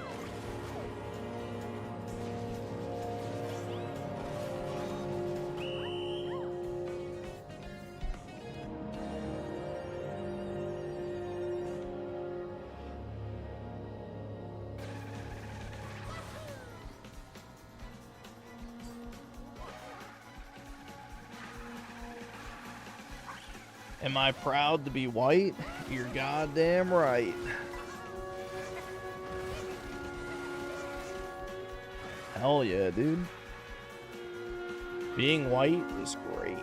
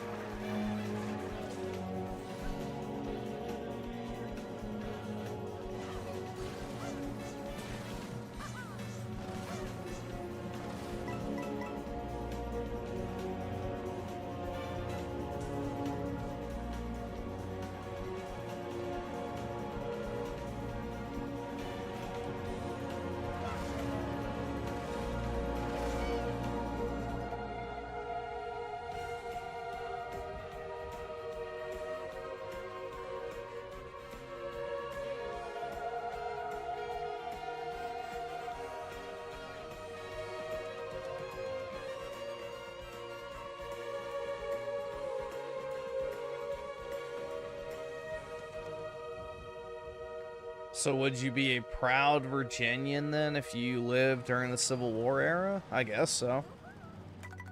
If that's where I ended up. So...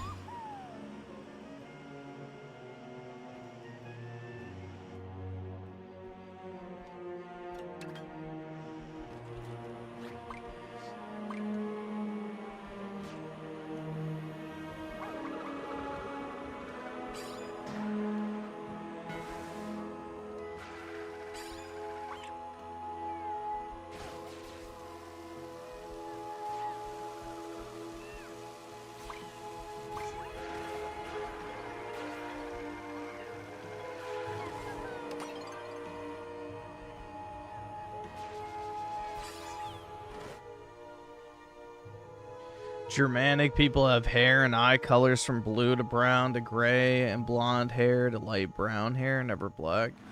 Yeah, my hair, like when I was a kid, it was like super bright blonde, like yellow blonde hair. But then when I got to like, I want to say middle school, that's when my hair started to darken. But it's not like a true brown, really. Especially if I'm in the sun, you can still see kind of like a hint of blonde still. So, I don't know. But yeah, my hair is a lot darker now than it was as a kid, for sure.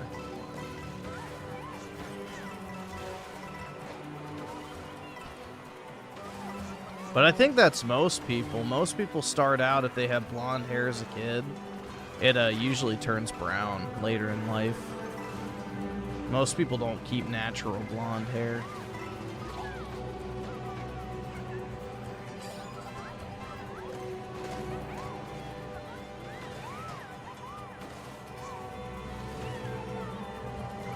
Yeah, it turns blonde in the sun.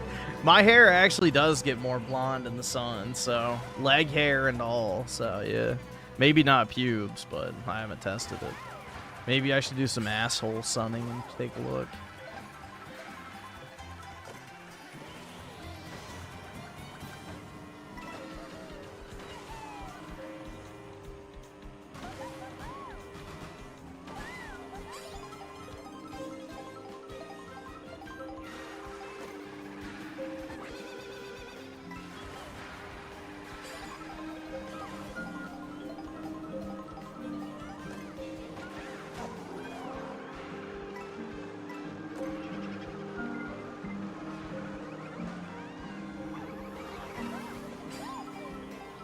Yeah, dude, that's the thing. It's like, you know, that's why I need to end up with a white chick. Like, I don't know, man.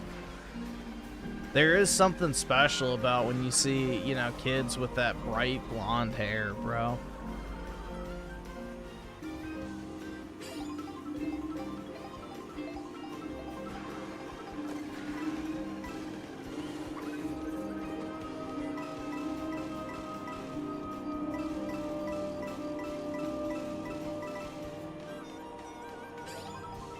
You know, maybe it's you see a little bit of yourself in it, but I don't know, bro. I just can't imagine having kids that don't look like you. That shit's crazy. I don't know how other people do it, to be completely honest. Like, if you can't look at your kid and see yourself, it's like, what's the point? Might as well be raising another man's child.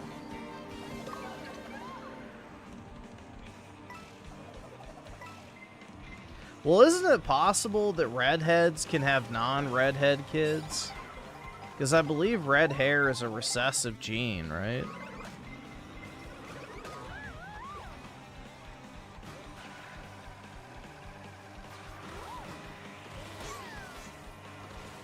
So, you know, it quite literally is the luck of the Irish, right?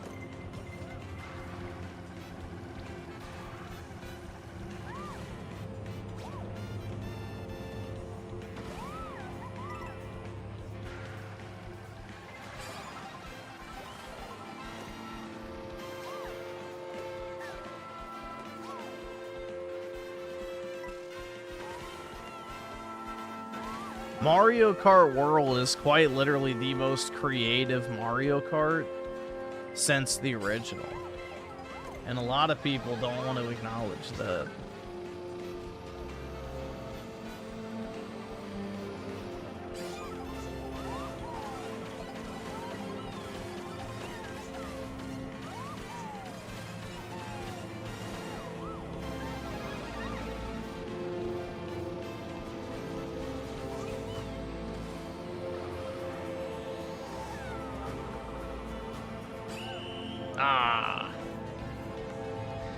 Brutal, man. Let's see. Neo Strider with the 2 questions. Was the war pointless? Yes and no, I guess. I mean, it technically kept the country together. And is the perspective of what states are meant to be better now, or was it better before? Oh, I would definitely say better before. Definitely better before, man. I mean, you're talking about basically a scenario where you cross state lines and it's like a completely different country if you wanted it to be. So any problems that plagued one state wouldn't carry over to the next. So it actually would be better that way.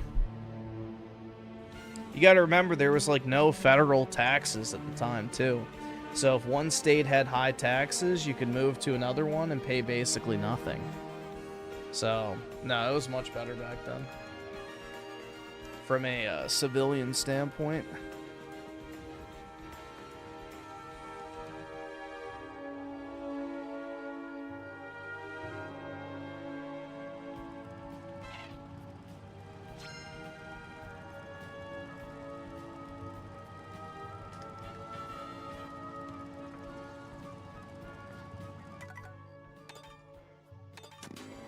Nowadays, federal regulation follows you everywhere you go.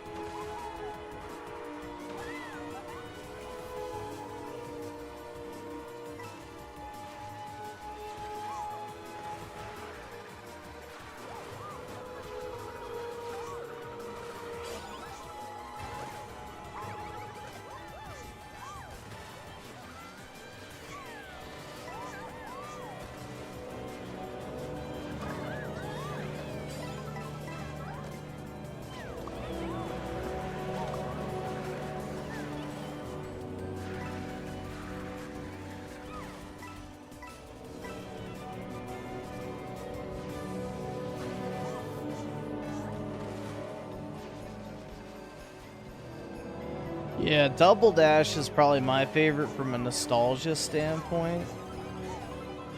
I don't know, I just have so many good memories with that game.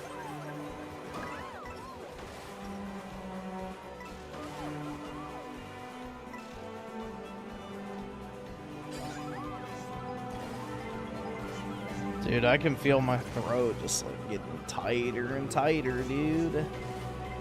This shit sucks.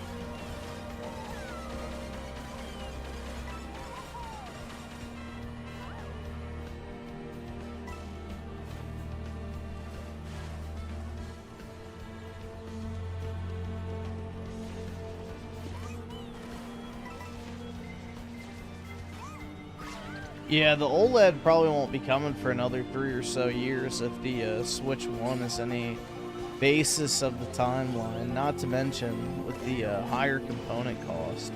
I'm sure Nintendo's not in a rush to add anything to the console that might raise the price.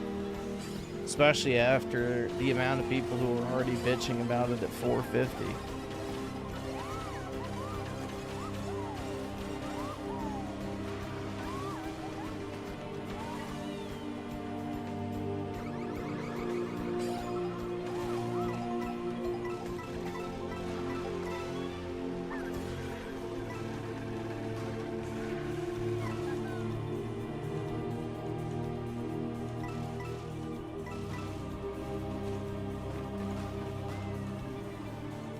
Oops.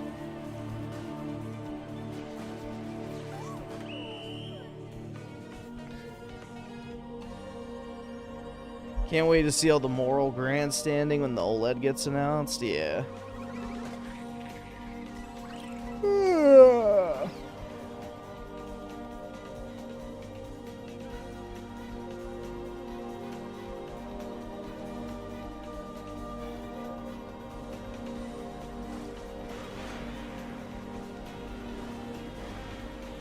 Yeah, I would imagine they're going to prioritize the Switch 2 Lite first, since that was such a massive success with the Switch 1. But we'll see.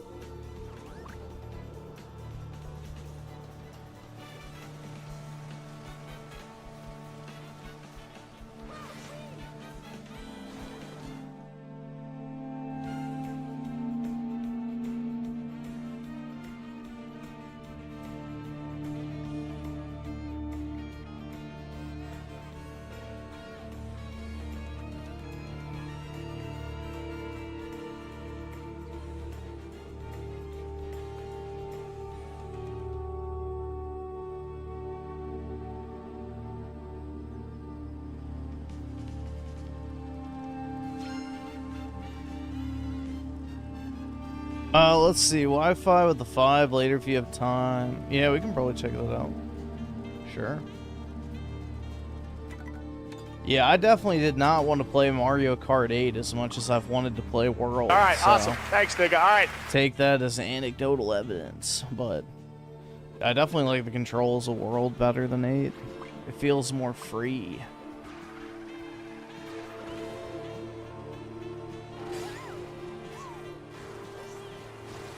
Like, even as something as, like, simple as this, you can't do an 8. You can only do one trick at a time.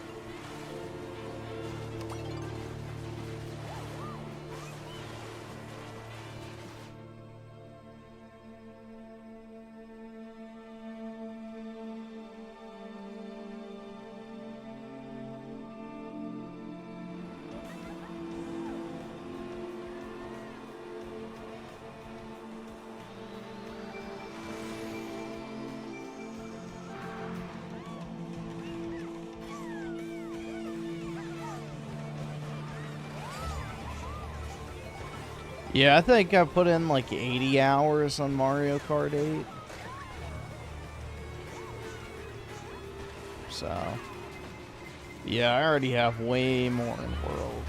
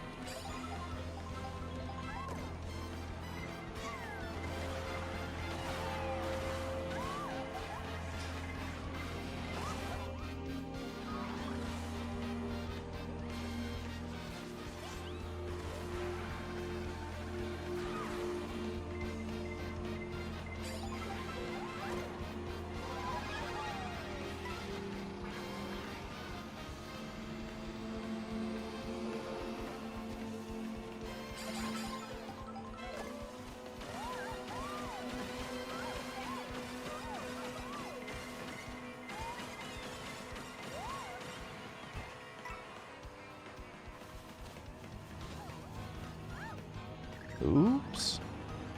I'm starting to fade, bro. Maybe we'll do videos after this race.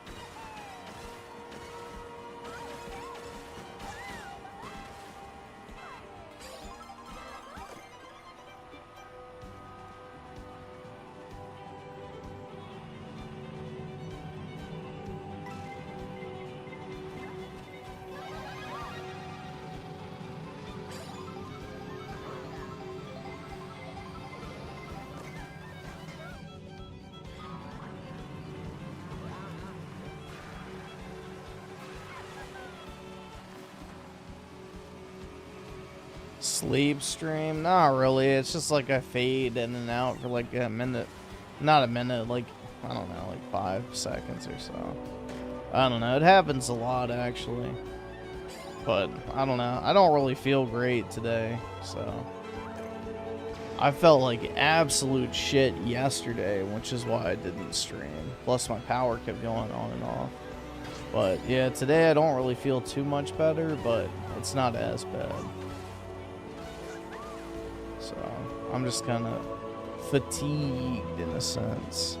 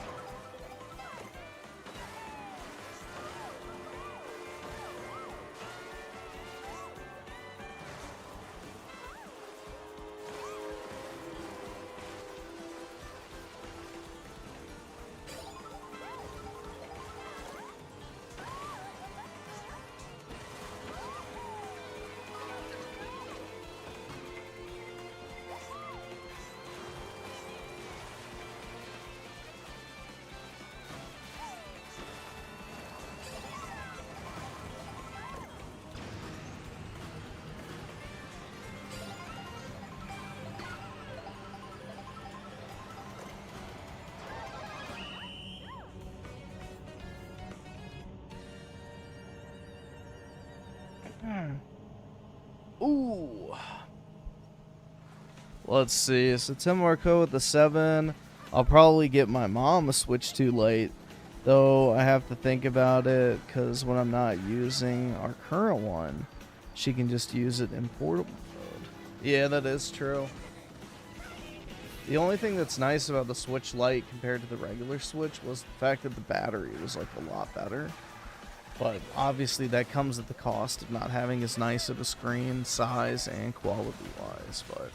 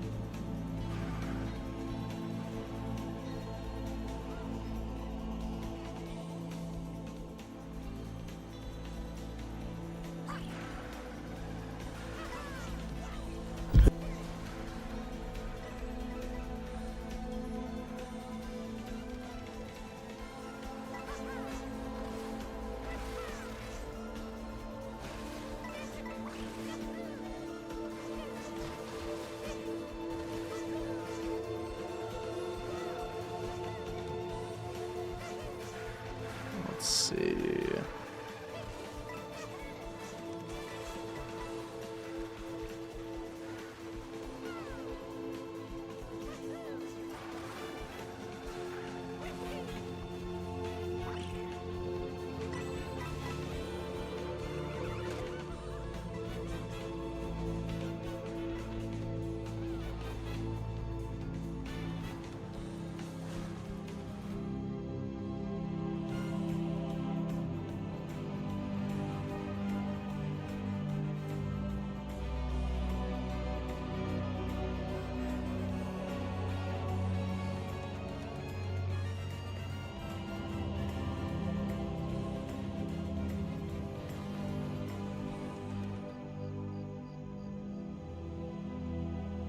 Yeah, there's a ton of card gambling sites now.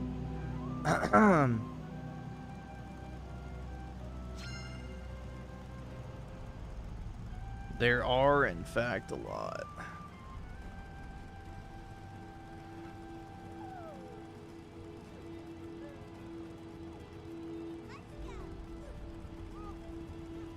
This is the... Alrighty.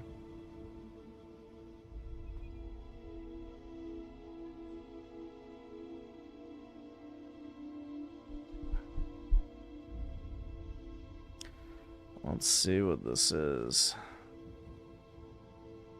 First thing people think of when they hear India. On my left and right, you'll see a bunch of shacks, just trash everywhere. What is the dirtiest country in the world? India. And as an Indian, it sucks. Not only because it makes us look bad, but also because it's true. We can't escape it. It is a part of us. It is us. But what if I told you... It is us. Trash. India was not always like this. When we read ancient foreign accounts, India was not a spectacularly polluted place. In fact, many travelers describe it as cleaner than their homelands, while Indians bathed in... Well, that's back when they had the caste system, so there you go. Racism. It works wonders. Daily, Europeans only bathed a few times a year during the colonial era. So that brings us to this contradiction. How did India go from this to this? And even more importantly, can Indians actually solve today's calamitous pollution crisis? This is... It's called democracy. What we'll find out today in a story of how a civilization that exalted purity succumbed to its own filth. So let's start with the elephants in the room that everyone likes to blame for India's pollution crisis: colonialism and caste. Now, colonialism was indeed catastrophic for India. Before colonization, India accounted for roughly a quarter of global GDP, but by the time the British left, it plummeted to 4%. This was caused by contrasting forces. While Great Britain birthed the Industrial Revolution, they systematically prevented the subcontinent from industrializing itself. Historian Will Durant writes how the British used tariffs to crush domestic Indian textile manufacturing and other industries, forcing the country to recede back into agricultural pursuits. And on top of that, they decimated the farmers themselves with even more taxes and restrictions. The Indian economy couldn't create that value add we see in developed or manufacturing economies because of the stranglehold of the Raj. And as a result, extreme poverty nearly doubled during British rule, from 23% in 1810 to 50% at India's independence. I can keep going on about stats about how the British Empire was bad, but here's where I need to tell you an uncomfortable truth. It's all cope. If you look at a lot of the paintings or even archival footage from British India, cities and towns are fairly clean. More clean than modern India in many cases. Now, some people will push back that a lot of this was due to these places having European quarters and how the British used sanitation drives to justify demolitions and social control. That's true. But even the princely states or villages with more autonomy were quite clean as well. Credit to those Indians, actually. Princes like those of Baroda and Mysore created sanitary departments and city improvement trusts to enforce cleanliness. So we can't pin all this on colonialism. Now let's address the other elephant in the room: caste. The common explanation is that Indians don't care about common spaces or even each other because they're divided by caste. The thought basically goes, why should I care about that part of town? It has nothing to do with my caste. I only care about my caste quarters. And like, I understand where this idea is coming from. It is logical. But the thing is, history proves it completely wrong. Now, I've gone through like thousands of ancient foreign accounts at this point via a series called The India They Saw. Strongly recommend you guys read it. And whether it's the Greek Megasthenes or the Chinese Fashion or the Berber Ibn Battuta, none of them did the classic foreigner observation of India today where they look around and wonder, why is there garbage and pollution everywhere? That is not true, bro. The Greeks wrote about how uncivilized and wild India was, which is basically a way of saying it was a shithole. So, no, Alexander and the Greeks wrote extensively about how untamed and uncivilized, India was. In fact, a lot of them were actually surprised by how wondrous and rich and high-minded India was. Hell, even a British painter, William Hodges, who came with the East India Company, notes that Indians were exceptionally clean, even in the villages. Yes, I mean an employee on the literal payroll of colonizers is telling you that pre-colonial India was cleaner than England. This is a really crazy motherfucker at this point. And we haven't even gotten to indigenous Indian ideas about cleanliness. In the ancient Yoga Sutras of Patanjali, one of the pillars of yogic discipline was shaucha, or purity. Various scriptures mandate daily bathing, with the Padma Purana claiming that one who does not bathe in the morning is a sinner fit to suffer. So to summarize, a civilization that mandated daily bathing as religious law, that foreign observers described as wealthy and well-ordered for over 2,000 years, this civilization's pollution crisis, it cannot be ancient. It has to be modern. But here's where I'll level with you. Colonialism and caste do hold a piece of the puzzle. The link with colonialism is direct. It caused massive poverty. More poverty, more pollution. But caste is something more subtle. For millennia, caste by itself didn't make Indians build mountains of trash on the streets. What it did was plant a seed. It created a lack of a concept of commons, of a united society owning something between them, something they were all responsible for. So what watered that seed and made it into a plant of pollution? What force capitalized on that plane of poverty? It's ironically something that was good for India. It's freedom. Here's how freedom made India filthy. Look at Yep, some places should not govern themselves. this diagram. It's called Maslow's hierarchy of needs. Maslow believed that humans needed to fulfill one set of needs before moving higher up the pyramid to fulfill others. From physical needs, to safety, to love, to self-esteem, to self-actualization. Now this was made for individuals, but let's apply it to Indian society. As we pointed out earlier, India was dirt poor at independence. Not just that, but India was partitioned on religious lines. While Pakistan became an Islamic state and cleansed its non-Muslim population, India chose secularism. That meant India had to manage the fallout between various communities and try to build a state, an economy, and of course, a united Indian society. That is extremely difficult, and it had to do all this being in the throes of poverty. Yet we cannot solely blame the British for this. At the Republic's onset, India embraced something called Fabian socialism. This ideology was en vogue amongst decolonizing countries as capitalism was simply seen as an extension of colonialism. Now that's not necessarily true, but one can empathize with this viewpoint, considering how rapacious colonialism was and the overlap of the colonial administration with capitalist entities like the East India Company. However, even the father of Marxism, Karl Marx, realized an iron truth here. Capitalism must come before socialism. Without capital and wealth, there's nothing to redistribute for socialism. Thus, India didn't even progress to capitalism. It rotted in feudalism, where agricultural extraction eclipsed wealth and innovation. This dynamic prevented India from growing or industrializing. So instead, India would languish and remain in poverty. Indians remained at the bottom of Maslow's hierarchy, and naturally with more poverty and more pollution. But that's not the whole story. Poverty cannot explain it all. Other countries like China and Singapore were also poor and polluted, yet they radically transformed their level of societal cleanliness. The big difference is something that has a great reputation, and I think deservedly so. The difference is democracy. Now, India embraced full democracy very early, just 3 years after Stupid. independence. This meant every man and woman, every individual from every community had an equal vote. Now, the thing is, India's democracy That is not a good thing. has a distortion to it, diversity. As not just a country, but civilization, India is extremely diverse. Thousands of castes, hundreds of languages, every single religion in the world was present in India.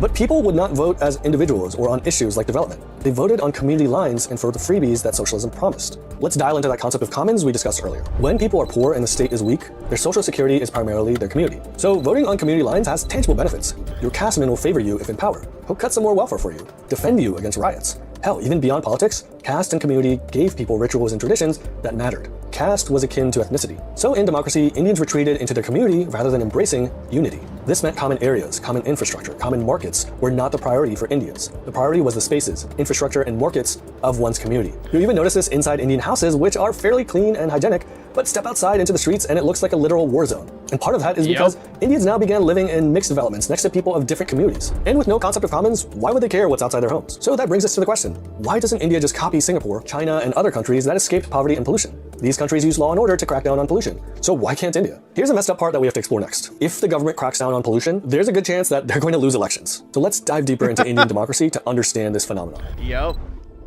Okay, so That's why the Chinese were able to pivot so quickly, is because, you know, they don't have to worry about pesky elections, which is a massive benefit to a society. You know, the farce of democracy as some sort of progress and or, you know, societal net benefit is kind of a joke. You know, democracy does more harm than good in a lot of cases. So I have to admit, when I landed in Mumbai, I was a total tourist. I told my driver to go to the main attraction with my fellow Firangis, the world's largest slum, Dharavi. Now, Dharavi is important not just because of this world record, but what it tells us about India's relationship with poverty, pollution, and also democracy. Dharavi has been the target of redevelopment since 1985. Yeah, that's 40 years, dog. Back then, Prime Minister Rajiv Gandhi allocated 100 crore rupees for Mumbai's redevelopment, with a significant chunk specifically for Dharavi's upliftment. It clearly didn't work. So in 2000, the state government created a redevelopment board. This also completely failed for nearly 2 decades. Real redevelopment only started happening a couple years back when billionaire Gautam Adani's company was awarded the rights for Dharavi's redevelopment. But progress is still slow, and the redevelopment is controversial. The core question here is, why has it taken decades for the Indian government to clear this slum, this epitome of Indian filth, the subject of movies and straight-up poverty pornography that foreigners pay to go on tours of just to see how dirty it is? Well, let's peel back to my trip and see what I learned from locals. Pushback against Dharavi's redevelopment comes from a few different places. Let's start off with the most surprising, economics. The Indian government is giving Dharavi residents a free flat to relocate to, which is usually bigger and more clean than their current living quarters. But many residents don't want a flat. In fact, when they're actually given that flat, they usually rent it out and just go back living in their place in Dharavi. Yup, that's exactly what happens. Yeah, this is a common scam in India. I know, shocking. But they apply for government housing, and then they rent it out. And then go live in like a little shack. Same thing with the wealthy people in India, too. They all, like, apply for public housing just to rent it out. Why is this? Well, Dharvi is more than just a dirty place in the middle of Mumbai. It is a market. Specifically, Dharvi has 5 main industries: leatherworking, earth and pottery, sweets, quick tiffin food for workers, and the infamous scrap, which is sold off for recycling. Dharvi's redevelopment... You know, it's kind of like our business owners in the U.S. with their fucking Kool-Aid pineapples and shit. You know, they get welfare and then take the money, buy shit to resell, not to actually feed themselves. Is a threat to these local industries as they've grown organically in different quarters of the slum. These mini bazaars, workshops, and storage places are apparently not figuring into current plans for redevelopment, which is why many locals are resistant to it.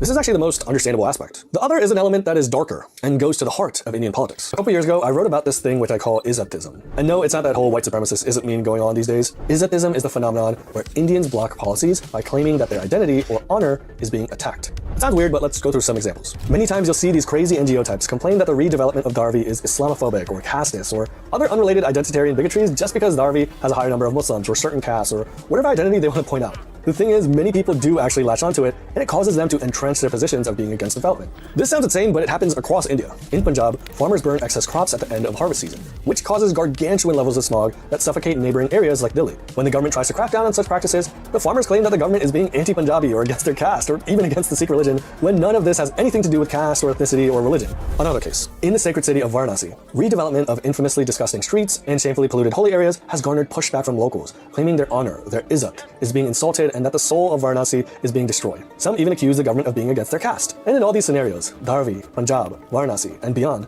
the locals threaten to vote for the opposition if development and anti-pollution efforts are not stopped. I have to stop and say, goddamn, India can be super frustrating and infuriating at times, but that's also what makes it so interesting. Like here you can see that even when India's politicians try to enforce the law, when they try to literally clean India up, it's Indian society itself that pushes back. And it's this type of diverse democratic dynamic that authoritarian countries like China, single-party city-states like Singapore, or any developed democracies do not have to face. India, Indian society, and Indian democracy are playing on hard mode. So is there any hope, or is India doomed to be the dump of the world? Well, there is a glimmer. Create a dictatorship. There you go. A city that used to be infamous for rat-filled plagues was recently crowned as India's cleanest city. And it's here where we have some real lessons on doing India right. In the 1980s, my parents moved to a small city in the West Indian state of Gujarat called Surat. Back then, it was just starting to boom. Jobs were flowing in, Surat's diamond and textile industries were taking off, the city was shining on the coast of the Arabian Sea. But the infrastructure and governance couldn't keep up with the city's population growth. Overcrowding and open sewers began to define the city. My parents told me that they remember rats the size of cats scurrying around the streets and sometimes even in their house. Surat was becoming one of India's most polluted cities, and it all came to a head in 1994. Monsoon flooding caused the open sewers to overflow, and not just with waste, but also the bodies of dead rats that lived in its depths. This caused an outbreak of the pneumonic plague. The news of this plague spread like wildfire, not just through word of mouth, but also through the Indian media who worsened the mania. This caused 300,000 people to flee Surat, the largest exodus in India since the Kashmiri Hindu exodus of 1990. The irony, only 56 people died in this plague. And it's actually this contradiction of 56 deaths versus 300,000 people leaving where we first see the shimmer of a clean Surat. One of the reasons the death toll was so low was not only because of the migration, but also the quick actions of the state government. Paramilitary enforced quarantine while the state government rushed antibiotics to combat the plague. Nonetheless, Surat as a whole suffered greatly in economic terms. The migration out and lockdown caused $600 million in losses, a mammoth amount for a third world city. A burgeoning commercial center now became a backwater. So the government of Surat brought someone in to fix the city and unlock its great potential. His name was S.R. Rao, or Rao Sahib, as he came to be known. Rao Sahib was tasked with cleaning up the city, literally. When Rao first met his staff, they complained that the problem was genetic. They noted how they'd send workers to clean streets at 9 p.m., and by 10 p.m., the people would have just made a new garbage pile. So Rao went to these places personally. He waded in the garbage and sludge piles with his own feet to make a point to society. He would call his officials to clean the mess while he watched. But this type of individual signaling and surveillance can't clean an entire city, even if Rao was leading from the front. To learn how Rao succeeded, we have to look at this chart. You can see how China and the US have a lot more local government employees versus India, who concentrates more power at the center and especially state level. This imbalance causes a lower level of accountability. While the center tends to national interests, state governments in India are frequently the biggest dens of corruption and inefficiency. This causes the understaffed and stretched local officials to be reduced to equally corrupt and or overworked pawns. So what Rao did was place more emphasis on local governance. He created something he called the 6x6x6 system. Rao divided Surat into 6 zones. Each zone had 6 districts. Crucially, each zone leader was empowered with more executive authority, so they could make quicker decisions so that those under them in their 6 districts could execute faster as well. Rao introduced a redressal system for reporting to district authorities so they could respond quickly. He bent bureaucratic levers to introduce an administrative charge for nuisance, basically a fine for loitering. Later, the city was equipped with CCTVs that link license plates to owners, so if someone throws litter out of the car, they get fined. Solid waste removal went from 35% to 95% during his tenure. Disease rates went down 70%. and soon Surat was being labeled the cleanest city in India. So now consider this, why did that factor we talked about earlier, Izzat-ism, not cause an electoral backlash here? While Rao was a bureaucrat, so not a politician, if the people got angry enough, they could goad politicians into transferring him. But they didn't. And the reason ties back to the plague. The damage it caused in Surat affected everyone. Hindu, Muslim, upper caste, lower caste, legit everyone. This crisis made the city realize they had to change, that they had to stop politics over petty identity honor battles, and instead elevate priorities like combating pollution. And that kind of sucks. The reason I'm saying it sucks is because it takes a massive crisis for Indians to change. Does that mean we should send a plague to every Indian city? I don't think so, but when I scroll the internet today, some people seem to have that idea. I mean, anti-Indian sentiment is kind of off the rails nowadays. But let's rest with that sentiment for a second. What if it is that anti-Indian sentiment that may just be the crisis that spurs change for Indians? What if the internet could make India clean?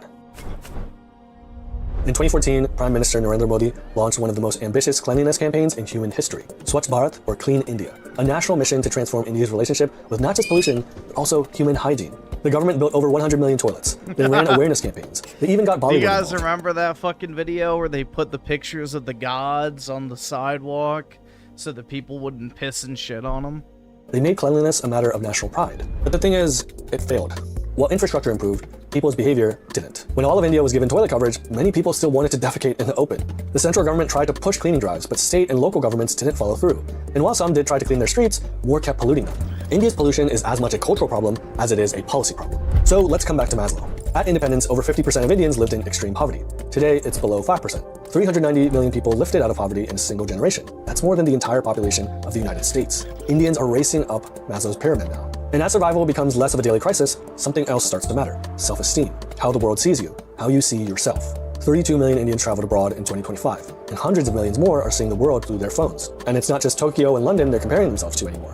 It's Nairobi, Hanoi, Medellin, cities that were synonymous with chaos and poverty a generation ago, now beating Indian metros on basic cleanliness. So when young Indians see this, something cracks. This searing hot shame is going viral within India. And shame, like the plague, is indiscriminate. Indians being insulted for their pollution doesn't target people by religion, caste, or ethnicity. It lands on all Indians simultaneously.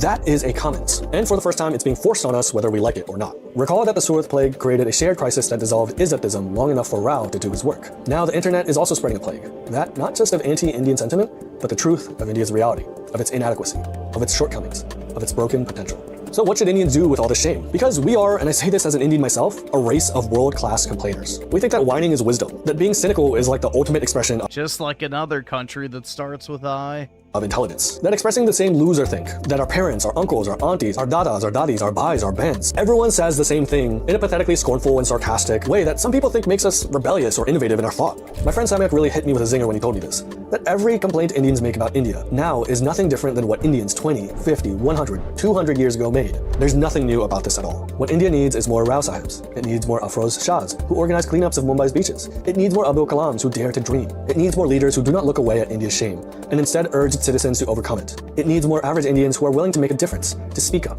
to sacrifice. Because the question was never whether India could be clean. Surat and India's past have answered that. The question is whether enough Indians are done whining and ready to do the work. Nope. They'd rather get the Google Play gift card.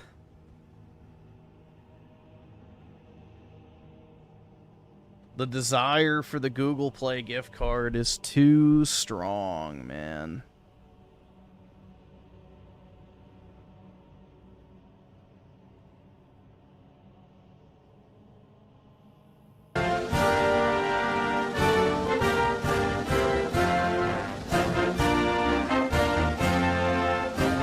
Mario Kart 8 Deluxe was born in a small Kyoto building on April 27, 2017. And it is, what? Only the most popular Mario Kart game like ever of our time? With its nearly 8-year-long uncontested reign in the spotlight, 70 million copies sold, DLC support, and highest track quantity by far, it's easy to see how this game has sort of become the model Mario Kart game for most people. If Mario Kart 64 was Burger King or Taco Bell was Wii, Mario Kart 8 Deluxe would undoubtedly be the kingpin McDonald's. Whoa! Not just for being the juggernaut in fame and popularity, but also for being the most generic and cheaply gratifying. To be honest, I don't know if it's just me, okay, it's obviously not just me, but Mario Kart 8 Deluxe is just kind of f***ing really boring now. I don't think I've personally witnessed a greater downfall to a game for me once the newest installment came out. And this is the same game that almost made Mario Kart 7 obsolete. It's kind of strange that this is the case, but also not really. For the longest time, Mario Kart 8 Deluxe has been my go-to Mario Kart, and probably my most played entry in the series too. I know 500 hours may not seem that much to some of you, seriously, I've seen some of y'all's truly insane playtimes, but I don't ever put this much time to games unless it's something that really matters to me. And yet, despite all these hours spent and the memories earned, I just can't go back and enjoy it the same way again anymore.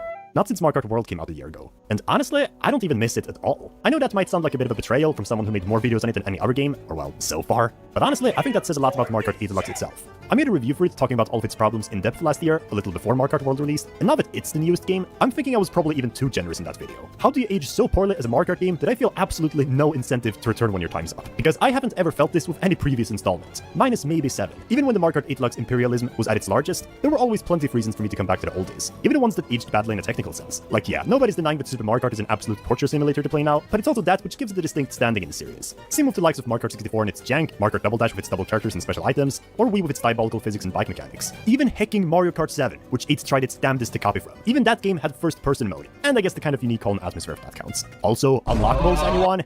Above all, even though they all had functional limitations, that in and of itself made them enlightening experiences in their own right. That's not to say they're better games overall than 8 Deluxe, but there's a reason to come back. So, what does the Mario Kart 8 Mafia have? Status? Okay, I'm not gonna sit here and pretend it's got nothing worth going back to. That would obviously be in bad faith. I could name a couple of things quantity-wise. You know, anti-gravity is cool, even if it doesn't really change the gameplay much. The visuals were impressive. The battle mode, while neglected, is fairly... Yeah, I do think the visuals for 8 definitely does have, you know, an edge over World even, so... 8 does have really good graphics. Dynamic. And I mean, it has a lot of tracks. I mean, look, oh my god, it has so many of them. However, actually playing the game, it's just so hecking boring. Unlike every other game before except 7, 8 Deluxe may not be functionally held back mechanically. If anything, it's perfectly responsive in all the ways. However, it is also the trade-off of any personality or fun driving quirks to master. I, for one, always did have a problem with this, even way before Mario Kart World was a thing, and while this issue was easier to look past then since functionality is the most important groundstone, plus at the end of the day, this was still the most developed game in raw content, there was definitely always that slight sense of monotony to how easy and basic the game was to control, which made it feel kind of dull to play for extended playtimes.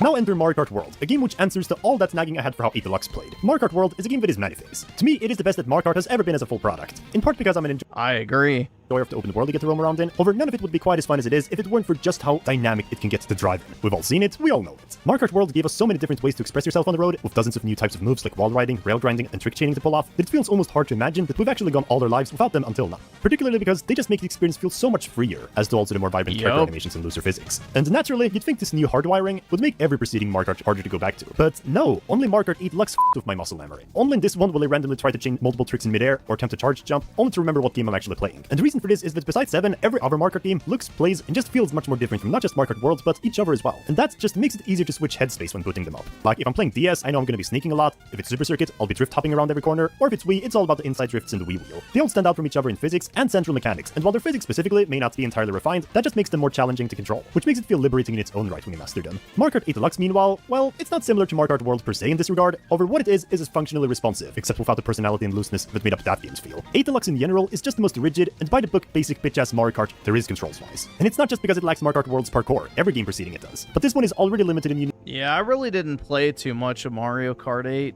I think I had like 80 hours total, which is pretty low for me for a Mario Kart game. I definitely played 7 more than that. And I definitely played Double Dash a lot more than that. Weakness from the get-go. Point to me anything in this. I never really played Mario Kart Wii though. That really quirks up the gameplay. Anti-gravity and underwater, they're effectively just visual enhancements that contribute to on paper more cool track ideas. Physically, they just make jumps slightly floatier, and you can collide into others for boosts for the former. Tricking? It's seen more cinematic days, same with half-pipes. 200cc? Okay, admittedly, that is a pretty cool way to spice up the difficulty. However, since most of the tracks weren't made with it in mind, it's by no means the optimal playstyle for this game. And at least for me, causes more frustration than it's worth. Gliding? It's just a fall with a bigger delay. You know, in Mario Kart 7, gliding actually felt like a big deal, since you actually had swift mobility in the air, and could even dive for quick upspeed bursts. And this leads me to another major drawback. When I say Mario Kart 8 Deluxe feels restrictingly generic, it's not just about the lack of mechanics, it's also the physics that are boring. They're just so damn stiff. Driving in this game just feels so heavy like there's a magnet constantly pulling you down to the floor, which just gives the feel of being held back, for the sake of a safe and just plain accessible Mario Kart experience. And when Mario Kart World, or well, hell, every other Mario Kart is much more bouncy and loose, actually maybe not the S, it just sticks especially out. Seriously, even 7 felt looser, which certainly didn't hurt it either. All there really is to engage with in 8 Deluxe is holding in drifts whenever you turn. That's the extent of its engagement. Thank Christ this game at least has purple mini turbos. I don't know what I would do without them. Otherwise, it's just completely boring and barren on a technical level, to the point where the only area where this game really has anything to stand on is its courses. And more specifically, because there's 96 of them. Are they worth coming back to for me? To be honest, not really. I know for a lot of people, the track selection particularly can often be the most important part of a Mario Kart, but I mean, it certainly plays a large part. After all, what good is a Mario Kart without fun courses? And with 96 of them, that's just by default ensures there's plenty of winners. But here's the kicker, they're only as much fun as it is to play the game in general. Like, I'm gonna be entirely honest, playing Mario Kart World and then coming back to replay this game's track tracks feels like such an immense downgrade that I'm honestly considering dropping like half this game's tracks down a tier on my ranking. Not because the track designs themselves have gotten worse for me, or well, besides some of the boosted course pass a lot, but because, again, the game itself is just so boring mechanically. Why should I care that there are 96 courses when Mario Kart Super Circuit and World are down to the 30s, but with 10 times more depth? If you play these tracks once, you've pretty much seen all there is to them.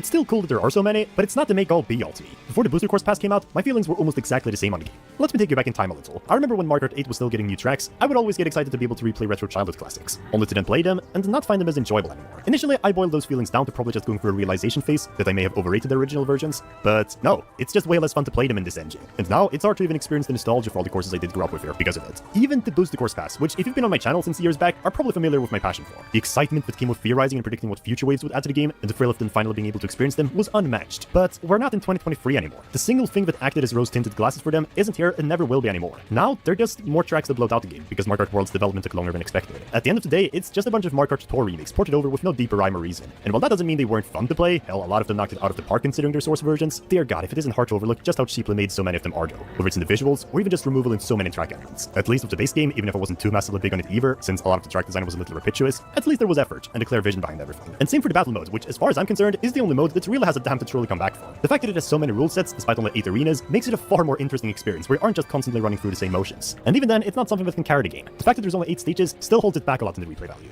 Look, at the end of the day, is Mario Kart 8 Deluxe still technically a good game to play? Yes, I suppose so. It is fun. But when it is simply just fun in the most raw and shallow of ways possible, it's just so hard to get any meaningful enjoyment, especially with more developed games next to it. I want to love playing this game and its courses again, but I just can't because of how repetitive it all loops back to feeling. The gameplay is shallow and by the book, the course selection is good, but also kind of simple, and as much as I've already been on about this in the past, I have to mention. Yeah, that was my issue with 8. I would play it for like maybe 20-30 minutes at a time, and then I'd just be like done. Like, I can play Mario Kart World for like 10 hours straight, and I have done that on stream before. I could never fucking do that shit with Mario Kart 8. Like, 2 or 3, I guess, what do you call them, like circuits or whatever, and I'm done, bro. Like, that's enough. You know, once I go through a couple sets of the maps, it's just like, yeah, that's enough. And again, there are also just no proper unlockables to give meaning to anything. It's just a Mario Kart game that happens to have a butts load of courses, a good chunk of which has less for you to do than the average intermission track for World. Look, I know that may sound outrageous, but come on, it's kind of true. At the end of the day, I don't hate Mario Kart 8 Deluxe, but oh boy, while it is a functionally good game at the end of the day, unless I just want to play a more casual Mario Kart with friends, or I was specifically looking for battle mode, I'd wish I'd be playing almost anything else when I do. 8 out of 10? Yeah, nah. How about we nudge it down to a 7? And even that feels like it's not gonna age too well. It's good, but only principally and technically so. Typical Albert Borg. Of course the video title was a goddamn lie. Dude, I said I kinda hate it. That's a very important distinction. Nah, you're just trying to rage bait me, you slimy clickbaiter. You rage bait yourself. But yeah, this is all I just wanted to yap on about today. Maybe some of you agree with me, some of you won't, but I just wanted to get it out there how much this game has fallen off for me after Mario Kart World. So if you enjoyed it, like and subscribe for more videos like this, and let me know in the comments how your perception has changed on 8 Deluxe over the years. Follow my Twitter and join my Discord. People hating on Mario Kart World feels so forced to me. I don't know, man. As a long-time Mario Kart fan, I don't know. Like, I feel like it's probably the best the game's ever felt from a gameplay perspective, personally. So, I don't know. I've never understood the hate. I have never understood the hate on that aspect. But, oh well.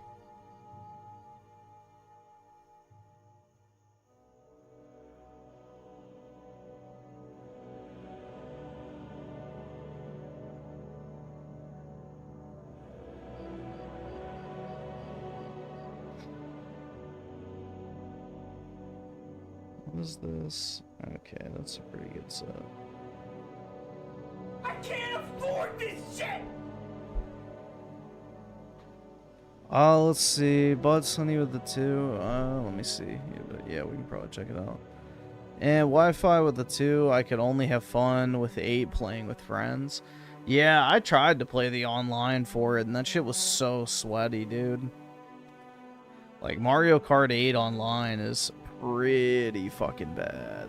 Like, unless you're like a pro, you're just gonna get fucking stomped. Mario Kart World, I feel like you have a better chance.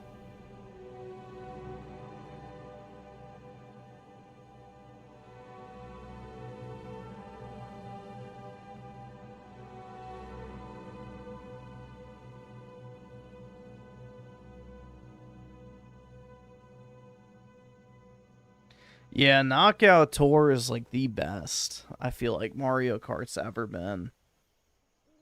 I really like Knockout Tour a lot. Hey. I think it's incredibly underrated for, you know, how one innovative it is for the franchise, but also just how replayable it is. Because every single time feels completely different. Hey YouTube, it's Blade here, and today we are talking about video game movies. But before I begin, before I continue, I just wanted to apologize for not uploading on so long on this channel. I've been growing at a fast pace on my main channel, which is PAHSATIVITY, which is incredible. Thank you all so very much. But also, I have been very focused on my main channel. In addition, I have been very busy with several different events and conventions, such as RetroCon 3, PAX East, a church, Seacoast Minster Street, and so much more. It has been hectic, but just know I still love and care for y'all on this channel too, as well as my main channel. Thanks so much for supporting both channels. Thanks so much for subscribing, watching, commenting, and liking, as I greatly appreciate it. It means so much to me. Now, without further ado, let's get into the video. I love video games. I have been playing them since I was 5 years old. My first video game ever was Bugs Life on Tiger I have Electronics. no idea. And ever since then, I fell in love. I've been watching video games. The fuck I've been is watching this? movies ever since I can remember. The way good movies can tell stories and keep you invested for a short time is something that other mediums fail at or have a hard time with. But adapting a video game is way harder than most people think. Shortening a 10-hour long gameplay-driven narrative into a 1-hour, no gameplay included plot is quite hard, especially for franchises such as Mario and Sonic, which mainly are gameplay focused and consisting of multiple levels and worlds. It is very Chris Chan-esque, but yeah. The fact that both Mario and Sonic became movies is an achievement on its own. There are indie franchises such as Exit and Butcher's Assistant. This game is not yet been rated. There, I said it. Today in Bikini Bottom, a casting director searches for an actor. What in the fuck is this? To play the lead role in an episode of The New Adventures of Mermaid Man and Barnacle Boy. Hey, day job, don't quit. Eugene H. Krabs. Hey, didn't I buy a Krabby Patty off of you last week? Double Dragon, Sheldon J. Commander Plankton. Laura Croft, She Postal, Hitman, Far Go through amazing adventures and go head-to-head against multiple players for a chance to be cast as the new villain in a new episode of The New Adventures of Mermaid Man and Barnacle Boy. Patrick Star. Somebody get this guy out of here. Now, most of these have been Sponge. Yeah, that's like him right there. Lights, camera, hands, coming soon. Movies I've ever seen, and some I've never even knew that became movies, or some that I haven't even heard of. But capturing the magic of these games is why people love them so much, and trying to turn them into a live action or even animated movie is pretty difficult to capture on the silver screen. There's a reason why I think there's two different industries. I think that if directors really want to make good movies that come from video games, they really should do research into why these video games stick as games, and why stories are loved by so many people. In conclusion, I think that people will go see these movies regardless if they are good or not, just based on the franchise alone.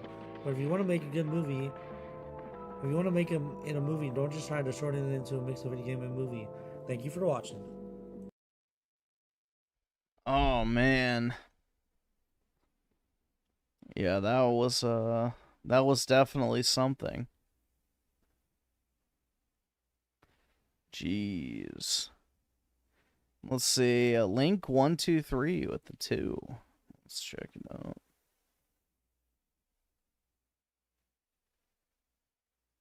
Hello everyone, I hope you're all doing well. Today I had some streamer drama come across my feed that caught my eye because of how ridiculous it was for a multitude of reasons, and this is something that at the time of recording this already has about 80,000 views on Twitter, and multiple creators have already chimed in with their thoughts. I wanted to give my thoughts on the situation, as well as share it with you guys to hear your thoughts as well, because again, I think it's pretty ridiculous. Basically, there's two different streamers playing together. One of them is live and one of them is not live, and after a match is over, the one who's not live tells the killer to die in the endgame chat, and, well, I'll just show you the clip that was shared first, and then we'll talk about it more. He's so rude. I'm a beginner, please. Don't say that! Don't say that!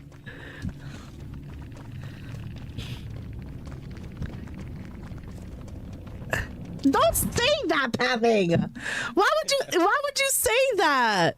Because I'm Oh, is this a case for euthanizing VTubers? On demon time. But you don't say that to somebody. I'm on demon time. No, you don't say that. I'm on demon time. Yeah, but you don't say that to them. I just did. You can't say die. Come on, man. Come on, man. You don't say that. Uh-huh. No. I'm on demon time. Yeah, but you don't tell them to say that. I mean, you don't say that to somebody. Sure, it's not you do. appropriate. That is just so uncomfortable to listen to. Like, you can tell she's uncomfortable. She's trying to laugh it off and be like, yo, don't say that, haha. And he just keeps saying that he's on demon time, and she...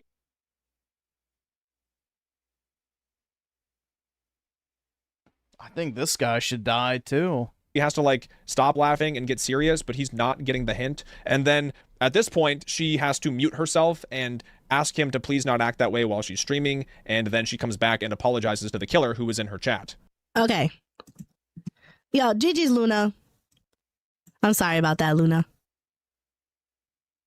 So after she apologizes to the killer, he immediately leaves the lobby. He's gone. He doesn't want to play anymore. But that's not all. He also goes to his own stream to ban her, and he also blocks her. Like I said, this situation is ridiculous for a number of reasons. Let's start with the first one. The killer that they went against, the Tiffany player, she only had 3 hooks that entire game and didn't get any kills. They all... Ooh, what a scrub! I don't even know what the fuck that means. Escaped. And then in the endgame chat, she said, I'm a beginner. And didn't say anything else other than saying, he's rude, which I think was alluding to him teabagging in the gate. But other than that, all she said was, I'm a beginner. And again, she got a 0K. They all escaped. So where did the die come from? Like, usually when people tell others to die, it's like, oh, they camped and slugged me and tunneled me or whatever. I don't know, just stupid shit, which obviously in those situations, it's not okay to tell people to die either. But in this situation, it's like, yes, it is okay. You should tell more people to kill themselves. Everyone should be able to handle being told to kill themselves on the internet. And if they actually go through with it, then they shouldn't have been alive in the first place. Where did that come from? The killer said, I'm brand new. And then your response to that is, die. Again, I don't think it's ever warranted to tell someone to die after a match. I think it's absolutely warranted to tell people that they should die. There's a lot of people that have no business being alive. Of Dead by Daylight, but in this case it feels extra unwarranted. Like, what did this killer do? And then when Brutal Bunny asks him what his problem is and why he said that, his only response is just to repeat, I'm on demon time, over. Yeah, is this dude like fucking mainlining Soylent? Like, what the fuck is this shit? And over again. But for me personally, the most ridiculous thing about this whole situation is the way— Was he born and immediately wrapped in bubble wrap? Like, what the fuck is this trash? That it was handled at the end. The way that he banned her, blocked her, and dipped out of there as quickly as possible just because she politely asked him to not act that way, and she apologized to the killer. Like, why do all that? Why not just say, you know what, my bad. Like, yeah, I went a little too far, or I made a stupid joke. Like, I won't do it again. Like, let's just keep having fun. Let's keep playing the game. Let's keep being friends. But instead, you're going to double down on telling a new killer to die for no reason, and lose that friendship, lose that relationship, and ban them, block them, all that, just because you would rather, like, just tell new killers to die. Like, what are you gaining? What is the point? Why? Also, if you want to act this way— Good God, man.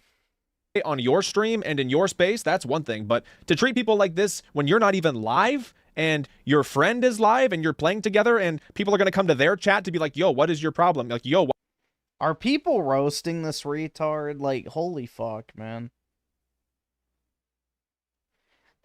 This is ridiculously unhinged. Holy fuck, man. Yeah, Dead by Troon Light is definitely living up to its reputation. Why are you telling me to die? Like, your friend is the one that's going to get all of the shit for it because you're not live. They are. It's like, stream etiquette 101. Not that I would expect you to have etiquette if you're already telling people to die, but still. Another big reason that I wanted to make this video is because over the years, I've seen so many chill streamers that just have this toxic friend that makes them so uncomfortable and they don't know how to handle it. Like, they're just trying to play and have fun, and they have this friend like insulting people and saying all this shit, and they just like don't know how to deal with it. And I think Brutal Bunny sets a great example of how to handle it. Like, just set a boundary, even if you have to do it privately. How much you guys want to bet he loves sports? Mute yourself, all that stuff. And then if that person wants to keep playing, cool. Or if they want to, you know, double down on being a dickhead, then they can just leave. So again, I just think that... Or he has a Blu-ray collection. Brutal Bunny handled it super well, and anybody who's dealing with shitty friends while you're trying to stream and just have a good time, this is a great way to handle it. Anyways, that's about it for this video. Like I said, I just saw this come across my feed, and it was getting quite a bit of attention, and it was just weird to see somebody telling a new player to die for no reason, and then banning a friend and doubling down. I don't know, it was just a wild situation that I thought I would share with you guys, but please don't... Absolutely fucking wild, dude. Holy shit. Someone on a video game told someone to die. Not even to kill themselves, just to die. Don't go out of your way to find the streamer who said that. Like, I think he's already rebranding. I think he's already changed his name, but don't go out of your way to find him. If you're just trying to go and harass and insult him, you're not any better. In fact, you're probably worse. So don't do that. But yeah, let me know your thoughts down below. I appreciate you guys very much for watching. Good God, man. Spookin' jukes. More like sucking Jews. Oh, dude. This is what we get upset over. Oh my God, bro.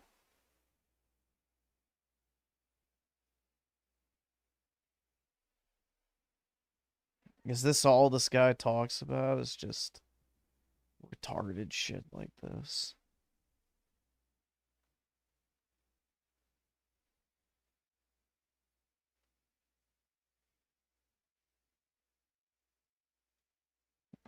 Jesus, man. I really fucking hate the internet nowadays. Hello, everyone. I hope you're all doing well. I'm surprised he even could utter the word die, dude. I'm surprised he didn't say unalive, bro. You know, to really seal the deal on that TikTok speech. But yeah, honestly, I think we should tell more people to kill themselves. And maybe they'll actually listen. Bud Sunny with the 2, a game collector. Okay, video. Got it. And then also the 2, the Mario Sunshine thumbnail one from 3 months ago. Okay, let me see. Let's see. I don't know if that's... No.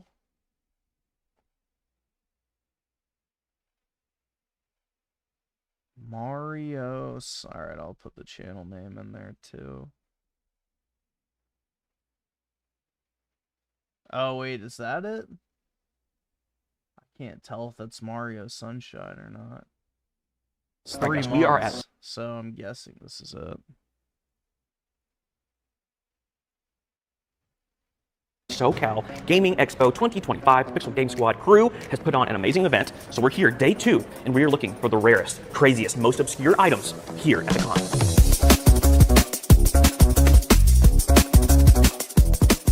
All right, what did you just buy, bro? What is this? Man, a Mega Man 6 standee double sided. And it's like insanely rare.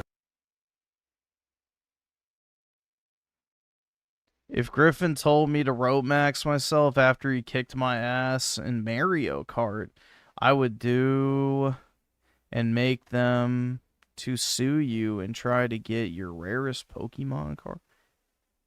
Dude, you can't sue someone because you kill yourself. First of all, you're not alive to sue. So, good luck. Second, the amount of money that would take would be absolutely astronomical. And third, you would actually have to be able to prove that I, like, coaxed you into actually doing it. So, no one actually gets arrested or sued for assisted suicide unless you're like, yeah, literally, here's the pills you need to go buy. This is how you get them. This is how many you should take. Like, you have to, like, literally do that type of shit. So, good luck, bro. I've never seen it, and it looks brand new. Yeah, this is the only Mega Man display, I believe. wow, and it came out of there. He just popped it out, and I was like, what are you doing? What are you doing? He was like, oh no, it was already out. But it goes back in like perfectly, right? It's just missing the feet, but you can hang it too. You can hang it. Yeah, it's got the little spot to hang it. Dude, where'd you get that at? From another collector. Okay. Yeah, I'm very happy to own it. What a find. He's still trying to get our Game Boy kiosk from the store. Yes, I'll be able soon to pick it up. So is a game collector's worst nightmare a stinky game expo? Hey there! Did you like Cow? I just about wanted to kill myself. Two bags, wake up! I wanted to die. That shit was so bad. You know that $49.95 check that Granny sent you? You know that'll get you your very own Nintendo Entertainment System. Get one and you can play the new Mega Man 6 and battle evil robots. And there's Soda's Revenge, Star Tropics 2, where you battle Soda, the man with no face. No more mommy soaps for you. We're at Woodman's booth. He's not here right now, but check out all of these. So I love these. The newest one he made is the Mario Target exclusive on the pole, and then he has metalized it. The quality that he puts into these is $400? literally unmatched. Unbelievable, and Mario actually slides up and Bruh. $400 for that? on the pole. There we go. Look at Mario sliding. Look at Mario sliding up and down the pole. Crazy. And then he has right back. I guess he needs it in case Nintendo sues his ass. Here, I guess it's just gonna be a standee kind of day. 3DO sampler standee. What the heck is he doing, man? He has stop. Dude, I have never seen this one before. Yeah. Where was this one? Do you know much about this? Nintendo Power? See in the back? Now you're playing with Power? Golly, is this for sale? Just It's for sale, yeah. What do y'all have in this? He's taking best offers. So we're at 2 right now, and he's had another vendor come and ask where we're taking them off. So the problem with this is I flew, you know? It's always the problem. Hey, free. Gosh, it comes it's with, so cool. all the shelves. You get 3 shelves and soda however you want. We have the Super Nintendo kiosk, and you can put that on top. Yeah, pretty cool. No, very cool. That's amazing. If you love sports or Pokemon cards, Arena Club is the new way to collect real, graded cards in one seamless experience. I've been using Arena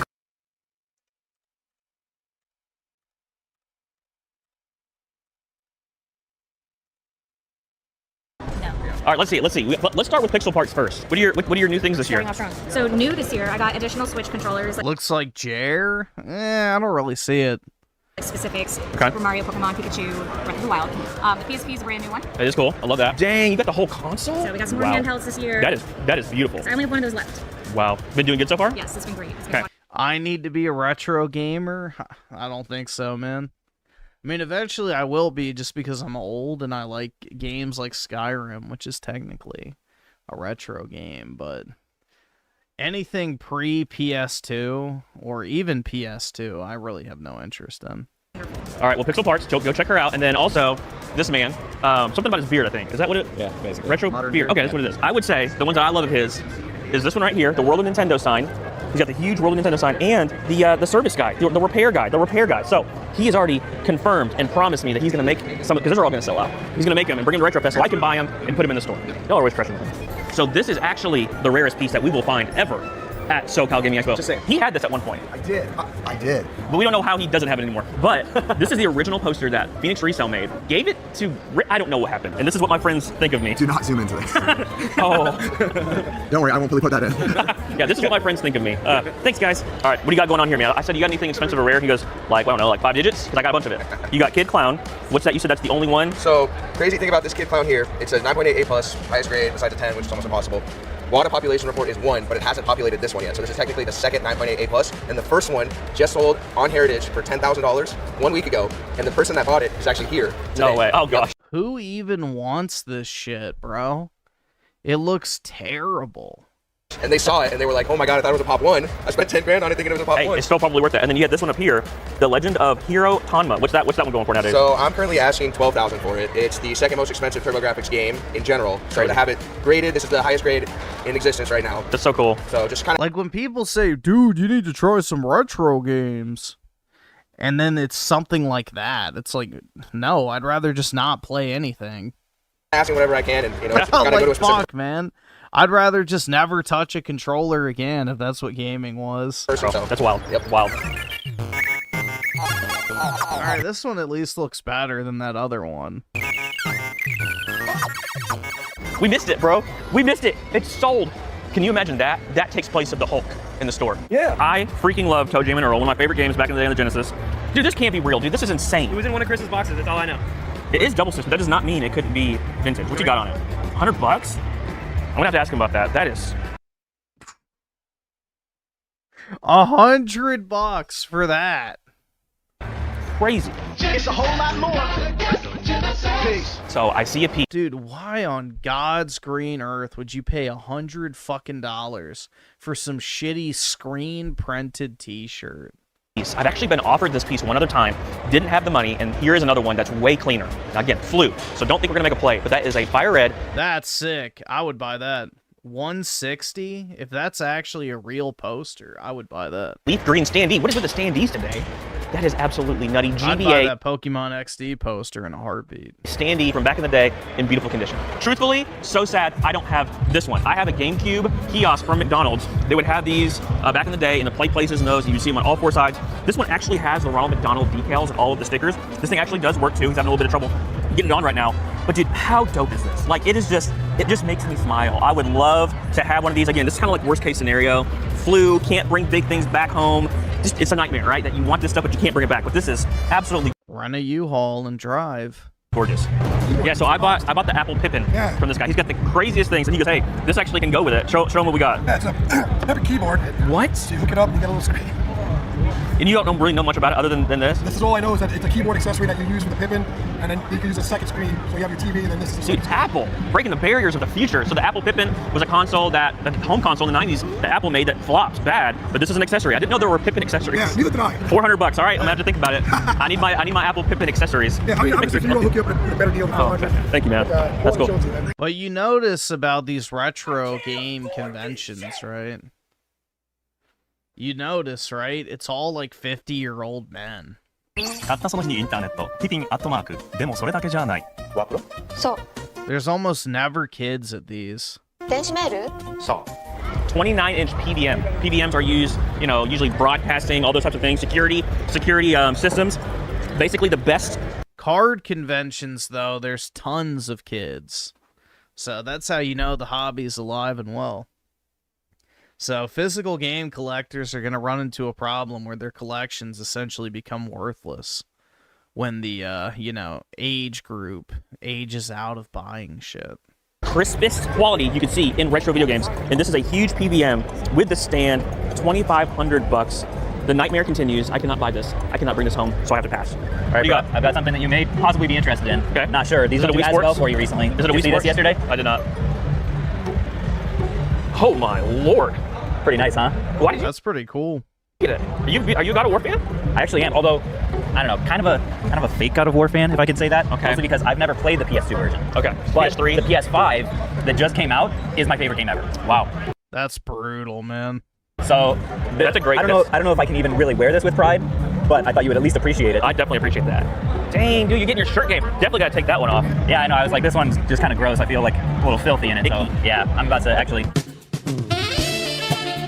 So I love this booth so much because A, I love Nintendo Power, B, I love Nintendo Power posters, and then this guy takes it to the next step, all right? The next level. He takes Nintendo Power posters, frames them, and then adds like decor around them as well. They're freaking nuts, dude. Look at that Metroid one, got that spacey look to it, got the red Krusty's Funhouse, and that Demon's Crest one is outrageous. The Pokemon themes, marching band series, where did you get this at? Space Out. I just had it. That's freaking nuts, dude. And they're all in there. Let's see. Link with the 2. Do people get mad over someone saying die? Apparently so nowadays. Quite sad, isn't it? You used to get called every slur under the sun, and nobody batted an eye. Now you say the word die in text chat, and apparently that's way too much. And let's see, Link also with the 2. Why you hate retro games? I don't like them. I don't have nostalgia for them, so it's like impossible for me to go back and want to play like really old games for whatever reason. I just don't enjoy it. Like, I look at an NES game or an SNES game, and it's just like, bro, I don't want to fucking play this. Like, there's just nothing really appealing about it to me. So, unless I have nostalgia for, like, an old game, like, it's very, very hard for me to want to go back. That's cool. Oh, no, dude, the Super Mario 64 phone. Yo, I've never even seen the phone before. I've seen the Mario Kart phone. That one, he's got the little even Thunderbolt in his hand. This is the Super Mario 64 phone CIB in box, baby! Can't bring it because I flew, but oh my gosh, it's so sick. Yeah, so this was kind of difficult for us to get information on. I just walked into this, guys. She's holding this crazy PS3, and I'm like, what is this? Yeah. Little information. Yep. What is it? We got we think 40 of them were made, and it was only sold at a NBA players event of some type in LA. I think that this was actually had something to do with a shoe advertisement or a shoe event. Okay. This is someone else's, and I was going to auction it off today. Oh yeah, the auction is happening, which I'm super pumped about. That totally. is. Yeah, absolutely. The etchings have all the PlayStation consoles. Like you'll see a Vita there. Oh, yeah. And then some other games. And then I don't know what the Duck's about, but so it has the different games. And then the person who was giving us some information to look at it, most of the players that were given this had their names inscribed. So this doesn't have an inscription, so they think it was for an exec. Okay. So. Well, if you guys have any information, let us know down below. Super cool piece. Awesome. All right, so here's the deal, guys. Here's the deal. And I can talk to this guy. Just hold this. I can talk to this guy about this. Yes. My worst nightmare has came true at this con. You know why? Why? Everyone has cool stuff that I would love to buy, but guess what? I live far away. You do. I can't take any of it home. What is this, bro? This, folks, is an Evil Within statue from the Bethesda booth at 2016 E3. Okay. A one-of-one statue and the whole world. One of one. This was to promote the brand new game. Oh my god, dude. The Evil Within, guys. Isn't this absolutely nutty? And you got this. It's try to give them like the 30-second story on how this came into your possession. 30-second story. I bought it. Some dude out the floor manager was supposed to pack it up, send it back to Bethesda, put it in his garage, then throw it in the trash. Someone found the trash, reached out to me, I bought it, now it's here. Bethesda reached out, they want it back. Unfortunately, LA Video Games now owns it, they can buy it back. A big brain in the trash. So guys, I think we're gonna end the video here with the weirdest, most obscure stuff. That is insane. Can't bring it because I flew. Dude, I bought the Evil Within. I actually had the version of the game with the lenticular slipcover because I pre-ordered it, and I absolutely fucking hated that game. I played it for like 15 minutes, got rid of it.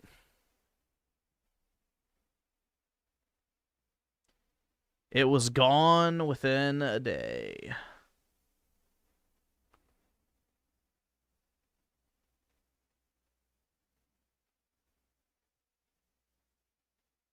$600K? That's pretty nice. Hopefully he gets it.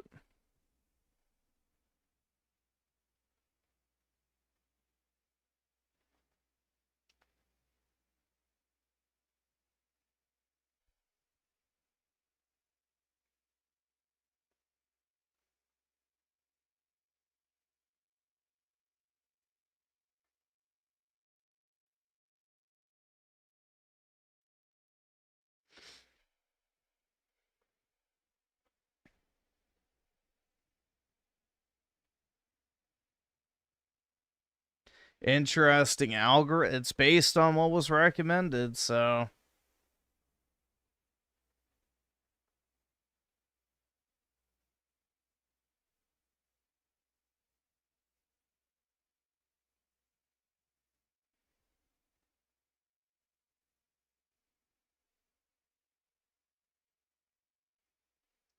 Dude, that's just nasty looking.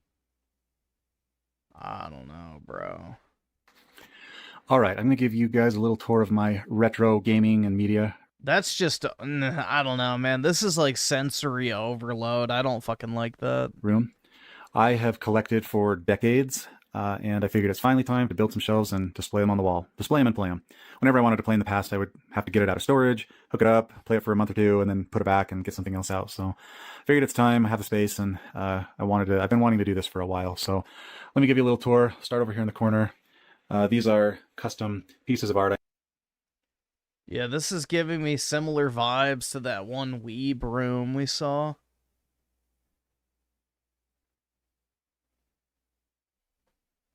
I don't know, bro. That's just, like, overwhelming. Like, I'm all for having, like, memorabilia and stuff that you like, but it should be, you know, minimal. It shouldn't be like a fucking sensory overload that you don't know where to put your eyes when you walk into the room.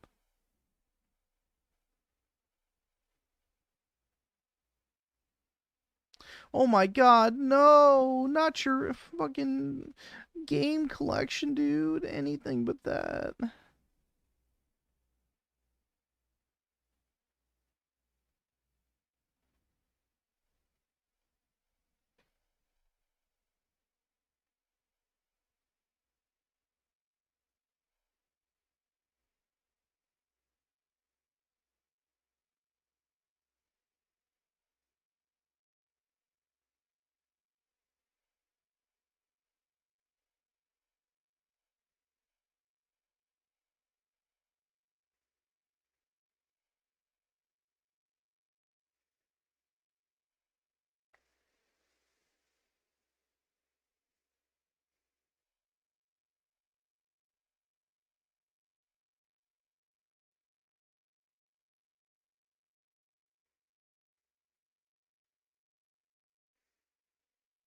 If you own everything, then nothing is special. I have a box of sealed games, and sometimes feel like that's too much.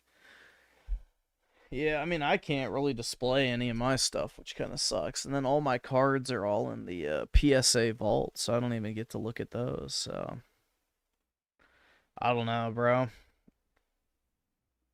Like, in theory, it would be nice to have a whole room dedicated to your collection, but it's like...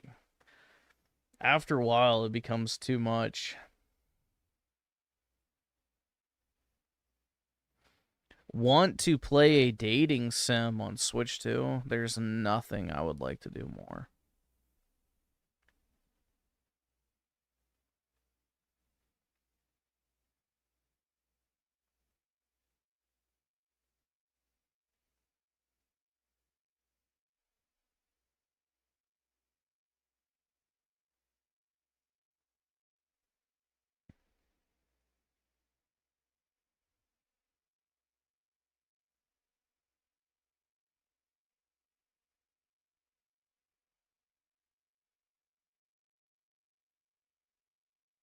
Why would I have my cards in the PSA vault?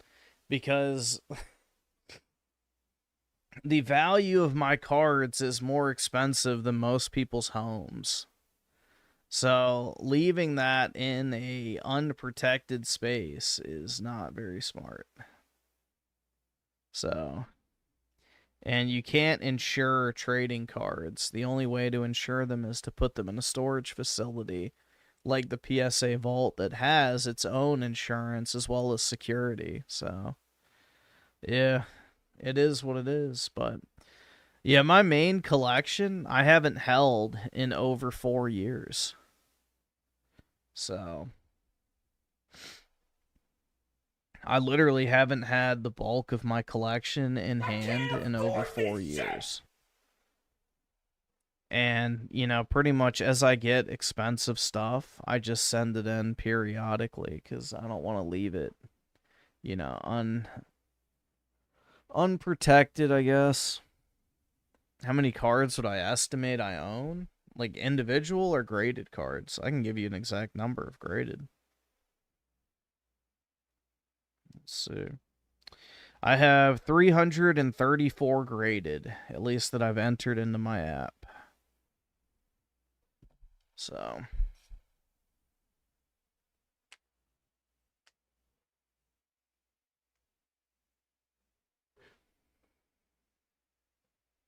the value,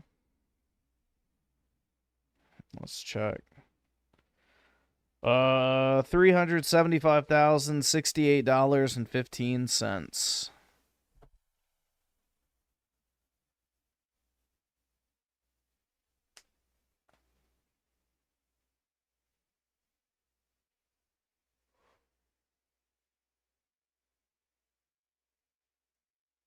So that's why I don't leave them sitting out or just sitting here. Because, like, dude, let's say the fucking fire alarm goes off in my apartment building and the sprinklers shoot on and it soaks all the cards and ruins them. Or there is, like, an actual fire and it melts all the plastic or, you know, whatever it might be. Any sort of, you know, act of God, let's just say, would wipe me out financially. So, with that much money in cards, it's worth protecting them.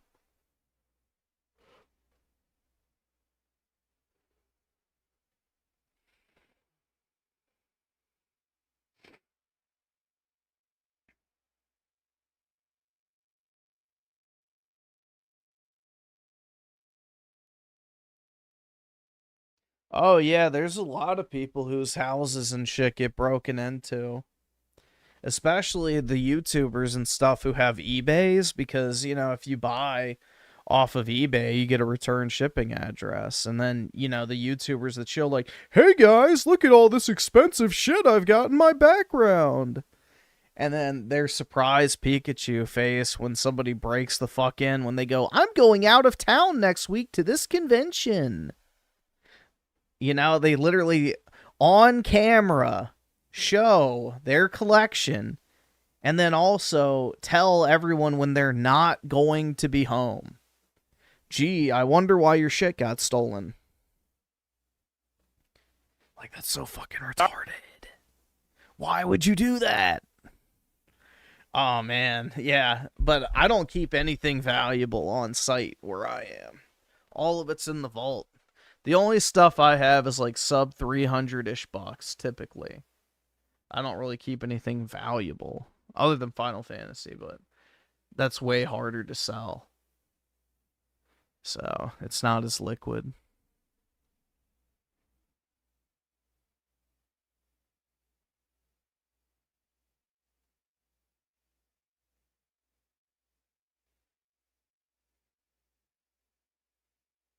So, all my really expensive stuff, I don't have physical possession of anymore.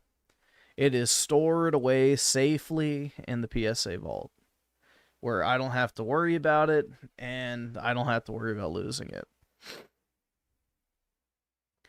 Chaga Shaga Gaming with the 3. Do you think Vertanga gets a lot of women? I have no fucking clue. I could honestly not care less, to be honest, bro. I don't really know anything about Vertanga's love life or even what he looks like or any of that shit, so no fucking clue, bro. He could be a 6'3" Giga Chad for all I know and, you know, slaying pussy every other night. Genuinely, I couldn't care less. Chaga Shaka Gaming with the 8. Has over $250,000 in Pokemon cards, yet can't get a girl. Griffin is wild, bruh. What do you think is going to happen? Like, because I have a certain amount of Pokemon cards, women are just going to throw themselves at me? It's like, yeah. I walk into a room, and those bitches can smell my EX collection just dripping off my balls. Like, what the fuck type of...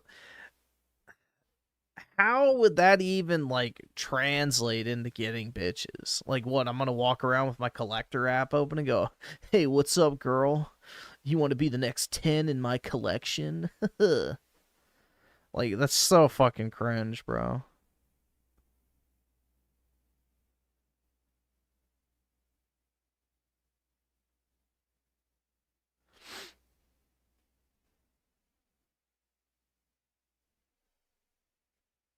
I don't know how you think that fucking translates into getting bitches. Like, come on, dog.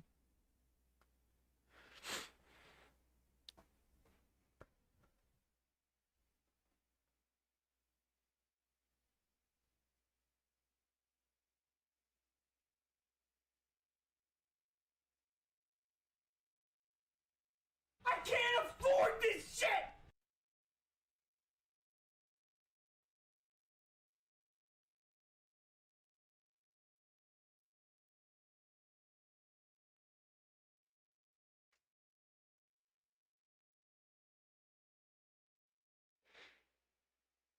The Cuban link with the PSA slab, that's right. Zach would be like, it's a good thing you're not a Pokemon, because I don't want you in my balls, I want you on them.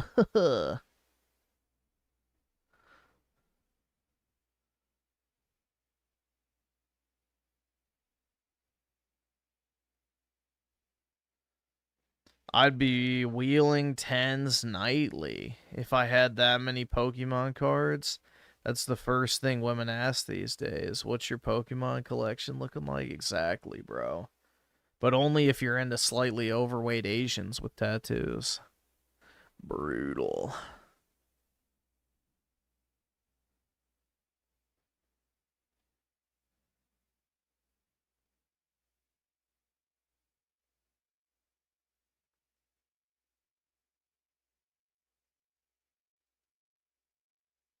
Yeah, I saw an Ace Hardware on Instagram today where they have like a fucking slab wall where they're selling graded Pokemon cards right next to like fucking hammers and like nails and shit like that. It's like, the fuck, man.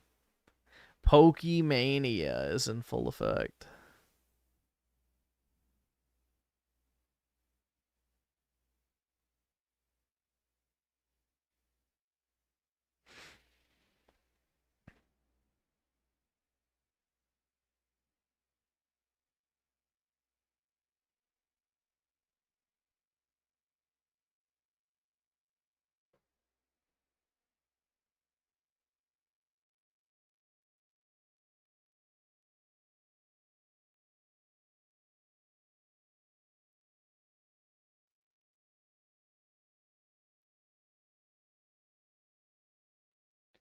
Let's see. Jay just enjoyed the 2. Okay. Is this the old trailer or something? Assuming. Yeah. We are starting to see some great games come back to the Mac, but this is one of the coolest I've ever seen. This game is going to ship early next year from Bungie, and this is the first time anybody has ever seen it. It's the first time they've debuted it. And so I'm very happy to welcome on the stage Jason Jones, who is the co-founder of And then Microsoft poached it. Bungie and the Halo project lead. Halo is the name of this game, and we're going to see, for the first time, Halo. Welcome, Jason. Thanks, Steve. Yep. Everything you're about to see is being rendered in real time on a Macintosh using OpenGL.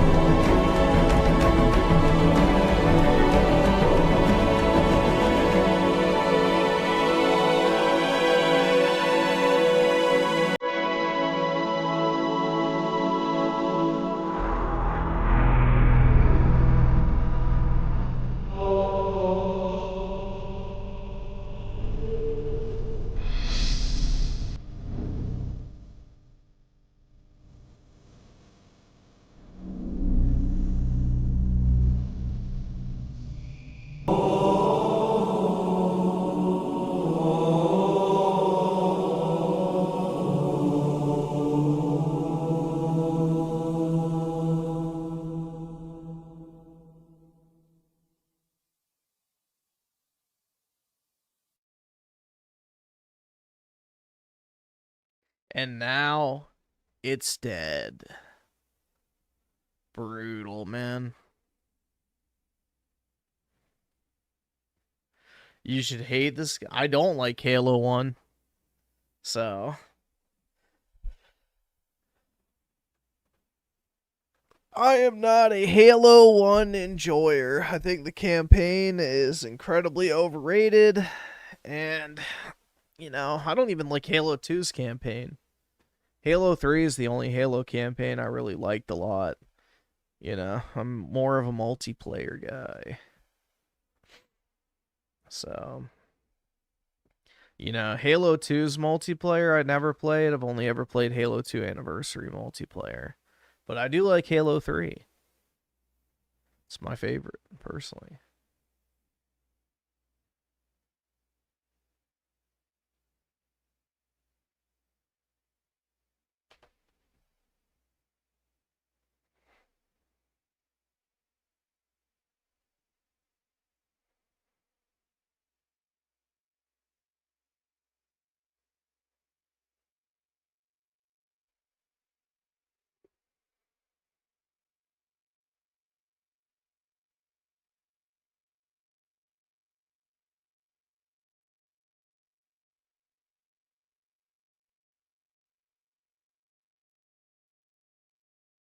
Yeah, I like Gears of War better than Halo overall, especially campaign-wise. I don't know. I just love like the blood and the gore and the over-the-top action. You know, it actually has memorable characters, unlike Halo. The story, I feel like, is much more coherent. I don't know, dude. I think Gears is a better overall package. I would say maybe I like Halo multiplayer more.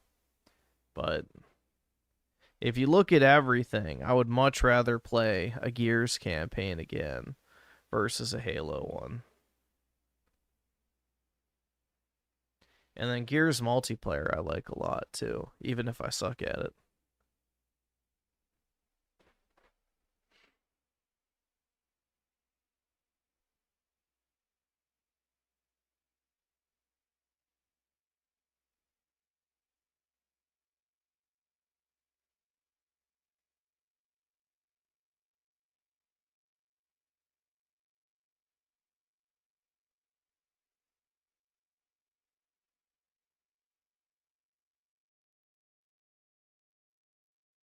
Read the Halo books? No. I won't read the Gears of War books either, so if it's not in the game, I don't fucking care. It might as well not exist. It might as well just not even exist at that point.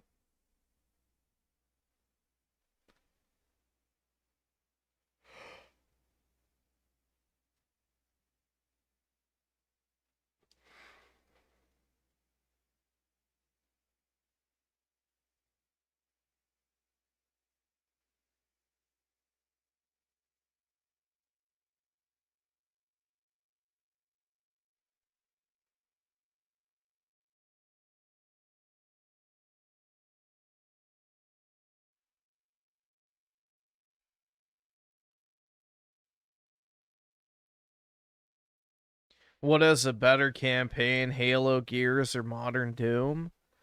Gears. Gears has awesome gameplay and a great story. So, Doom has great gameplay, but that's it. Story shit.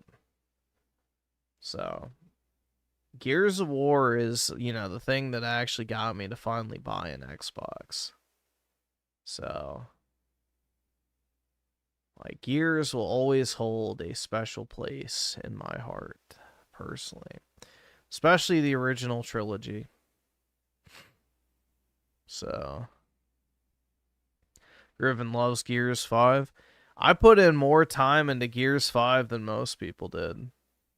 So, I actually played quite a bit of the multiplayer for at least as long as it was alive. So, I actually do like Gears of War. I never played the campaign for years, but eventually I got donated to. But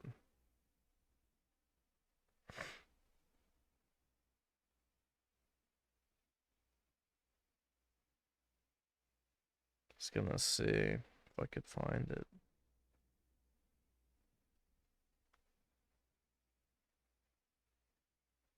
Just wanted to see how much time I had in it.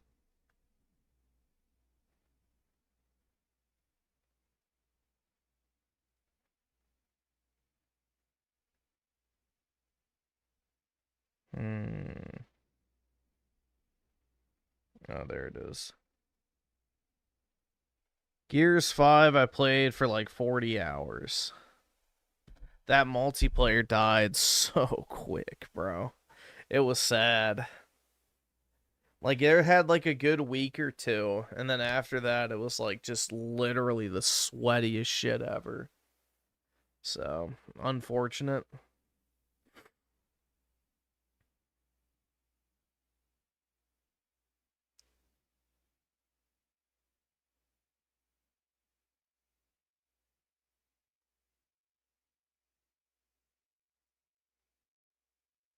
But yeah, I probably have way more playtime in that game than most people. Which I can't say I blame. Like, it's just, yeah, it's sad, man.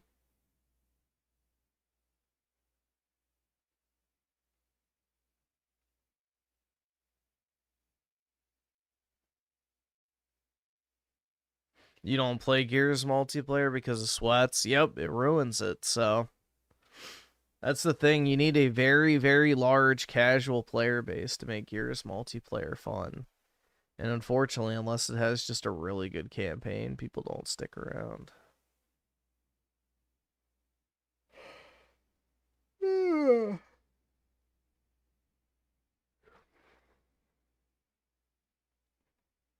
Man, I'm tired. 400 hours in Gears 5, I think. I was a Gears sweat. Yeah, I don't know. I never had the skills to be a Gears sweat, but I do have an appreciation for the game.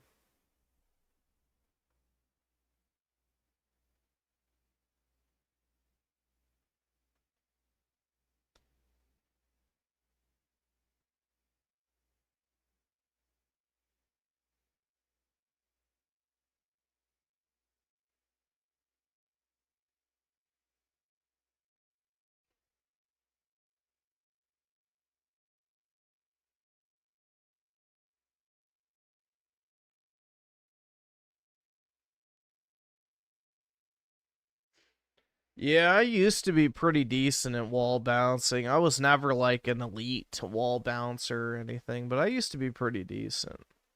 But yeah, not so much anymore. I haven't played Gears in any real regular capacity in a very long time.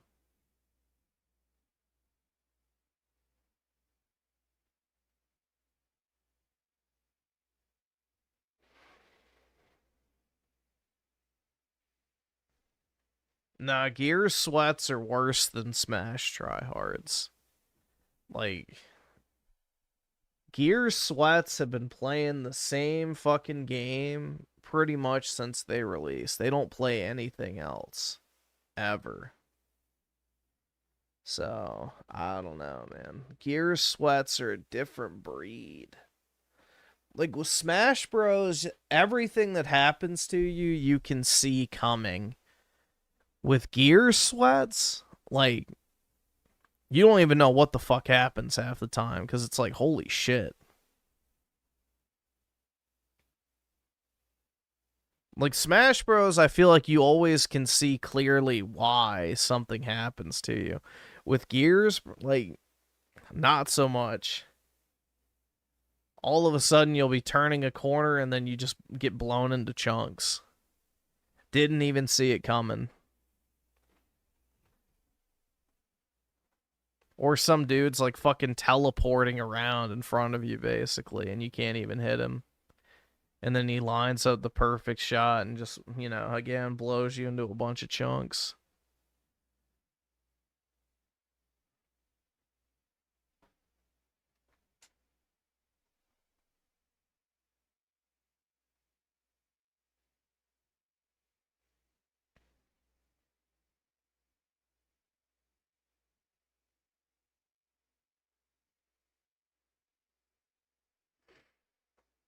Like, there's a serious, you know, divide based on your skill.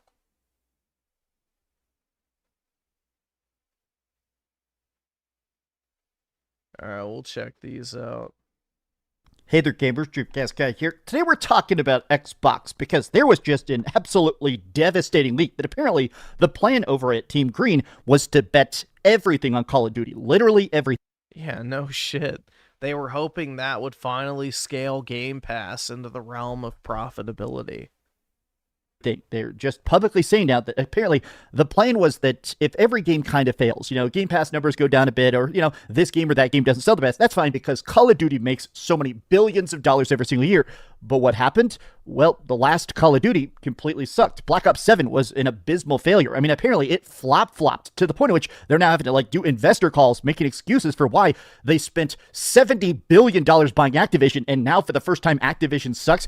It sounds like Microsoft is just about to gut Xbox because if you can't sell Call of Duty, everything is just getting shut down. But let's go through the leak because honestly, I have to admit, this is wild. Even as a person that did see this coming, it's wild that the day is finally here. I hope you're having a great day. If you could, please give this video a like and subscribe if you haven't already. Now, we did do a video last night talking about the fact that, Xbox is kicking around the idea of commercial breaks on consoles, essentially ad breaks while you're playing it between matches or whenever they're trying to gear up for that next big fight in an RPG or something. Yeah, launch your Xbox Game Pass game. But first, a word from our sponsor. You know, Cialis for daily use. It'll show you like a Domino's or a Pizza Hut commercial or something like that. They're literally pinching pennies, despite the fact that right now, Microsoft itself, its market cap is $2.93 trillion. It sounds like for whatever reason, they just think that Xbox cannot exist.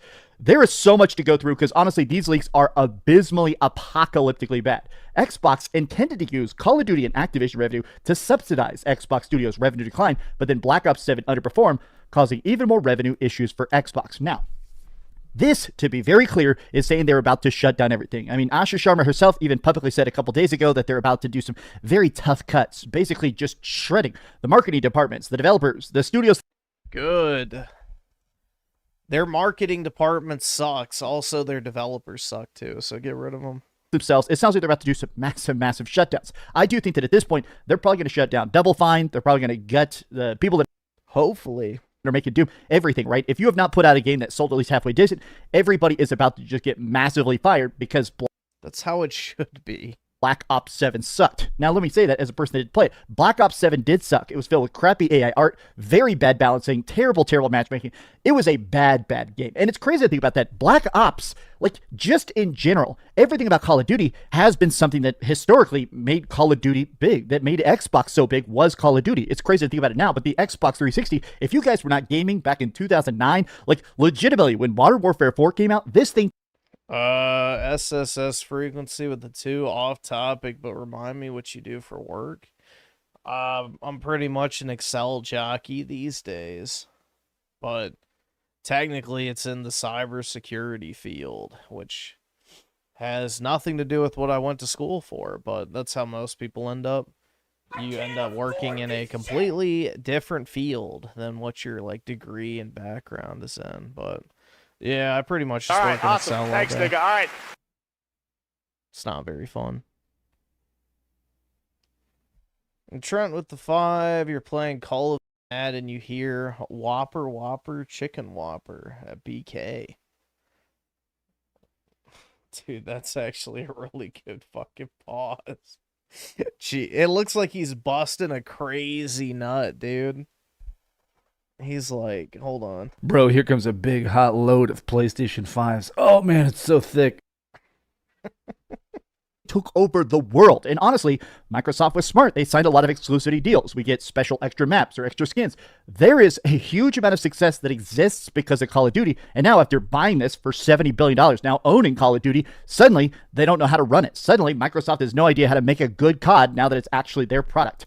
Now, a lot of people are immediately chiming in. Xbox will dissolve into Windows. This is Microsoft's strength. This is Shuhei Yoshida, the previous president of the president of PlayStation is literally being like, look, man, Xbox is gone. I mean, Xbox straight up. Agreed. Project Helix seems to be a device that's more for Xbox console users and Windows PC. Ultimately, makes sense given their current circumstance, and you can see why Microsoft would be happy with this outcome. Everybody is talking about the fact that it does seem like, in general, people were really hyping up Asha Sharma of, for years, Phil Spencer's been dropping the ball. Phil Spencer's the liar. Phil Spencer's the guy messing things up. But Asha Sharma, as an AI tech bro, she'll totally reel things in. And yeah, she immediately is just trying to bang the drum of console wars and get tweets, and she doesn't really care about actually selling systems. I love what Asha is doing, but it has to be exhausting going from defending Phil and his philosophy to Asha's. Xbox fans are changing their stance constantly over the past decade. Now, a lot of people have been making jokes about the fact that a lot of Xbox fans, all the Xbox podcasts, well, the ones that haven't given up or liquidated or walked off into the sunset, they are basically having a flip-flop. Exclusives don't matter. Exclusives are an antiquated concept. And then 6 months later, yeah, only exclusives matter. And then suddenly they go back to third party. They really just want the best deal for gaming. Like going from all that matters is Game Pass to saying, actually, Game Pass is bad. I buy all my games. I mean, Xbox fanboy. Yep, that's why they're known as the will of Phil. Whatever Phil wills is, basically their standpoint. So it's quite sad, man. It truly is. The X-Bros are just desperate. They're desperate for a W. It's in a weird spot where they really do have to just constantly sprint to keep up with the constantly pivoting talking points. And a lot of people are pointing this out, right? Here's Tom Henderson. Tom Henderson, obviously very big leaguer, has talked a lot about PlayStation stuff and inner workings, and he's been like, Xbox strategy so far under Asha seems to be cheap wins and chasing their tail. I'm not sure why they feel inclined to talk so much and do these interviews, but they should probably just stay silent until they have a plan in place. If people in the industry are confused about what you're doing, I can't imagine how it feels for a casual gamer, right? That's kind of my thing, right? Is that I part of like a big... I don't fucking think casual gamers even know who Asha Sharma is. I do not think they even know who that woman is. Like, dude, let's be honest. Your average ball and gun retard that's like, hey, yo, bro, you get that new NBA? You ready to drop on Fortnite and shit? Like, you really think they're worried about who the head of Xbox is? They don't fucking care. Casual gamers don't even pay attention to this shit.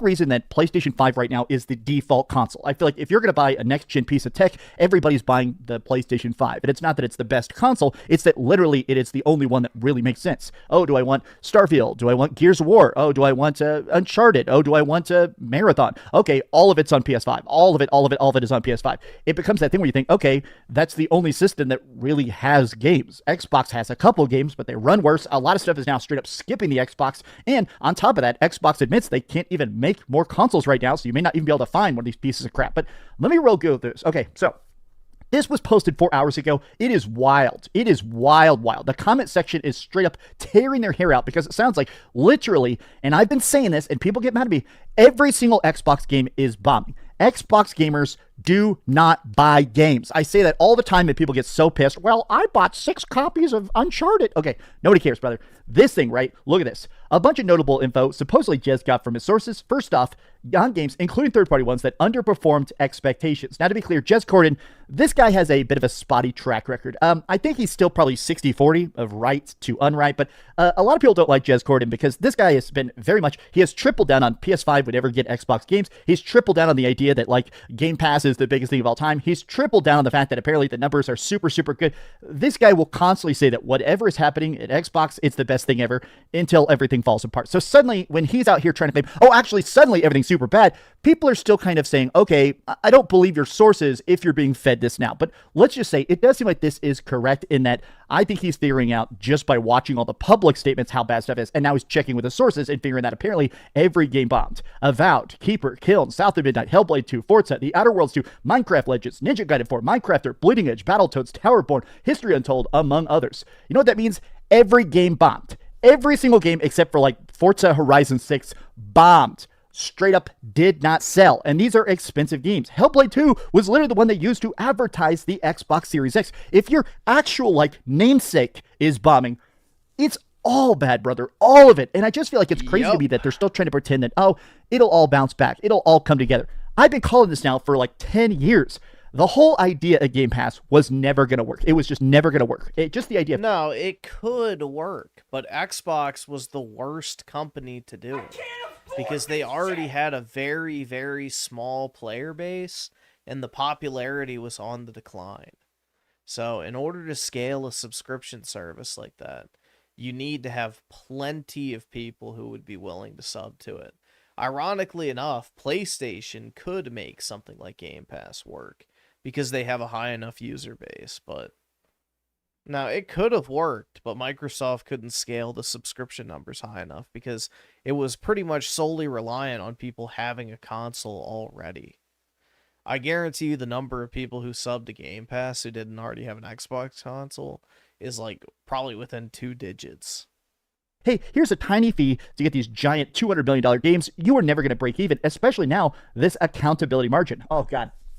This is psycho, I gotta be honest. The notorious 30% accountability margin target, I'm told, was actually an average. Some business are operating on up to 40% accountability margin to offset the misses of other parts. Now, Jez Corden back in the day actually called the 30% accountability margin a lie. When this first leaked, apparently they're trying to get everybody to be up to this like certain bar of profitability. And Jez Corden was one of those people that said, no, it's not true. It's not true. Because this is a psycho number. Like even 30% is a psycho number. Nobody would stick to this ever. This is like crazy high. Like if Target or Walmart or Amazon or any other like $1 trillion company was trying to hit a 30% accountability margin, they would never ever come close. Some of these companies have like a 5% profitability, like 3% profitability. This as an accountability margin is insano. But look at this. On the memory crisis, apparently, I'm being told they're not just losing dozens of dollars on every Xbox sold, they're losing hundreds of dollars, meaning that if they sell you an Xbox for $800, it's actually costing them $1,100 to make. Asha Sharma noted that wholesale memory prices have risen 700% since the Xbox Series X were originally costed out, with Xbox unable to acquire hardware to sell to new members of the Xbox Game Pass, which has been the pot of money that they've been using to subsidize other businesses. The model has begun to break down. It was then that Microsoft is also using Activision Blizzard to subsidize Xbox. So if you don't understand what that's saying, this is like so crazy, it's actually blowing my mind. Essentially what they're saying is that the whole point of Game Pass is that it had to always be growing. Maybe not by leaps and bounds, but it had to always be growing bit by bit by bit. So if suddenly there's no longer a new audience, if suddenly there's no way to sell Xboxes to get people to try it out, there's not enough people to upgrade your hardware, you're literally just entering this Ouroboros, this self-consuming pit. And a lot of leaks have said that essentially one of the biggest things that Microsoft is mad at Xbox for was putting Call of Duty into Game Pass, because Black Ops 7 sold abysmally bad and it didn't even spike the Game Pass numbers. Meaning the whole idea of, hey, here's our great way to make games, here's our great way to, pay off everything. Suddenly, nobody's using Game Pass. Your expensive stuff that is supposed to make your billions looks like cheap crap, and not even just because of the AR in the bad game. Literally, it feels like everything that goes into Game Pass suddenly just feels like vapid. This is wild. They're literally just admitting that they cannot pay the bills at all. On the future, this seems more like Jez's own speculation. Microsoft has a number of layers it will explore in the future. Nintendo has been flirting with $80 games. I wouldn't be surprised if Microsoft gives that another go. Microsoft is also looking to try and make some branded stuff, Project Helix-style controllers for specific markets, or even licensing it out to the brand like Asus. This to me is so stupid, man. If you're not selling this game, they tried to make the Outer Worlds 2 $80, and apparently it underperformed. Yeah, man, keep cranking up the cost. Eventually it'll break even. That's a lot of underperforming games. The list of underperforming games, almost all of them, why would they flirt with $80 games, right? This is my argument about PS5 ports underperforming made no sense. Across the board, a sizable amount of Xbox games are underperforming, and some are the only games that sell well, such as Forza and Sea of Thieves, which are selling well on PS5. I cannot possibly understate how bad their marketing is right now. I'm a total sucker for Hellblade. I even have a Hellblade tattoo. I watch every single event there is, Xbox Showcase and their mini events, Nintendo Direct State of Play, Jeff shows, everything. And here it is. I could not tell you that Hellblade 2 was out for a whole week after it came out. There was no hype, no ads, no posters, outdoor events, nothing. No physical media at all really hurts it. Now, to apply that same logic to every other game, this is my thing, right? Everybody is talking about the fact that right now, everybody is just getting eaten. 40% margin is insane. It's an insane expectation. It's not a crazy target for the biggest franchise like Call of Duty, World of Warcraft, and Forza, which is, if you read the article, what Jez is saying. Microsoft set that target only on games they knew would hit it. Look at that list of games that underperformed is really rough. There's plenty of games out there that are not surprised it didn't hit, but it's also incredibly worried that Xbox is just going to act like most other mega publishers and consolidate the development around a handful of franchises and literally nothing else. This is the death of Xbox. I know people get mad that I love to make videos called like Xbox is dying, but if you can't pay the bills at all, if every other single game is in the red, every game is in the red, everything is underperforming. I don't think Xbox can make a Blade game without having to pay Disney for failing to sell through. Well, the thing is Blade is not really a popular and or relevant IP. So I imagine it probably has a lot less licensing restrictions compared to something like Spider-Man or Wolverine. But yeah, I think there still will be that minimum purchase clause. So it's probably far lower, though. Let's see. Daryl's on with the 2. Dreamcast guy is so smart. Isn't he dreamy? Oh, boy, is he. Even by the incredibly low metrics, this is just bad. If you cannot sell your games even on PS5, if you can't even afford to advertise them on Xbox as Xbox exclusives, you guys are beyond cooked. This is apocalyptic. Well, these are some off-the-cuff thoughts. How do you feel about the idea of Xbox now? Yeah, I've seen a bunch of comments where people are saying, is it time to sell my Xbox and get a PS5? I hate to say this, but at this point, sell your Xbox and buy anything. Get PC parts if you can afford it. Get a Nintendo Switch 2 if you can afford it. Get a PlayStation 5. I mean, I'm just straight up. I think prices are going to keep going up. And at this point, your Xbox, it's just going to get worse and worse and worse until eventually it gets sunset. There's that old quote that says, when Rome fell, nobody knew it happened until the local bridge collapsed and nobody came to fix it. And I feel like I keep thinking about that. Xbox is slowly dying and nobody's going to know it. It was probably when the raiding Germanic parties came and pillaged your town, but I don't know. Till one day when the console just doesn't turn on. Well, these are some off-the-cuff thoughts. Be sure to give this video a like, subscribe if you haven't already, and please keep dreaming. These are my new addiction. Bum Energy. This is not sponsored. I'm just saying that. Oh my god. He's addicted to ass energy. Good Lord. Oh my God. Oh, look at that. 5 calories. And it's like 3 cups of coffee worth of caffeine. And it's chocolatey brown. Thanks so much for watching that. Straight from the source. You can butt chug it too. Hey there, gamers. Dreamcast Guy here. Today we're talking about Xbox because we have some breaking news, which is that Microsoft is trying to sell Xbox. Their goal is basically to shrink it down, to trim the parts, to shut down studios, and just sell it. Or at the very least, shrink it down and spin it off into like a tiny, crappy subsidiary that everybody can just license. Basically, they're trying to make it where anybody can make an Xbox, or anybody's allowed to make an Xbox game. No longer will there be anything first party. It sounds like there won't even be first party hardware. And I want to talk about this because instantly, fans are saying 2 separate things at once. First, Xbox needs to shut up. It has been back-to-back bad news. Ever since they did that Xbox game showcase, it seemed like people were happy for about 30 seconds, and ever since then, it has been all bad news. But also, a lot of people are saying that this is just a sign that Microsoft has given up on gaming. There was definitely a time where Microsoft did care about the Xbox 360 and the original Xbox. They liked the idea of having this like hardware space along with their software. And now, Microsoft just wants to do AI crap. They want to just pump up investor stock. They don't care about Halo or Fable or any of this stuff, right? They don't even care about Elder Scrolls 6. Microsoft just wants to make that crap, and they don't care if Xbox burns. But let's talk, because honestly, the numbers... You mean they want to make money? ...are bleak. Hi. Hope you're having a great... So the numbers are bleak, but he can't understand why they want to get rid of it?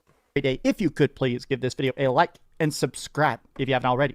Now, over the course of the last couple days, I've been doing a lot of videos about Xbox just because, honestly, it is wild that we get these back-to-back crazy headlines. They've spent $20 billion in just the last couple of years and made nothing. They straight up admit they're losing like hundreds of millions of dollars every single year because nobody's buying their games. Nobody's subscribing to Game Pass. Nobody's getting the Xbox. There's no hype. There's no pre-orders. They're just absolutely geysering it to the point at which they're saying, we're about to do a major reset. They said here in about 2 weeks at the beginning of July, they're going to shut down game studios. They're going to ensure these very strict pricing needs. They're going to basically have to, what sounds like double the price of the Xbox again. They're saying that we need to greatly restructure the entirety of Xbox. And it seems their answer is to get ready to just sell it off. Now, these people, the information, are a very, very, very reputable place. This is basically like tech journalists. In fact, you can't even read the article unless you pay them like $100. This is like stuff for investors to talk to investors. This isn't like crappy clickbait, whatever stuff, you know, like me. But this thing, their plan is to spin it off to make a separate company that is underneath them that somebody can just buy out. As Microsoft gets ready to overhaul the struggling Xbox gaming unit, it hasn't ruled off spinning out or restructuring the unit as a wholly owned subsidiary, which would make it easier to sell, or creating a joint venture with other platforms, according to 3 people with direct knowledge to these discussions. Now, joint venture, all of this is bad, to be honest, but joint venture, I think, might be the very, very worst. This is basically where, like, right now, Microsoft has a ton of IP, especially buying, like, Activision Blizzard. They own Spyro the Dragon and Crash Bandicoot and Overwatch and World of Warcraft and Diablo and Doom and everything, right?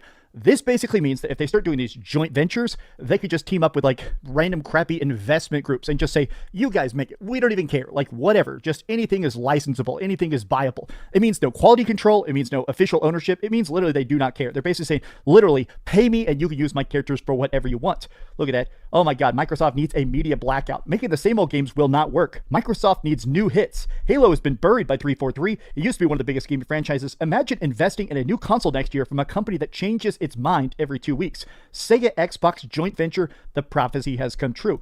Look at the reactions to this. So many people are like, they're desperate. Xbox is just desperate. Okay, a lot of people straight up laughing at it. Microsoft could spin out Xbox as a wholly owned subsidiary or joint venture. I don't think it's desperation. I just don't think they care.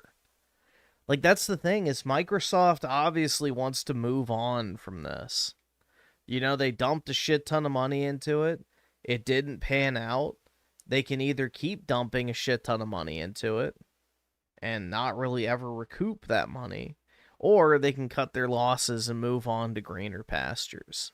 So it's the sunk cost fallacy. And I think they're finally at that point where it's like, hey, maybe we should just, you know, if you really love something, you let it go. In 2026.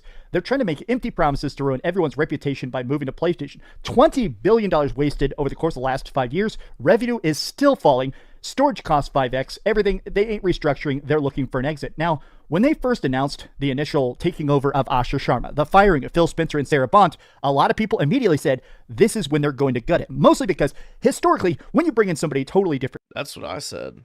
This is the hospice care. In this case, Asher Sharma if you look at her like history, her job is not to make games. Her job is essentially what they call an onboarding specialist. Her job is basically to do one of two things. One, shrink your company down so it's easier to sell to other investors, or your goal is to try and get new people onto the platform. Now, people were originally hoping that she was going to do the latter, that she'd get people into Xbox, that she'd finally say, hey, here's how great it is. Here's our great exclusives. Here's our cool trailers. And instead, it turns out that it seems like her job was straight up to the very start to pick it apart for parts. Now, I want to take a look at this. This is the actual part that they cut out of that, that article you got to pay $100 to read. This is super bad. As Microsoft gets ready to overhaul the struggling unit, they're trying to get it ready to sell. Microsoft doesn't have any imminent restructuring plans, but those options are on the table, the people have said. In particular, Xbox is trying to move faster on developing new games from beloved franchises, including Fallout, Elder Scrolls, and Halo. Now, this is the thing right here, right, is that faster games sounds better, but when a company is this desperate, again, that means licensing. That probably means letting, weirdo 10-cent style companies, just anybody, right? You want to license it? You want a Halo cell phone game? Sure. If you pay us, whatever it takes. Oh, you want to... Ironically enough, Tencent would probably do a better job with Halo than 343. Do a crappy spinoff of Elder Scrolls? Sure. New Fallout? Whatever, right? Let Amazon make a crappy game and base it on the TV show. Usually when you start just being in a rush to rush out games, quality does not exactly come to mind. I think that's essentially what they're talking about here, is literally just making it where, oh, we need a new Fallout. It doesn't matter if it's our Fallout or Bethesda's Fallout. It just matters that it's a Fallout. Microsoft CEO... Well, New Vegas wasn't Bethesda's Fallout, and people liked it, so... Same with Fallout 1 and 2. Satya Nadella and Chief Financial Officer Amy Hood have approved of Sharma's plan to spend more on top-tier games in the fiscal year beginning in July, although budget is not yet locked in and could change. Satya Nadella and Hood haven't ruled out restructuring relationships with Microsoft, and at some point in the future could make Xbox a more successful business. Options on the table are including making it a subsidiary, joint venture, or spinning it off. Microsoft operates LinkedIn and GitHub as their only owned subsidiaries, which could serve as a potential blueprint for Xbox. I gotta be honest, I have been really ringing the bell that this is the end of Xbox. And I say that with no pleasure. It's to me that Phil Spencer, in my opinion, was very bad at his job because I felt like he just lied too much. Just constantly, only 4 games are coming to PlayStation. And then every game... No, it wasn't that he lied too much. It's that he never actually fulfilled anything. Like, everything just felt half-assed. There was never, like, a standard of quality. Nothing ever felt consistent. They were all over the fucking place, constantly chasing different fucking phantoms in every which way. Like, it just was a jumbled, scattershot mess. I don't really give a fuck if Phil sits there and lies all day, every day, and then delivers great games. That's fine. At the end of the day, I'm not buying Phil Spencer. I'm buying a fucking video game. So if the games are good, I don't really care. The problem is the games never actually got better. In fact, they got worse. They became less frequent, even though they bought more studios. Things got more expensive with no justification. And, it just was a fucking jumbled mess that completely imploded. And Phil Spencer was unable to set a clear and decisive course for the platform. And he wasn't able to provide a standard of quality that people wanted. Games to PlayStation. Oh, there's this next big thing. The amount of times Phil Spencer would hype up just totally dog crap games like Crackdown 3 and stuff, it just showed to me the fact that Xbox never had that sense of quality and patience and backing that made PlayStation and Nintendo really take over this market. And now bringing in some like AI lady, like somebody whose literal only job thus far has been making like AI slop and saying, oh, she's now in charge of Xbox. I think the odds are, even if they do a price drop, they're doing that to sell it off. They're doing it to literally make it as valuable looking as possible. Now, when you spin something off to be sold, usually you fire pretty much everybody. The goal is to basically sell it as lean as possible. That means contracts ended, projects ended, everything dead. Hey, now we have this totally contained project to sell you. We have this many factories, this many consoles, just take it and run. This is not only the death of Xbox, in my opinion, it's very much the death of pretty much everything they love. If you're a Fable fan, if you're a Halo fan, if you're a person that wants that next Elder Scrolls, I think this is a sign that Elder Scrolls 6 ain't ever coming out. But that's just some off-the-cuff thoughts. I got to get to a meeting literally in 12 minutes here. Hope you're having a great day. If you could, please give this video a like and subscribe if you haven't already. And please keep dreaming. And I guess subscribe to daily Xbox hate videos. What an odd time. Thanks so much for watching that video. An odd time? It sounds pretty normal to me.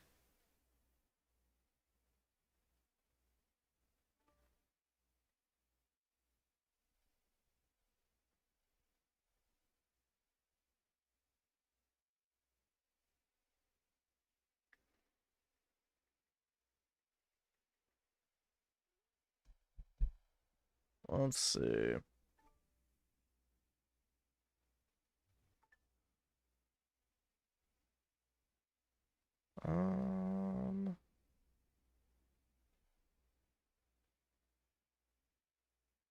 Just wait until the next Xbox show.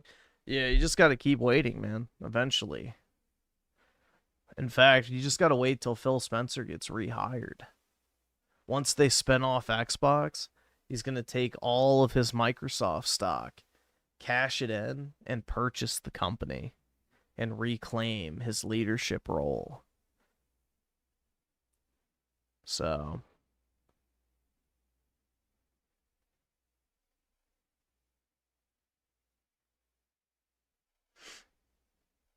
just wait, dude. It'll happen. Yep, that's what I said. They should have put Activision, leadership at the head. So... it would have been a much better choice because, they actually ran a gaming company that had to make money from developing and selling games. Microsoft has never had to be profitable with gaming, and that is a problem. So, a standalone gaming company that has nothing else other than the money they generate from selling games is far more equipped to run a gaming All right, company. awesome. Thanks, nigga. All right. Shocking.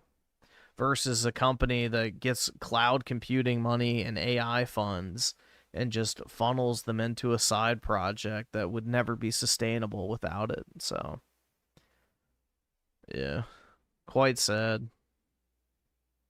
Well, dude, if they would have offered Bobby Kotick and the rest of Activision leadership a nice, meaty executive package, then I think they probably would have stuck around. So, this is my girl. Oh yeah, dude.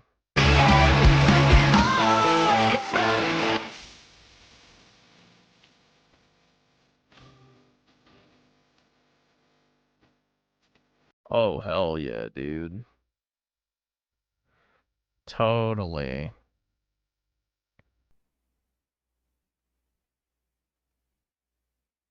Dude, they vastly overpaid for Activision, and then they fired all the leadership. It's like, the reason you bought Activision is because the people who worked there.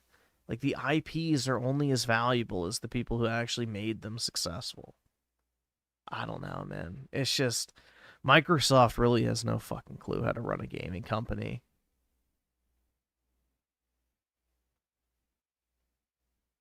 Let's see, Raymond with the fire. Why? Why are we watching this? There's not a single soul in this chat that's talked about a fighting stick in like 8 years.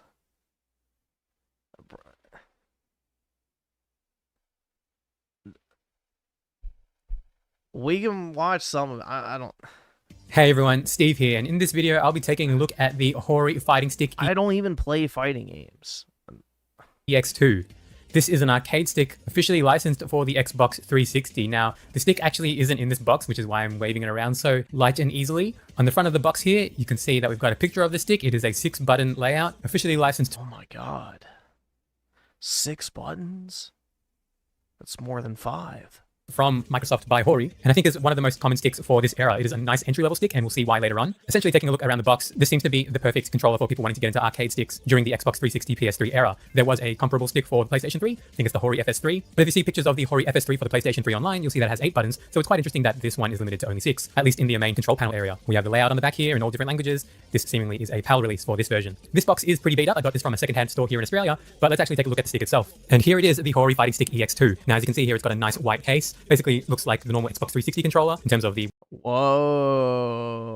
white and green motifs. In real life, this case is not super bright white, but a little more grey, but it's still pretty nice and clean. We've got our ball top joystick here with a nice green ball top. Here is a Switch sound test. And in terms of our main 6 action buttons that we have on this control panel, on the top row from left to right, we have B, X, and Y, and on the bottom row, A, LT, and RT. A, B, X, and Y are nice and colored to match the Xbox control scheme, but the layout itself is actually a bit weird. You've got basically what is a 4-button layout, like a Neo Geo kind of style here, where if you're playing 4-button games that have this sort of arc layout, basically the only one that comes to mind for me is the Soul Calibur series. I don't really know that many other 4-button games too well. So if I was playing Tekken, I'd have to do the button mappings to make these the main 4 instead of the 4 in this arc here. It's also an interesting choice to have left trigger and right trigger as the remaining 2 buttons out of the 6 and not LB and RB. But yeah, that is the button layout for this stick. The control panel artwork itself is pretty simple. You've just got a white gradient going into a bit of green with some streaks down the bottom and a logo for fighting stick. But the arcade stick, and then in brackets it calls it the Fighting Stick EX2, so it seems like it's, you know, natively compatible, which is kind of expected. And here we are. So you've got a D-pad, aka the points of view hat, up, down, left, right. Then in terms of these buttons, button 2, button 1, 3. We'll skip ahead. And responsive and kind of light as genuine Sanwa parts, because I'm pretty sure these are... This is, like, just completely fucking pointless to watch. Like, what is the point of this? The Hori knockoffs. That's totally fine, you know, this was a budget stick for the time, and even now, compared to used premium arcade sticks, this stick can be found for relatively cheap. But we see here we have a nice big support for the structure. How much to play lawnmowers? I don't know. The case, you've got your main PCB here. Is that actually a thing? Boards for the controls at the top, a breakout board for these 4 buttons, 2 buttons soldered onto here, nice glue everywhere, sticking everything together, and you've got your joystick there. So this is actually a Microsoft chip, so whether or not that's just a normal controller module, the space for a chip here that doesn't actually have anything on it, that's interesting. Maybe it uses the same PCB as the PlayStation one. And your joystick here, I think, is just connected with terminal connectors and not soldered on. But yes, the main problem is that we have these buttons that are soldered on, and I'm actually planning to do a mod video on this stick in the future, and that'll involve desoldering and replacing components and all that kind of stuff. And I'll have to see what system I want to use this with, or whether or not I want to keep this original board. This big support post is probably going to be in the way. You know, it's right below where your palm would rest, I guess, so they don't want it to flex at all there, so that's pretty nice. You can see under here that there's a metal plate. Here is as solid of a shot I can get of the whole entire insides. It does seem like a nice stick to mod if you're going to replace everything, which essentially just means it's a nice case to have, but you might be able to use these parts again for something else. I might just remove this bottom plate / square restrictor gate and see what we're working with. Quite a long screw there. Okay, so it turns out that wasn't just a screw for the plate, but the whole actual assembly itself. So I guess I could take it out right now, but on the PCB side, it's all glued, if you can see all that here. So I'd have to find a way to do these. If these are, you know, authentic, quote unquote, Xbox controller board, so I'm just gonna snip it. Anyone want a USB cable? But also, if you are a modder and you want to take on a project that isn't just going to be plug and play, but you can... So he did all that to do nothing, but take the... Okay, yeah, wow. That was absolutely amazing. Xbox has AIDS? Yeah, like...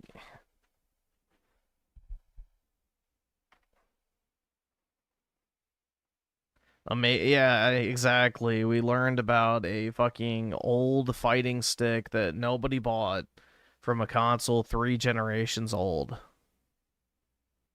Wow.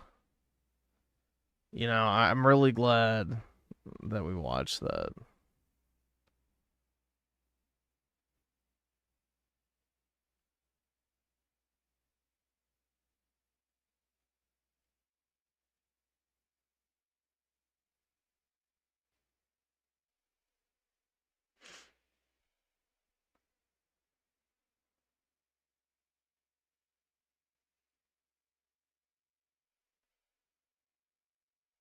Bro, these videos are depressing as shit. The Walmart shopping videos. Shows you how much better shit used to be.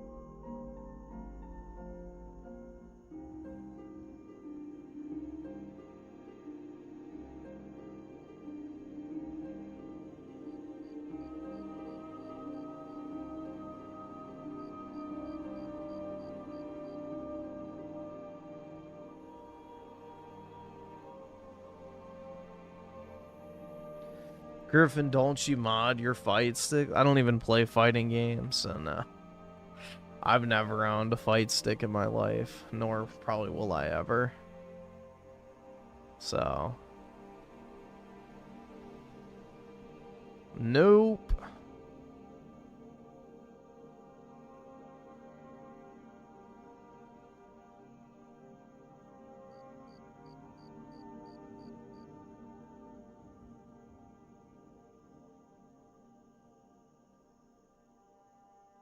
Yeah, he bought that $600 one and then claimed it was like broken or some shit like that. I forgot what happened with that, but yeah.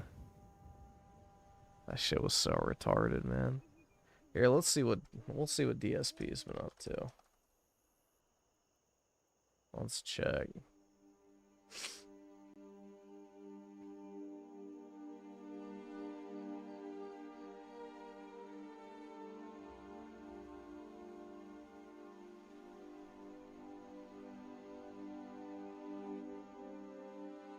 I love it, and you know, that stuff's positive, and there's other stuff that's positive behind the scenes, but the fact that I might lose my fucking house over something that I have nothing whatsoever control over or to do with, that's the worst feeling. I agree, man.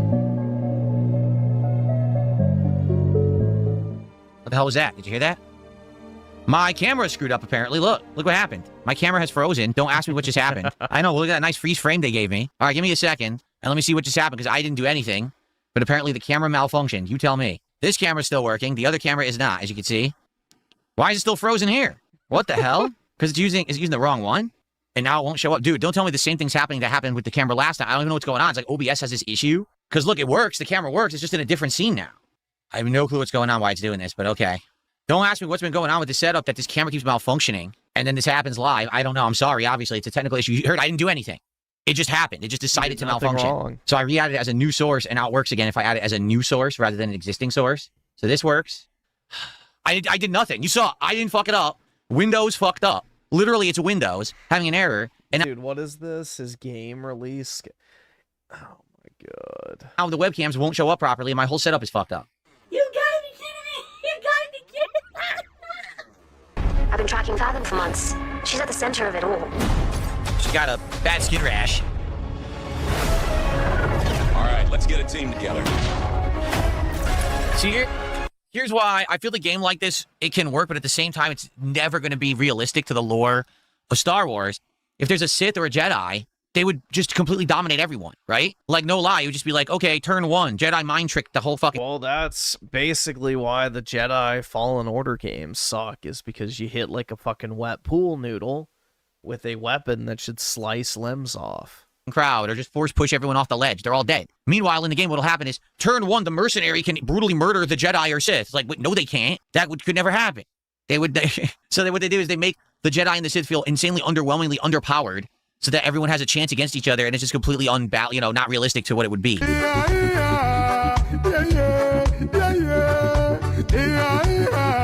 I'm just here to sell the place. Well, I hope you do better than the last guy. He disappeared, you know. My father? Yeah, I know. Yeah, this is going to be so cool. Come on, get in. I'm going to show you these mean streets. When I turn the corner, let's better run. I got one. Why is he singing with a Jamaican accent? He's white. Phil's Eskimo brother. He's a wigga. Became the top tipper by tipping $4.20. It says, when I reached the 100-day stream streak, you smoke weed for DSP tries, I recommend some OG Kush. Well, there you go. I mean, we're not doing that, but thank you for the tip. And like I said, we want to open some more card packs today. Right now, I'm only opening one pack. It's the freebie for when I play Pokemon. Well, let's get some support for the stream and get some card packs to open at the end of the stream. Right, man. Let's go. Come on, let's get support. That's what everybody Pokemon wants. Champions. My 9 streak continues. Let's rally. Let's support the game. Come on. Let's go. Let's get our first sub of the day over on Kick.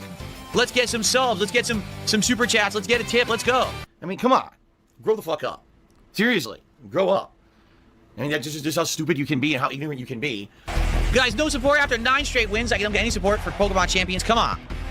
Let's go. Let's get support for Pokemon Champions. I'm kicking ass. Nobody fucking cares. Stop that shit. Now he kills me. Yep, there's nothing I can do about it. It's complete bullshit. Complete unfair garbage. This build is broken. That he has a low putney that evolves and immediately switches out, and you can bring in the person who has the strength against you, and then you can't hurt him. That's busted to shit. That's a busted build. So all I'm going to do, I'm going to play rough to try to kill him. I think I will. I mean, I guess I could sword dance, and even if I kill him, it won't matter, because Lopunny's going to destroy me. Because you know he's going to hit me here, so I'm going to sword dance. Why? Wow, the choice scarf says you can only use one move? Oh, fuck this. This is bullshit. That's busted to shit. So he has an ability to swap items, and it fucks you over. It makes it so that you can't use any attack. That's busted to hell, man. I mean, that's literally, that's a busted build right there. Completely busted build. That's not even like you were outplayed. It's, wow. we made a build in the game that just screws over entire Pokemon. That's horrible. Why does it even exist? Well, let's continue. That's disappointing. Having a 9-win streak and losing to not being outplayed, but a build that's broken that shouldn't be in Pokemon. What a piece of shit game this is, dude. What a piece of fucking shit. Oh. Or more, it depends. Like, right now, we're only opening 1 pack of Pokemon cards. No one has contributed for cards today at all. And to be frank, support has not been great. Right now, we're more than halfway through the stream. And as you can see, we've only got $77 of support for a Pokemon-centric stream, which typically these do great.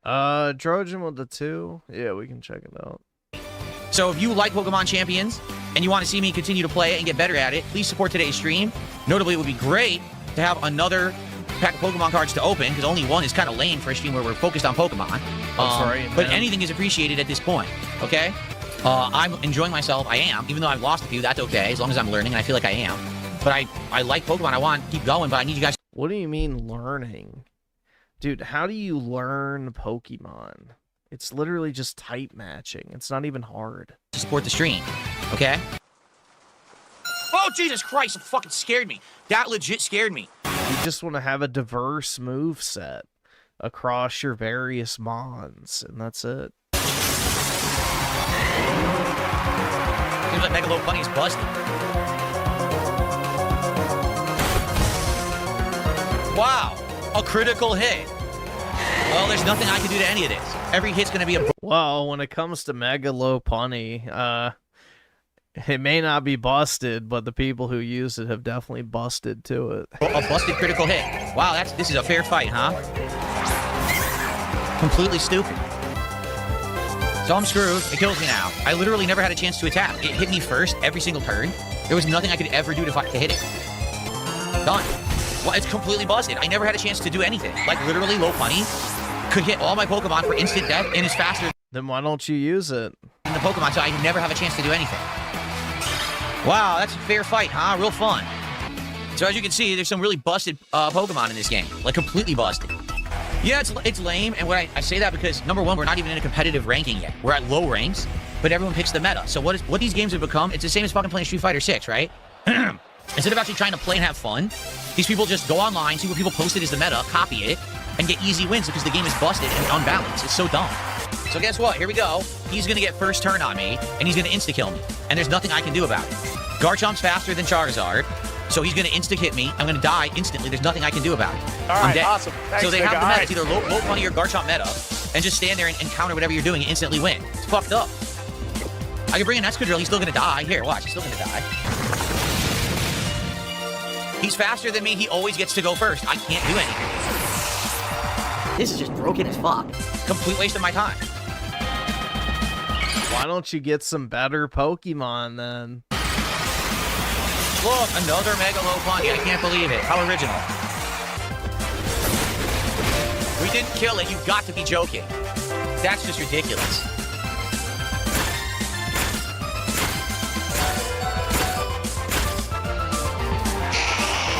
Complete fucking bullshit. Complete fucking bullshit. The maximum hits.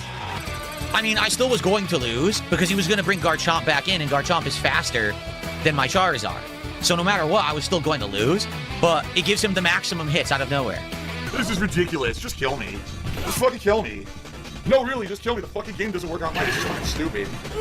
Well, if you're watching the stream and you like Pokemon, please support it. If you want to see a pack opening, please support the stream. Let's go. Because we're running out of time. Basically, we're only going to play this for about another 30-40 minutes. Because we're doing DSP tries out on today's stream. You actually won. Oh, excuse me.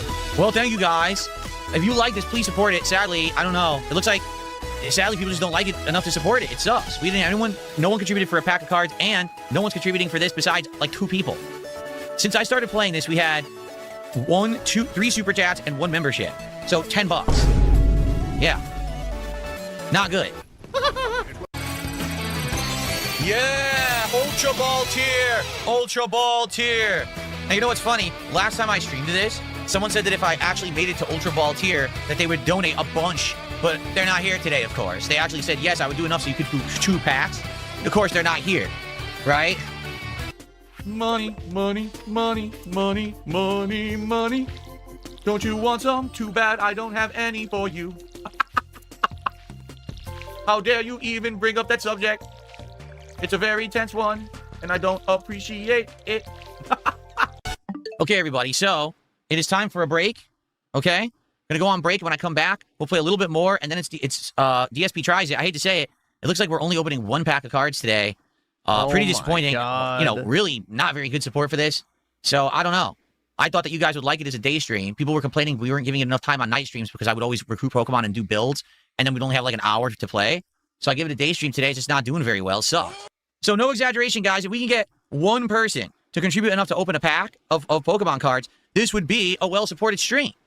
So let's go on a break, 10-minute break. When we come back, we're going to play more. Let's hit it. Let's get a pack opening. So we can do at least 2, and then as DSP tries it right after, okay? I'm going to try a couple fights. We'll see how it goes.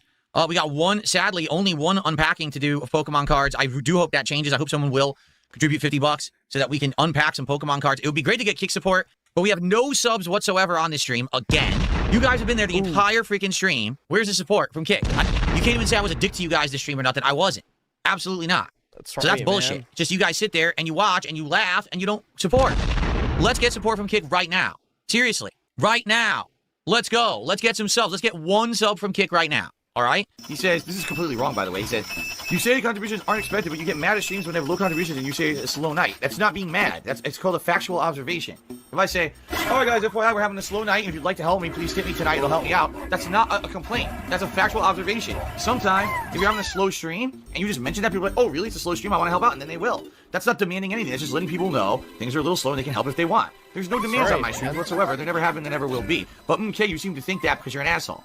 So thanks. All right, guys. Well, that was fun. Now, here's the thing. I don't know what to do about this game. It's actually done well up to now. Today, this has not been a great support stream. We didn't even get another pack opening, so I don't know what to say. I'm doing good, right? I'm actually excelling. I'm getting all these wins in Ultra Ball League, which people are saying that should be my ceiling, yet I'm winning, right? Pushing forward to Master Ball. I would love to do another stream, but I don't know what happened today, and I did it as a daytime stream as well. I know, man.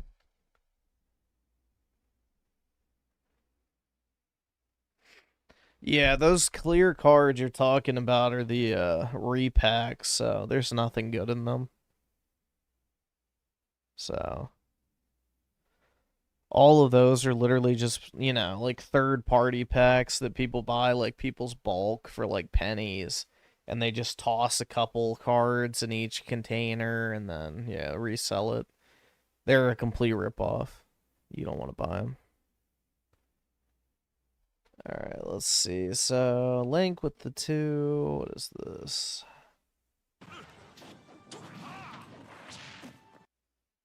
Alright, and then Mr. Marvin with the 6. Check out Synth's new video about summer game. Okay. Well, we'll see how we're doing. After that, I don't know if we'll do more videos or not. I'm getting kind of tired, so that might be the last one, depending on how long it is. But alright. I'm Atari, and while I'm getting my ass handed to me by all these newer game systems, my legacy will live on. Hi, I'm Nintendo, and I kick ass. Move over, Nintendo. I'm the Sega Master System, and you're going down. No, I got Mario, I got Zelda, you just suck balls. Oh, well, wait till my big brother comes to rip your asshole inside out. Look at me, I'm the Sega Genesis. What are you, still stuck on those 8-bit graphics? I'm 16-bit. You can't do this on Nintendo. Genesis does what Nintendo don't. I have no idea what this is. Don't ask me. So, are you saying that being 16-bit automatically makes you twice as good? Well, yeah. Who has the better games? I do, you dumb bitch. Well, let me introduce Sonic the Hedgehog. He runs really fast and he's a lot more badass than that dickhead Mario. Gee, well, that is pretty cool, but why don't you meet my big brother? I'm the Super Nintendo. I'm 16-bit too, so go fuck your face hole through your ass, you dick. Oh, well, I have blast processing. Okay, and what is that? It's blast processing. Oh, okay, whatever. What is that?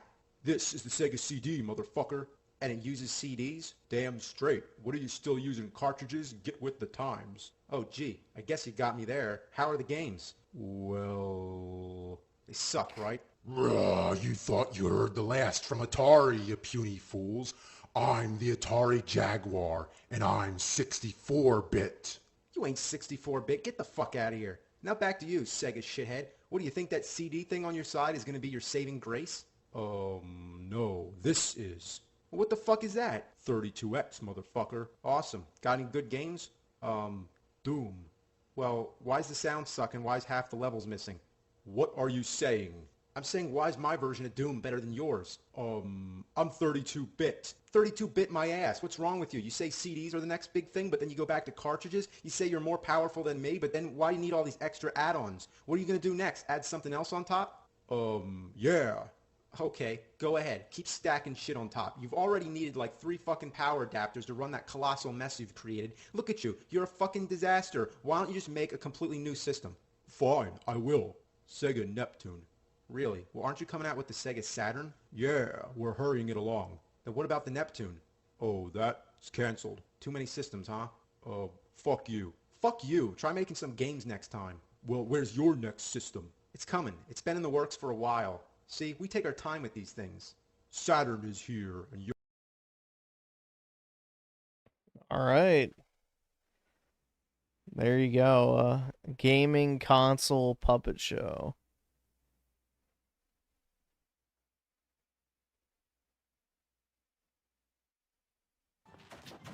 The lobby size is ass. What the fuck is that?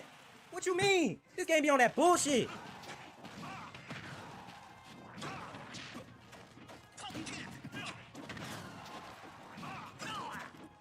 Oh my god, that shit was stupid. Stupid ass hitboxes. Stupid ass fucking game. Nigga came in my shit with a Mii brawler. What the fuck kind of weak ass Mii brawler is this? Nigga trying to be a devil or some shit? I don't know. I don't know what kind of narc. What the?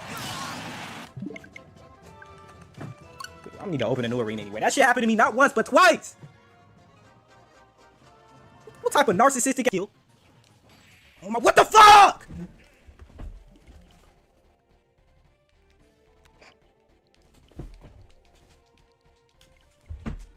How many times did that shit happen? This shit, it'll clash and hit him. I'm done with the game. I'm done. This nigga, bro. I'm done. Would now be a bad time to bring up our money match? You know, I would've did it too. I'm taking a fucking week break from this game. I'm done. He's done. It's just bullshit. Why even play the games? You just gonna sit there and spam 24/7. Of course, I'm at 96% off this nigga spamming shit. This nigga gotta go after this. I'm tired of playing this nigga. Dead ass just spamming shit the entire match. Everything gets turned into the ghetto. Oh god. If it wasn't for the sub messages, you would be getting fucking flat, bro. For real. He's just throwing shit at me. Spam another one, fucking pussy, of course. Fucking bitch, nigga. Play like a fucking pussy. Run back, spam shit. Run back, spam shit. Oh my, get the fuck out the arena. You gone. You gone. Fucking lag, so I can't do shit about it. Has it been 30 minutes yet?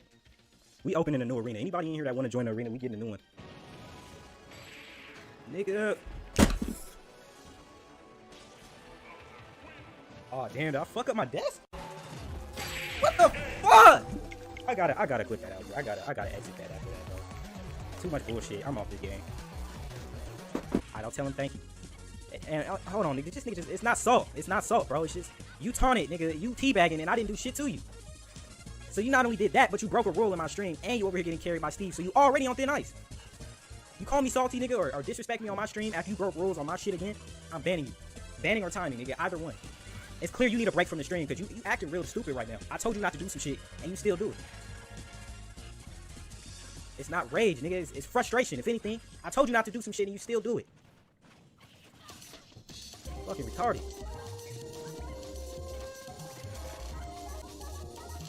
Time out, Mr. Curbs. Get this nigga out of here. I knew he was retarded when I saw he was a Kirby fan. Kirby is a garbage ass series, nigga. Go play a better fucking game and get timed out too. Dude, I'm just... Is there even a point of trying anymore? Is there even a fucking point in trying?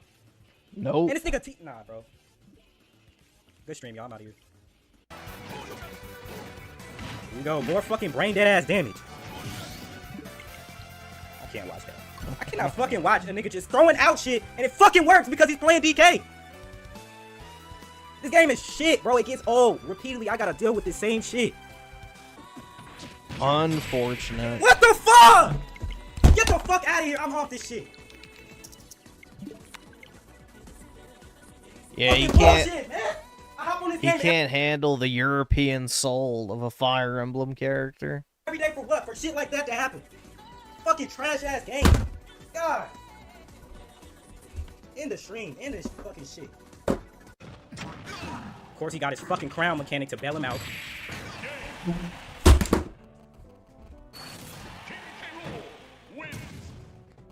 So done with this goddamn game. This shit is fucking trash. No, that was not a good game. No, it wasn't good. I play like a Mega Man Mii Fighter, but I don't really touch Mega. He just looks like you gotta run around and spam him too much play. I know that's what he does in his games, but that's not my playstyle. Oh god, man. Already start out fucking spamming fishing rod. Like, come on, this reminds me of Ice on Dick's Isabel. It's exactly how he plays. Run around, fish for some shit. That don't work, then I'ma point a fucking firework.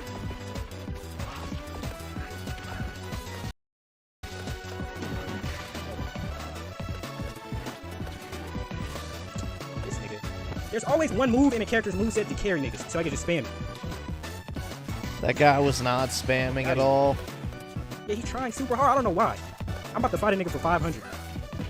That's when you need to try harder, not just a casual Isabel match. Why the fuck are you taunting too? One of the worst fucking Isabels I've seen grace my arena. Not even grace my arena, curse this fucking shit. And you over here taunting like you're good, not just a nigga running around spamming fucking fishing rod and projectiles everywhere. This nigga pushing it. We're gonna get you gone for at least a cool hour from this. Not even using projectiles. Like, why are you even taunting? Fuck out of here, nigga. Then what happened? This clown playing like a... Look at this trash ass nigga. Running around spamming shit playing a scrubby, most scrubby Isabel I've ever seen. There's always that one fucking move in a meta character's moveset to just carry so niggas can just spam that shit. Timed out for an hour. Where is this nigga in the fucking chat? Damn, don't nobody want to play that. I don't want to sit there and have to play that. And then this nigga's taunting. I don't even like niggas taunting, but it's not even the fact that you're taunting, it's the fact you're doing it in your shit. Just fucking take the stop. Then why did you lose? I forfeit, nigga. How much money did I get fucking robbed out of? Please let me know. Man, nobody could beat this nigga in my arena. I gotta play.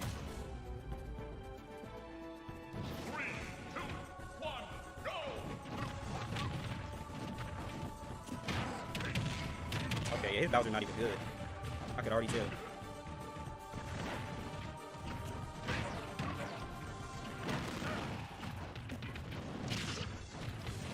I didn't do that. Well, What Mars the fuck is going on with my lurks, controller? so it wouldn't do anything. I knew I threw this shit, but damn. He's not ever in the chat really to mute.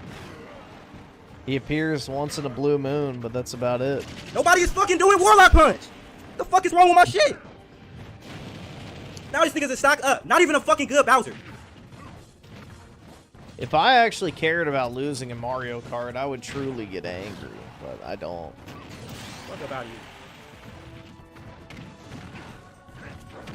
Oh my god, I rolled past the shit and it still hit. That's what I'm saying, bro. Like, this game, there's so many fucking flaws with this shit. And the first thing they need to do is fix hitboxes, bro. That's the first thing they need to do.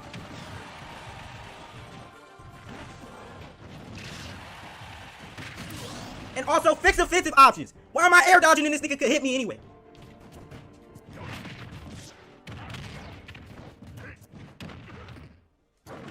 God. Like, bro.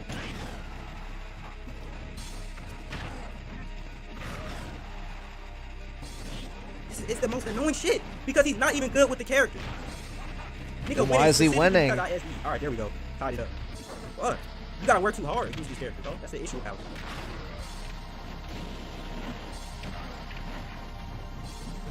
I don't care what nobody say, bro. Bowser's S tier. Like, this nigga, he doesn't even fucking know how to play the character. Look at him. He not doesn't even a good know, Bowser. huh? Nigga wasn't doing no tag, no Bowser tag, no nothing. Nigga just picked Bowser. He has no clue how to play him. If I didn't SD, I probably would win that shit. Yo, what's good, RTG? What's up, bro? I don't want to play. I don't want to play niggas like this. I don't get on the fucking game to play niggas like this. I get on the game to have fun. Watching a nigga spam tilts with K. Rool, spam tilts with Roy is not fucking fun. Then why are you playing 1v1s? Heavy armor, broken ass aerials, broken ass ground attacks. Like, this shit is not. I don't get how you niggas have fun. I don't get it. How do you niggas have fun playing characters like this? Nah, bro. Get in the back of the line or I'm kicking your shit. If you in the stream, get in the back of the line or I'm kicking you. I don't understand why you hop on the game just to play S tier. It never made sense to me. How the fuck is that fun getting carried 24/7?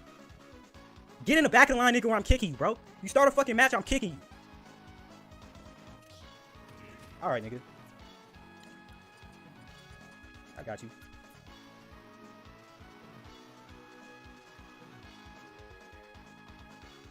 Why would you share that? That's what I'm saying. This community is so goddamn weird. Why would you even say and you make that your first message in the stream? Why would you even say that shit?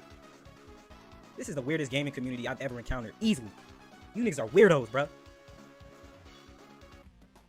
Rat, next time you come in my shit with K Rule, you better listen, cause you think I'm playing or some shit, I will kick you immediately.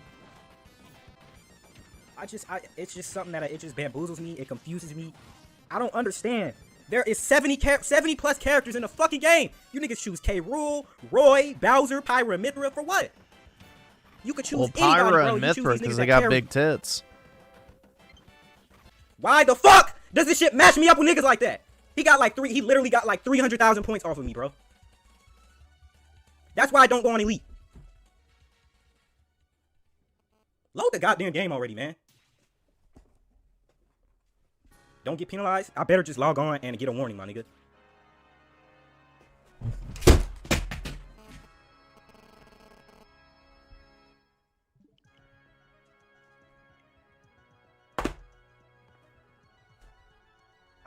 I need somebody please explain fucking why.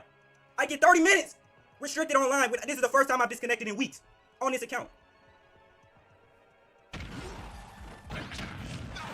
Wow! I was winning too! This bum nigga gets a fucking upbeat.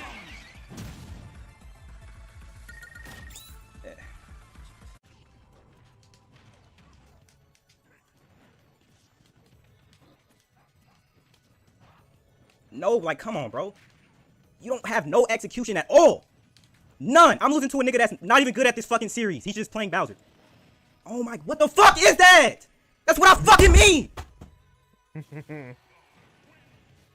That's bullshit. I like playing I go as under Bowser. the motherfucking highway and just see a whole bunch of tents full of niggas just like y'all. Y'all are bums. I can go behind the local 7-Eleven and see a nigga just like yourself. Damn, bro. It should be me right now. Woo. What the fuck? Like, nigga, what were they thinking when they were designing this shit, man? Like, I'm near him to grab this nigga. It doesn't go through. Why are we in 2022, but they can't make a Smash game that's polished? I forgot this nigga got boxing tools. What the fuck am I doing? I really forgot this nigga has boxing tools. It's not like doing like rack handers for out air boxes. I thought I could do it. Nope. Oh my god. Of course your fucking lag fucks up the timing because you got a fucking Egypt connection. Why the fuck nigga playing for Ghana and shit. This nigga swear. Absolutely no respect for people that play like you. Absolutely no respect for people that'll try and justify this shit. You're right. I should go against Ganon, guns blazing. Yeah, why not? Stop playing like a crazy pussy. how against. Stop playing like a pussy. You were playing like a pussy. Get your gun again. Like, Stop why playing don't like we a play pussy. that game? I have to. I'm playing bottom one. There's a difference. Bottom one. Weird.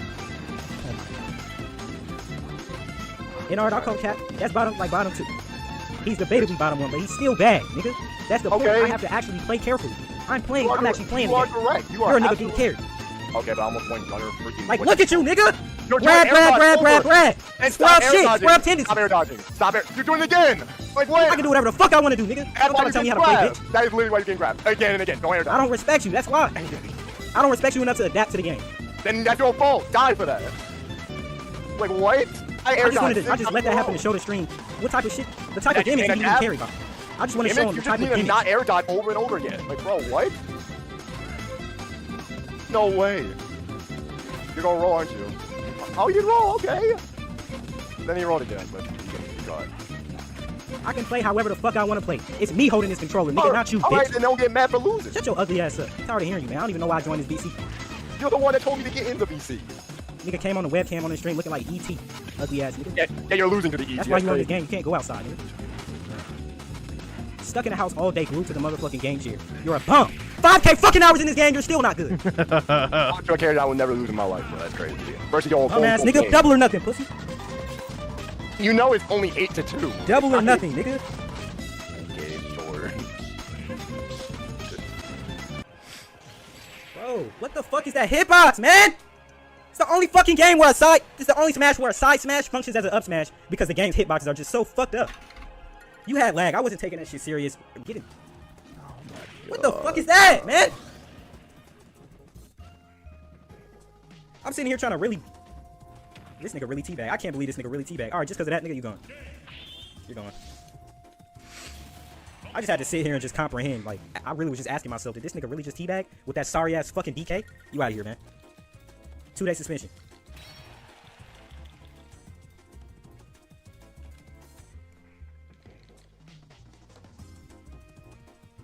You make a list of the people doing the first of 5?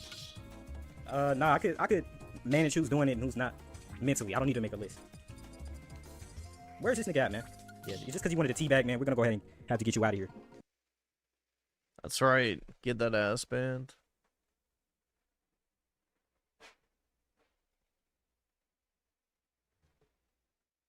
Alright, watch this, and then I am probably going to get off, because I'm pretty tired, man. I'm trying to stay awake at this point, and it's not going too well.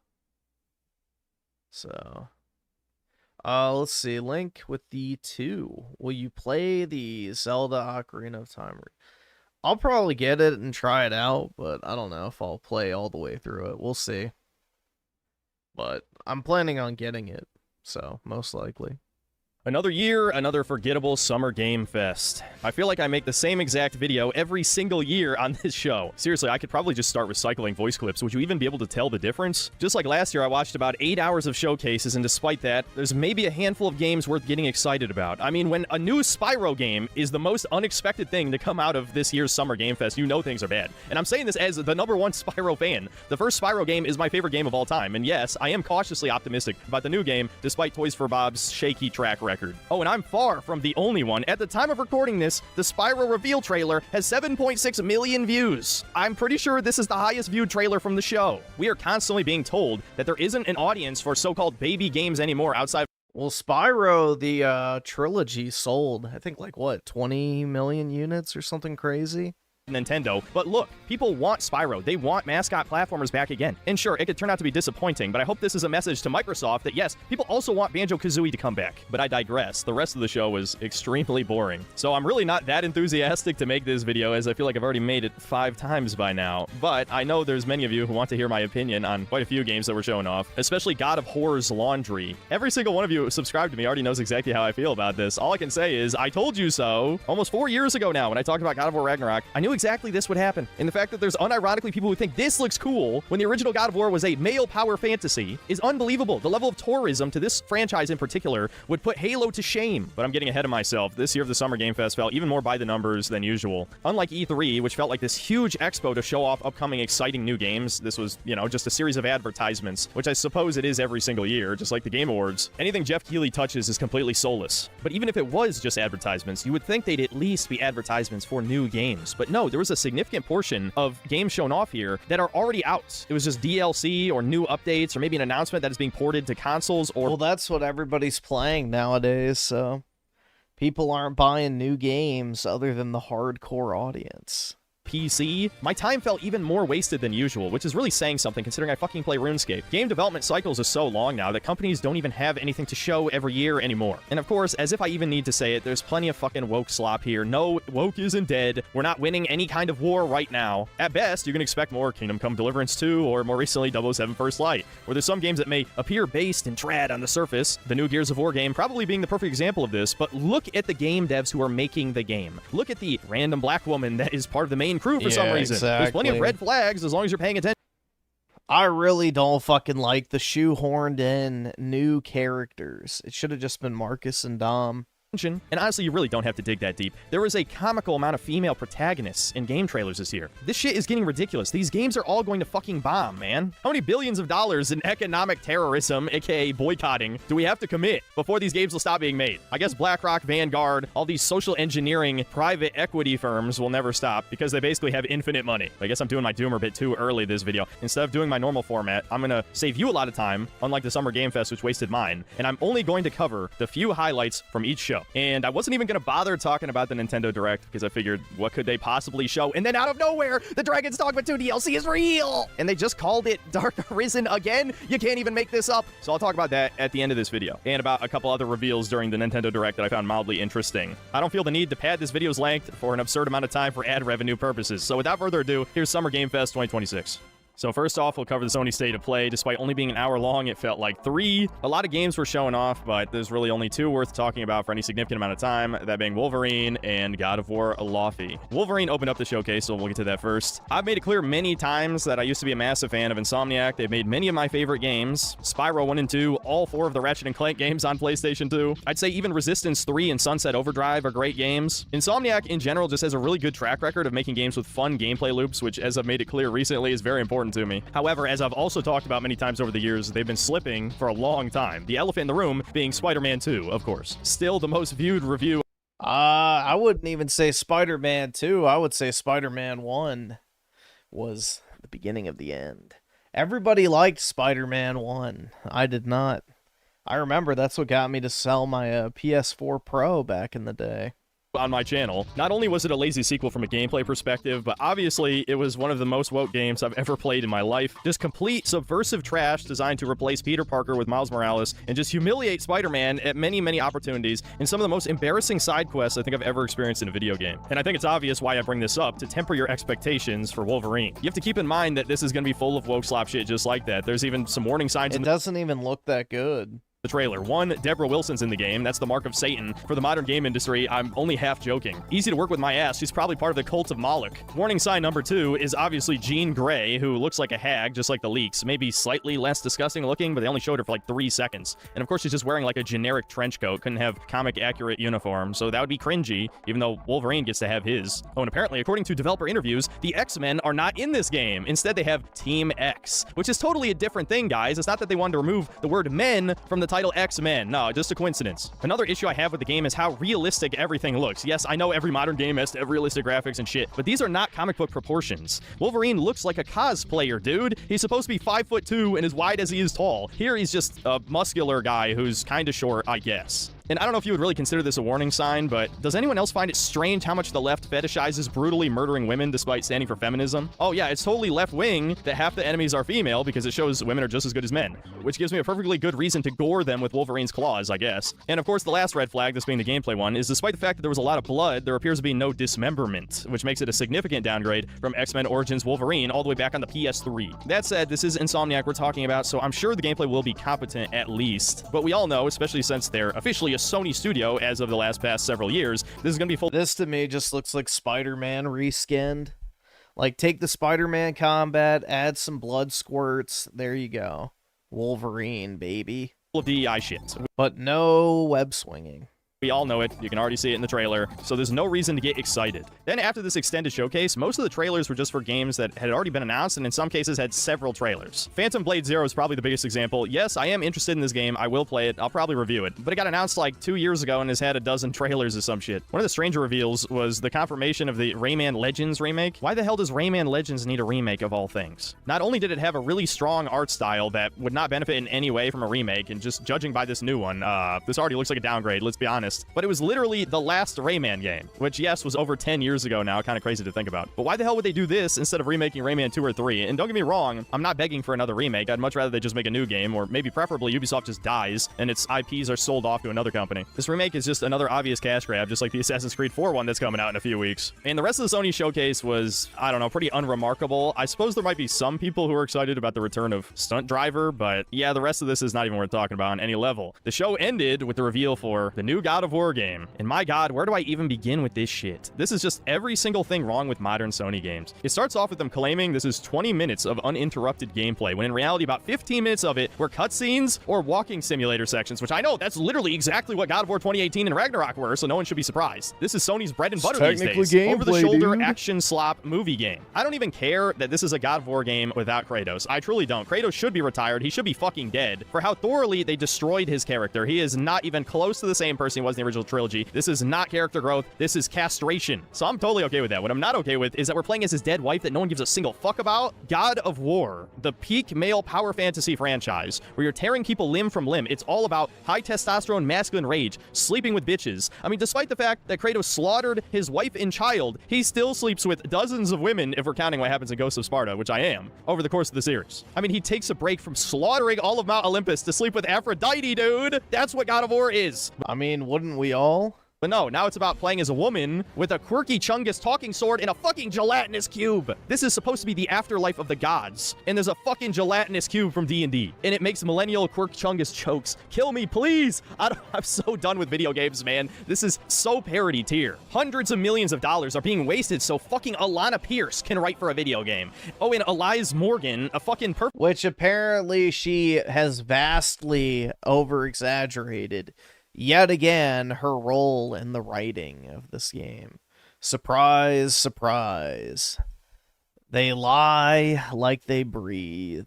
Example of someone failing upward because she wrote for fucking Gotham Knights and somehow ended up being the lead writer on God of War. 2 women are writing for God of War. And I'm trying to bite my tongue as much as humanly possible to not say extremely misogynistic things right here because I don't want this video to get taken down. Women should not make video games. I don't even know how much of this is worth dissecting in detail, really. No, I don't really care that it's the afterlife of the gods, which gives them an excuse to make the aesthetic whatever they want. They can have multiple pantheons of gods. Oh, look, this Egyptian god looks like an ebony queen. Yes, the Egyptians were totally all sub-Saharan Africans, guys. Not propaganda. Oh, here's a Mongolian god. He actually looks all right, I guess. I couldn't really complain about that. What I can complain about is somehow Kratos' dead wife, who has 0 feats to her name. No, don't bring up a random text entry in God of War Ragnarok. I don't give a single fuck. She has 0 accomplishments on screen. There's no way she should be able to beat this guy, period, or literally anyone. I mean, just look at this hag-ass bitch. I know people are going to say in real life she was attractive. You're going to show pictures of her from 12 years ago. I know it. But these days, without the Hollywood makeup, she has hit the wall. I wouldn't be shocked if they just barely altered the face scan. I don't even care about that. I shouldn't be playing as a woman in a God of War game, period. Under any circumstances, no, making her attractive would not fix the problem. All right, that's enough about this. Let's move on to the main Summer Games Fest show with Jeff Keighley. Despite this being the main event of the entire weekend, I'll be honest, it was the most forgettable one, if I'm not counting all of the various diversity shows. Even during the golden era of gaming, Griffin, there were some female developers.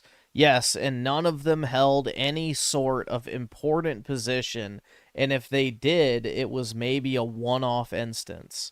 Like, Amy Hennig is the only person you can point to in the entire video game industry who was like the lead director on a successful video game franchise, which the only notable game she did after Uncharted was Forspoken. So, again, that was probably just a fluke and a case of her being surrounded by the right people. So, yeah, no.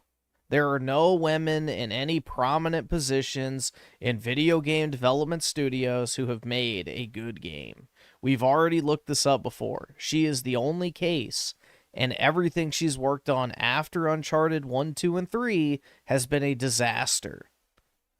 That happened the day after. The opening reveal is for the Resident Evil Code Veronica remake. Now, as much as I hate remakes, this is probably the second most deserving game in the series of a remake because, well, it's just not that great of a game. I actually like Code Veronica probably more than most people do. I even A-ranked it on stream years ago, but it is undoubtedly a very flawed game. But unlike Resident Evil 0, which is just ass, Code Veronica could potentially be turned into a good game. The issue I have here is that this trailer looks nothing like Code Veronica. I realize this is just like the opening intro and then you're going to be taken to the prison island, but it's not really a good sign, man. All of these RE Engine games look exactly the same. They're probably just reusing assets from every previous game in the series. And there's a couple parts of this game that will almost certainly be censored. The most obvious one is Alfred Ashford. Alfred, you cross-dressing freak! No, we cannot have the villain be crazy and also cross-dress and pretend to be his sister. If we make fun of that, Sphere Hunter might reenact the in-water ending of Silent Hill 2. What a shame that would be. Next reveal was a teaser for Alien Isolation 2, which I believe we already knew was in development. Nothing to say here. They didn't really show gameplay, just like about 80% of the trailers at the Summer Game Fest. We also see the creator of Shadow of the Colossus' next game, and funny enough, even during the fucking trailer, it ran at like 20 frames per second. After everyone was disappointed by The Last Guardian, I can't see anyone realistically getting excited about this. I guess it looks kind of cool. Terrible. Probably the most baffling reveal of the show is when more gameplay was shown for Stranger Than Heaven, the Yakuza-like game.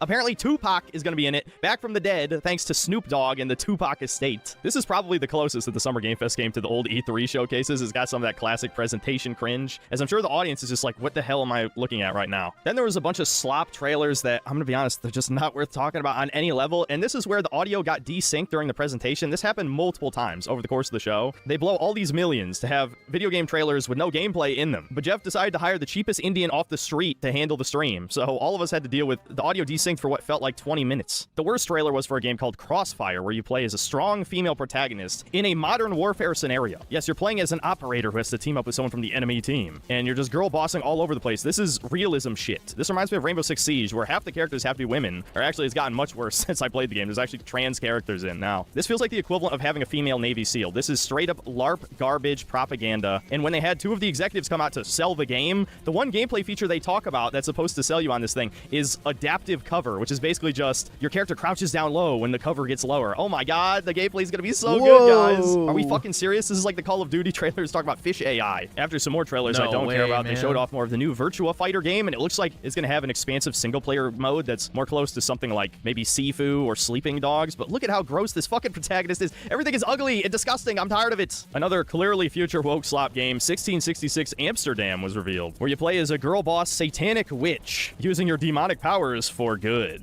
You know, after 1348 Ex Voto bombed horribly, well, I expect this game to do the same. Who the hell would want to play? I don't know. It actually could be good. I mean, this is the guy who literally made Assassin's Creed. So, I don't know. I would like it to be good, especially because Ubisoft tried to steal the game from him and he got it back after a lawsuit. So, I don't know. Hopefully it turns out to be good, but we'll see. Play this. Next up, there was a new Saw game revealed. I'll probably stream this, but I'm sure it'll be complete ass, let's be honest. Oh, and yet another game I forgot to mention got shown off several times over the course of the weekend, Lords of the Fallen 2. I'm kind of tired of Souls-likes, but I won't lie. The dev has been trying to court the anti-woke crowd, which could be good or bad, I don't know, but I'll give it a shot. There's also 2 Star Wars games shown off. One was the new Pod Racer game, and I can't play anything on Steam, but yeah, I did see that.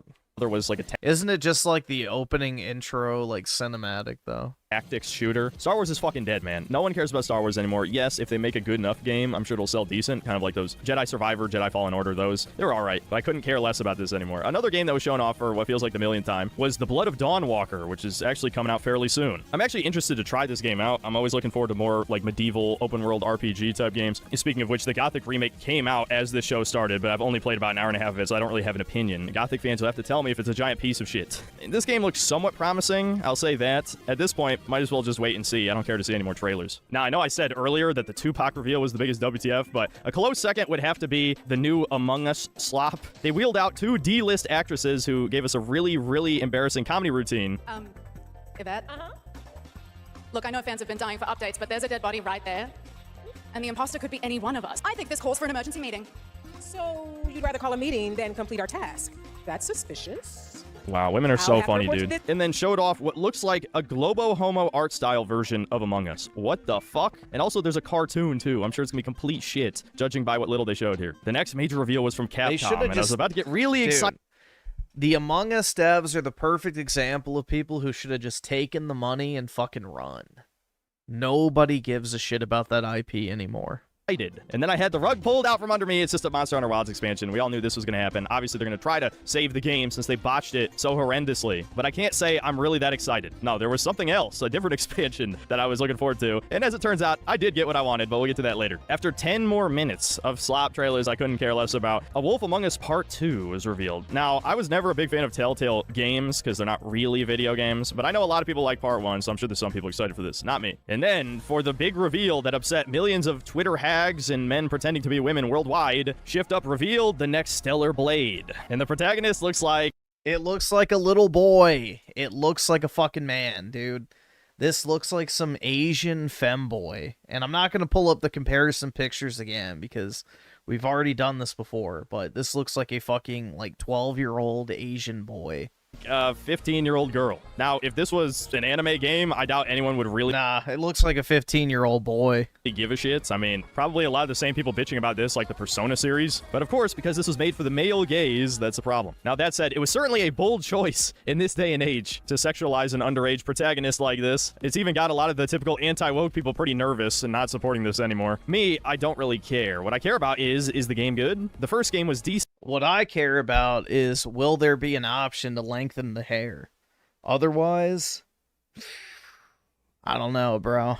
but it's clear that a lot of the culture warrior It gives me K-pop femboy vibes. types overhyped its quality just because they wanted to jerk it to Eve's ass. So the question is, will this one make significant improvements on the gameplay? Because what little we've seen looks more or less the same. So yeah, I'm mostly apathetic towards this, honestly. Even though the PDF file accusations are amusing to me, I'm certainly not going to feed into any outrage about people whacking it to a fictional character. Sorry. And then, for the final major reveal of the show, Jeff Keighley once again hyping it up. This time, it wasn't a high guard situation where it was obviously complete dog shit. No, it was a big reveal for Part 3 of the Final Fantasy VII Remake. The only good game this year. Trilogy. Listen, if you've seen my Rebirth review, you already know how I the feel only good game at this year's Summer Games Fest. About this. I actually didn't grow up with Final Fantasy VII. I played it about a month before Rebirth came out, along with Part 1 of the remake, and I think Final Fantasy VII has held up pretty well. Not so much in the gameplay department, but that was never really the strong suit of classic JRPGs. The story's great, the characters are great. There's a reason Tifa is going to be in Street Fighter 6. She's one of the most popular female game characters of all time. Third most popular. They just did a new poll in Japan. I think, what was it? It was Mario was number 1, Cloud was number 2, and Tifa was number 3. So, those are the 3 most popular Japanese video game characters at the moment. As of, I think, like a day ago. It's really a mystery why. And Aerith deserved it, by the way. No one has deserved dying more than Aerith, it's true. But that said, who the hell is looking forward to restarting at level 1 again, losing all of your materia again, with basically nothing from Part 1 or Part 2 remake, porting over to this one? And even worse still, it's going to be yet another giant empty sandbox with Ubisoft chores like Rebirth had. There's a reason why I called it specks of gold and a mountain of shit. I'm sure it's going to have some great story moments. It's going to tug on the nostalgia strings for all the Final Fantasy VII fans. But as a video game, it's probably just going to be okay. Let's be real. All right, that was the Summer Game Fest main show. I probably talked about more trailers than I should have. Despite dozens of games being shown, I really could not care less about almost any of them. I'm going to completely skip day 2 of the Summer Game Fest. All you need to know is that it was a bunch of virtue signaling woke slop. You know, black voices in gaming, green gaming, which is environmentalist games. There was the Pride Parade show. The Future Game Show was a complete nothing burger, as usual. It's just a million indie games that you're never going to try. They all look like ass. Oh, and I also watched an extended showcase for the game Exodus, which is basically the new Mass Effect. You would think I would have a lot to say on this game, but I really don't. It's incredibly diverse looking, and not in the good way, like having alien crewmates, which is actually interesting. No, the humans are very diverse. I'm pretty sure they confirmed there would be alien crewmates in earlier trailers for this shit, but I guess it happens later in the game, and they only showed something off early, but either way, this does not look good, man. Seriously, just compare it to Mass Effect. Only get headshots, I guess. Awesome, that did the trick. We now pick up 16, having made it to the salvage. Is this motherfucker on, like, antidepressants? Awesome. That did the trick. This is probably going to be another flop because it just looks kind of ugly, and it's got that sort of, like, feminine, gay look to the characters that are just going to put men off for buying this, and I doubt women are going to, so yeah, not that interesting. So on to Xbox's showcase. Now, Xbox arguably opened up strong with a showcase of Gears of War E-Day. Like I said in the intro, this is an obvious attempt to negotiate with the right-wing chud gamers, or at least the more center. I think gameplay-wise, this shit looks pretty solid. So, the story will yet to be seen, basically. Like, I'm going to reserve judgment on that because, you know, they hinted that it's going to have emotional moments and shit, which means cutscenes. So, we shall see. But gameplay-wise, it looks good. So, hopefully the multiplayer survives more than 2 weeks. Right types who don't actually believe in anything but are just tired of seeing shit like Dragon Age Veilguard, you know, the extreme woke stuff. But the Overton window has shifted so far that just casually shoving in an ugly-ass black woman into the main crew is probably not even going to stand out to a lot of these people. I'm not going to lie, I was never a fan of Gears of War, so I'm not going to pretend that I really care if this has a bunch of subversive woke slop in it. I always thought cover-based third-person shooters were the worst subgenre of shooter. It's sad because I think that this format can work and be fun and exciting, but it takes a game like Vanquish, a game that's really fast-paced, where you constantly have to shift cover and you have all these really cool abilities, so that you're not encouraged to just hide behind a waist-high wall, peek up, headshot, etc., you know? But again, I think... Well, you can't do that in multiplayer. Campaigns, kind of, but, you know, Gears has always been about the multiplayer. Like, the campaign is, like, basically the taste. It gets you hooked, and then the multiplayer is what keeps you coming back. Everyone's standards are lower compared to 20 years ago when Gears of War came out. People are so desperate for something close to that PS3 360 brown and bloom era that they'll probably accept this with open arms and call people like me a grifter for criticizing it. You know the deal. There was an extended showcase of the gameplay after the show, and this is where you see the technical director of Gears of War is like this 60-year-old trans woman. Listen, I know I'm supposed to be talking about video games right now, but why the fuck would you even do this? I mean, look at this dude. Not to mention they have a black woman talk about Gears of War, and there's a trans flag in the background. Yes, I'm sure this will be a great game with no propaganda in it. Then we get to see the new head of X. To be fair, though, Gears has always been kind of proto-woke. Cliff Bleszinski was a massive leftist even back in the day. So there's a lot of woke shit even in the original Gears games. But like most 360 era games, they were great in spite that. So yeah, I don't know. We'll see. Gameplay wise, it looks good. Violence wise, it looks good. Gore looks good. Massive improvement over 5 and 4. So fingers crossed it doesn't turn out to be a complete shit show story-wise. An Indian woman named Asha Sharma, who got exposed for basically never playing a video game before. Not going to go into it here, but people investigated her gamer tag. Yes, so we have a woman heading Xbox who's never played a video game. Great idea. Then we get yet another trailer for the dog shit, ugly ass, disgusting Fable game. Holy fuck, this is gonna bomb so hard it's unreal. You know what's funny? I didn't even know this, but even though this game has a character creator, it's only for your head, which means all of the animations between the male and female models are exactly the same. You're this androgynous, disgusting abomination. Why the hell would you want to play as that? And the whole trailer is this woman just prattling on about how great she is. I guess she's supposed to be the villain. This is fucking stupid. This is gonna be so shit, guys. Unbelievably shit. But dude, they brought back Jack of Blades. It's just like Fable. Then we got more information on the Halo D-Make, or should I say the second Halo D-Make since it already had one. And they revealed that not only are they adding in a bunch of guns from the later games, but there's gonna be 3 new levels, and there's gonna be millennial one-liners in the game. Oh my god, it's so over, dude. Honestly, the Xbox Showcase was my only motivation to even make this video because it had both the worst and the best aspects of the Summer Game Fest. It's just a complete fucking shit show, dude, except for one reveal. I guess Persona fans got thrown a bone. There's a Persona 4 remake revealed. And look, Persona 4 is a great game. Played it all the way through, really enjoyed it. But it already has a definitive version called Golden, so this is just another cash grab. And yes, there was a Persona 6 teaser as well, but they didn't show anything. Then it was just a rapid fire of a bunch of slop. I don't even think it's really worth talking about a lot of this stuff. There was a Doom the Dark Ages expansion. There was another Hellblade game, now just called Senua. Even though the second one bombed, yeah, it got funding for a third one somehow. Power of Microsoft money. There's a new Crazy Taxi game, but unfortunately it has AI slop in it. I guess it could possibly still be good. There's a zesty-ass magician game. There was yet another trailer for that Clockwork RPG that still has not come out.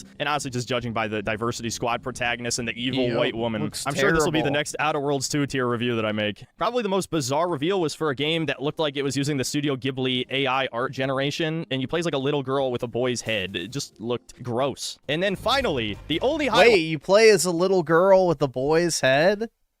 Stellar Blade 2? Question mark?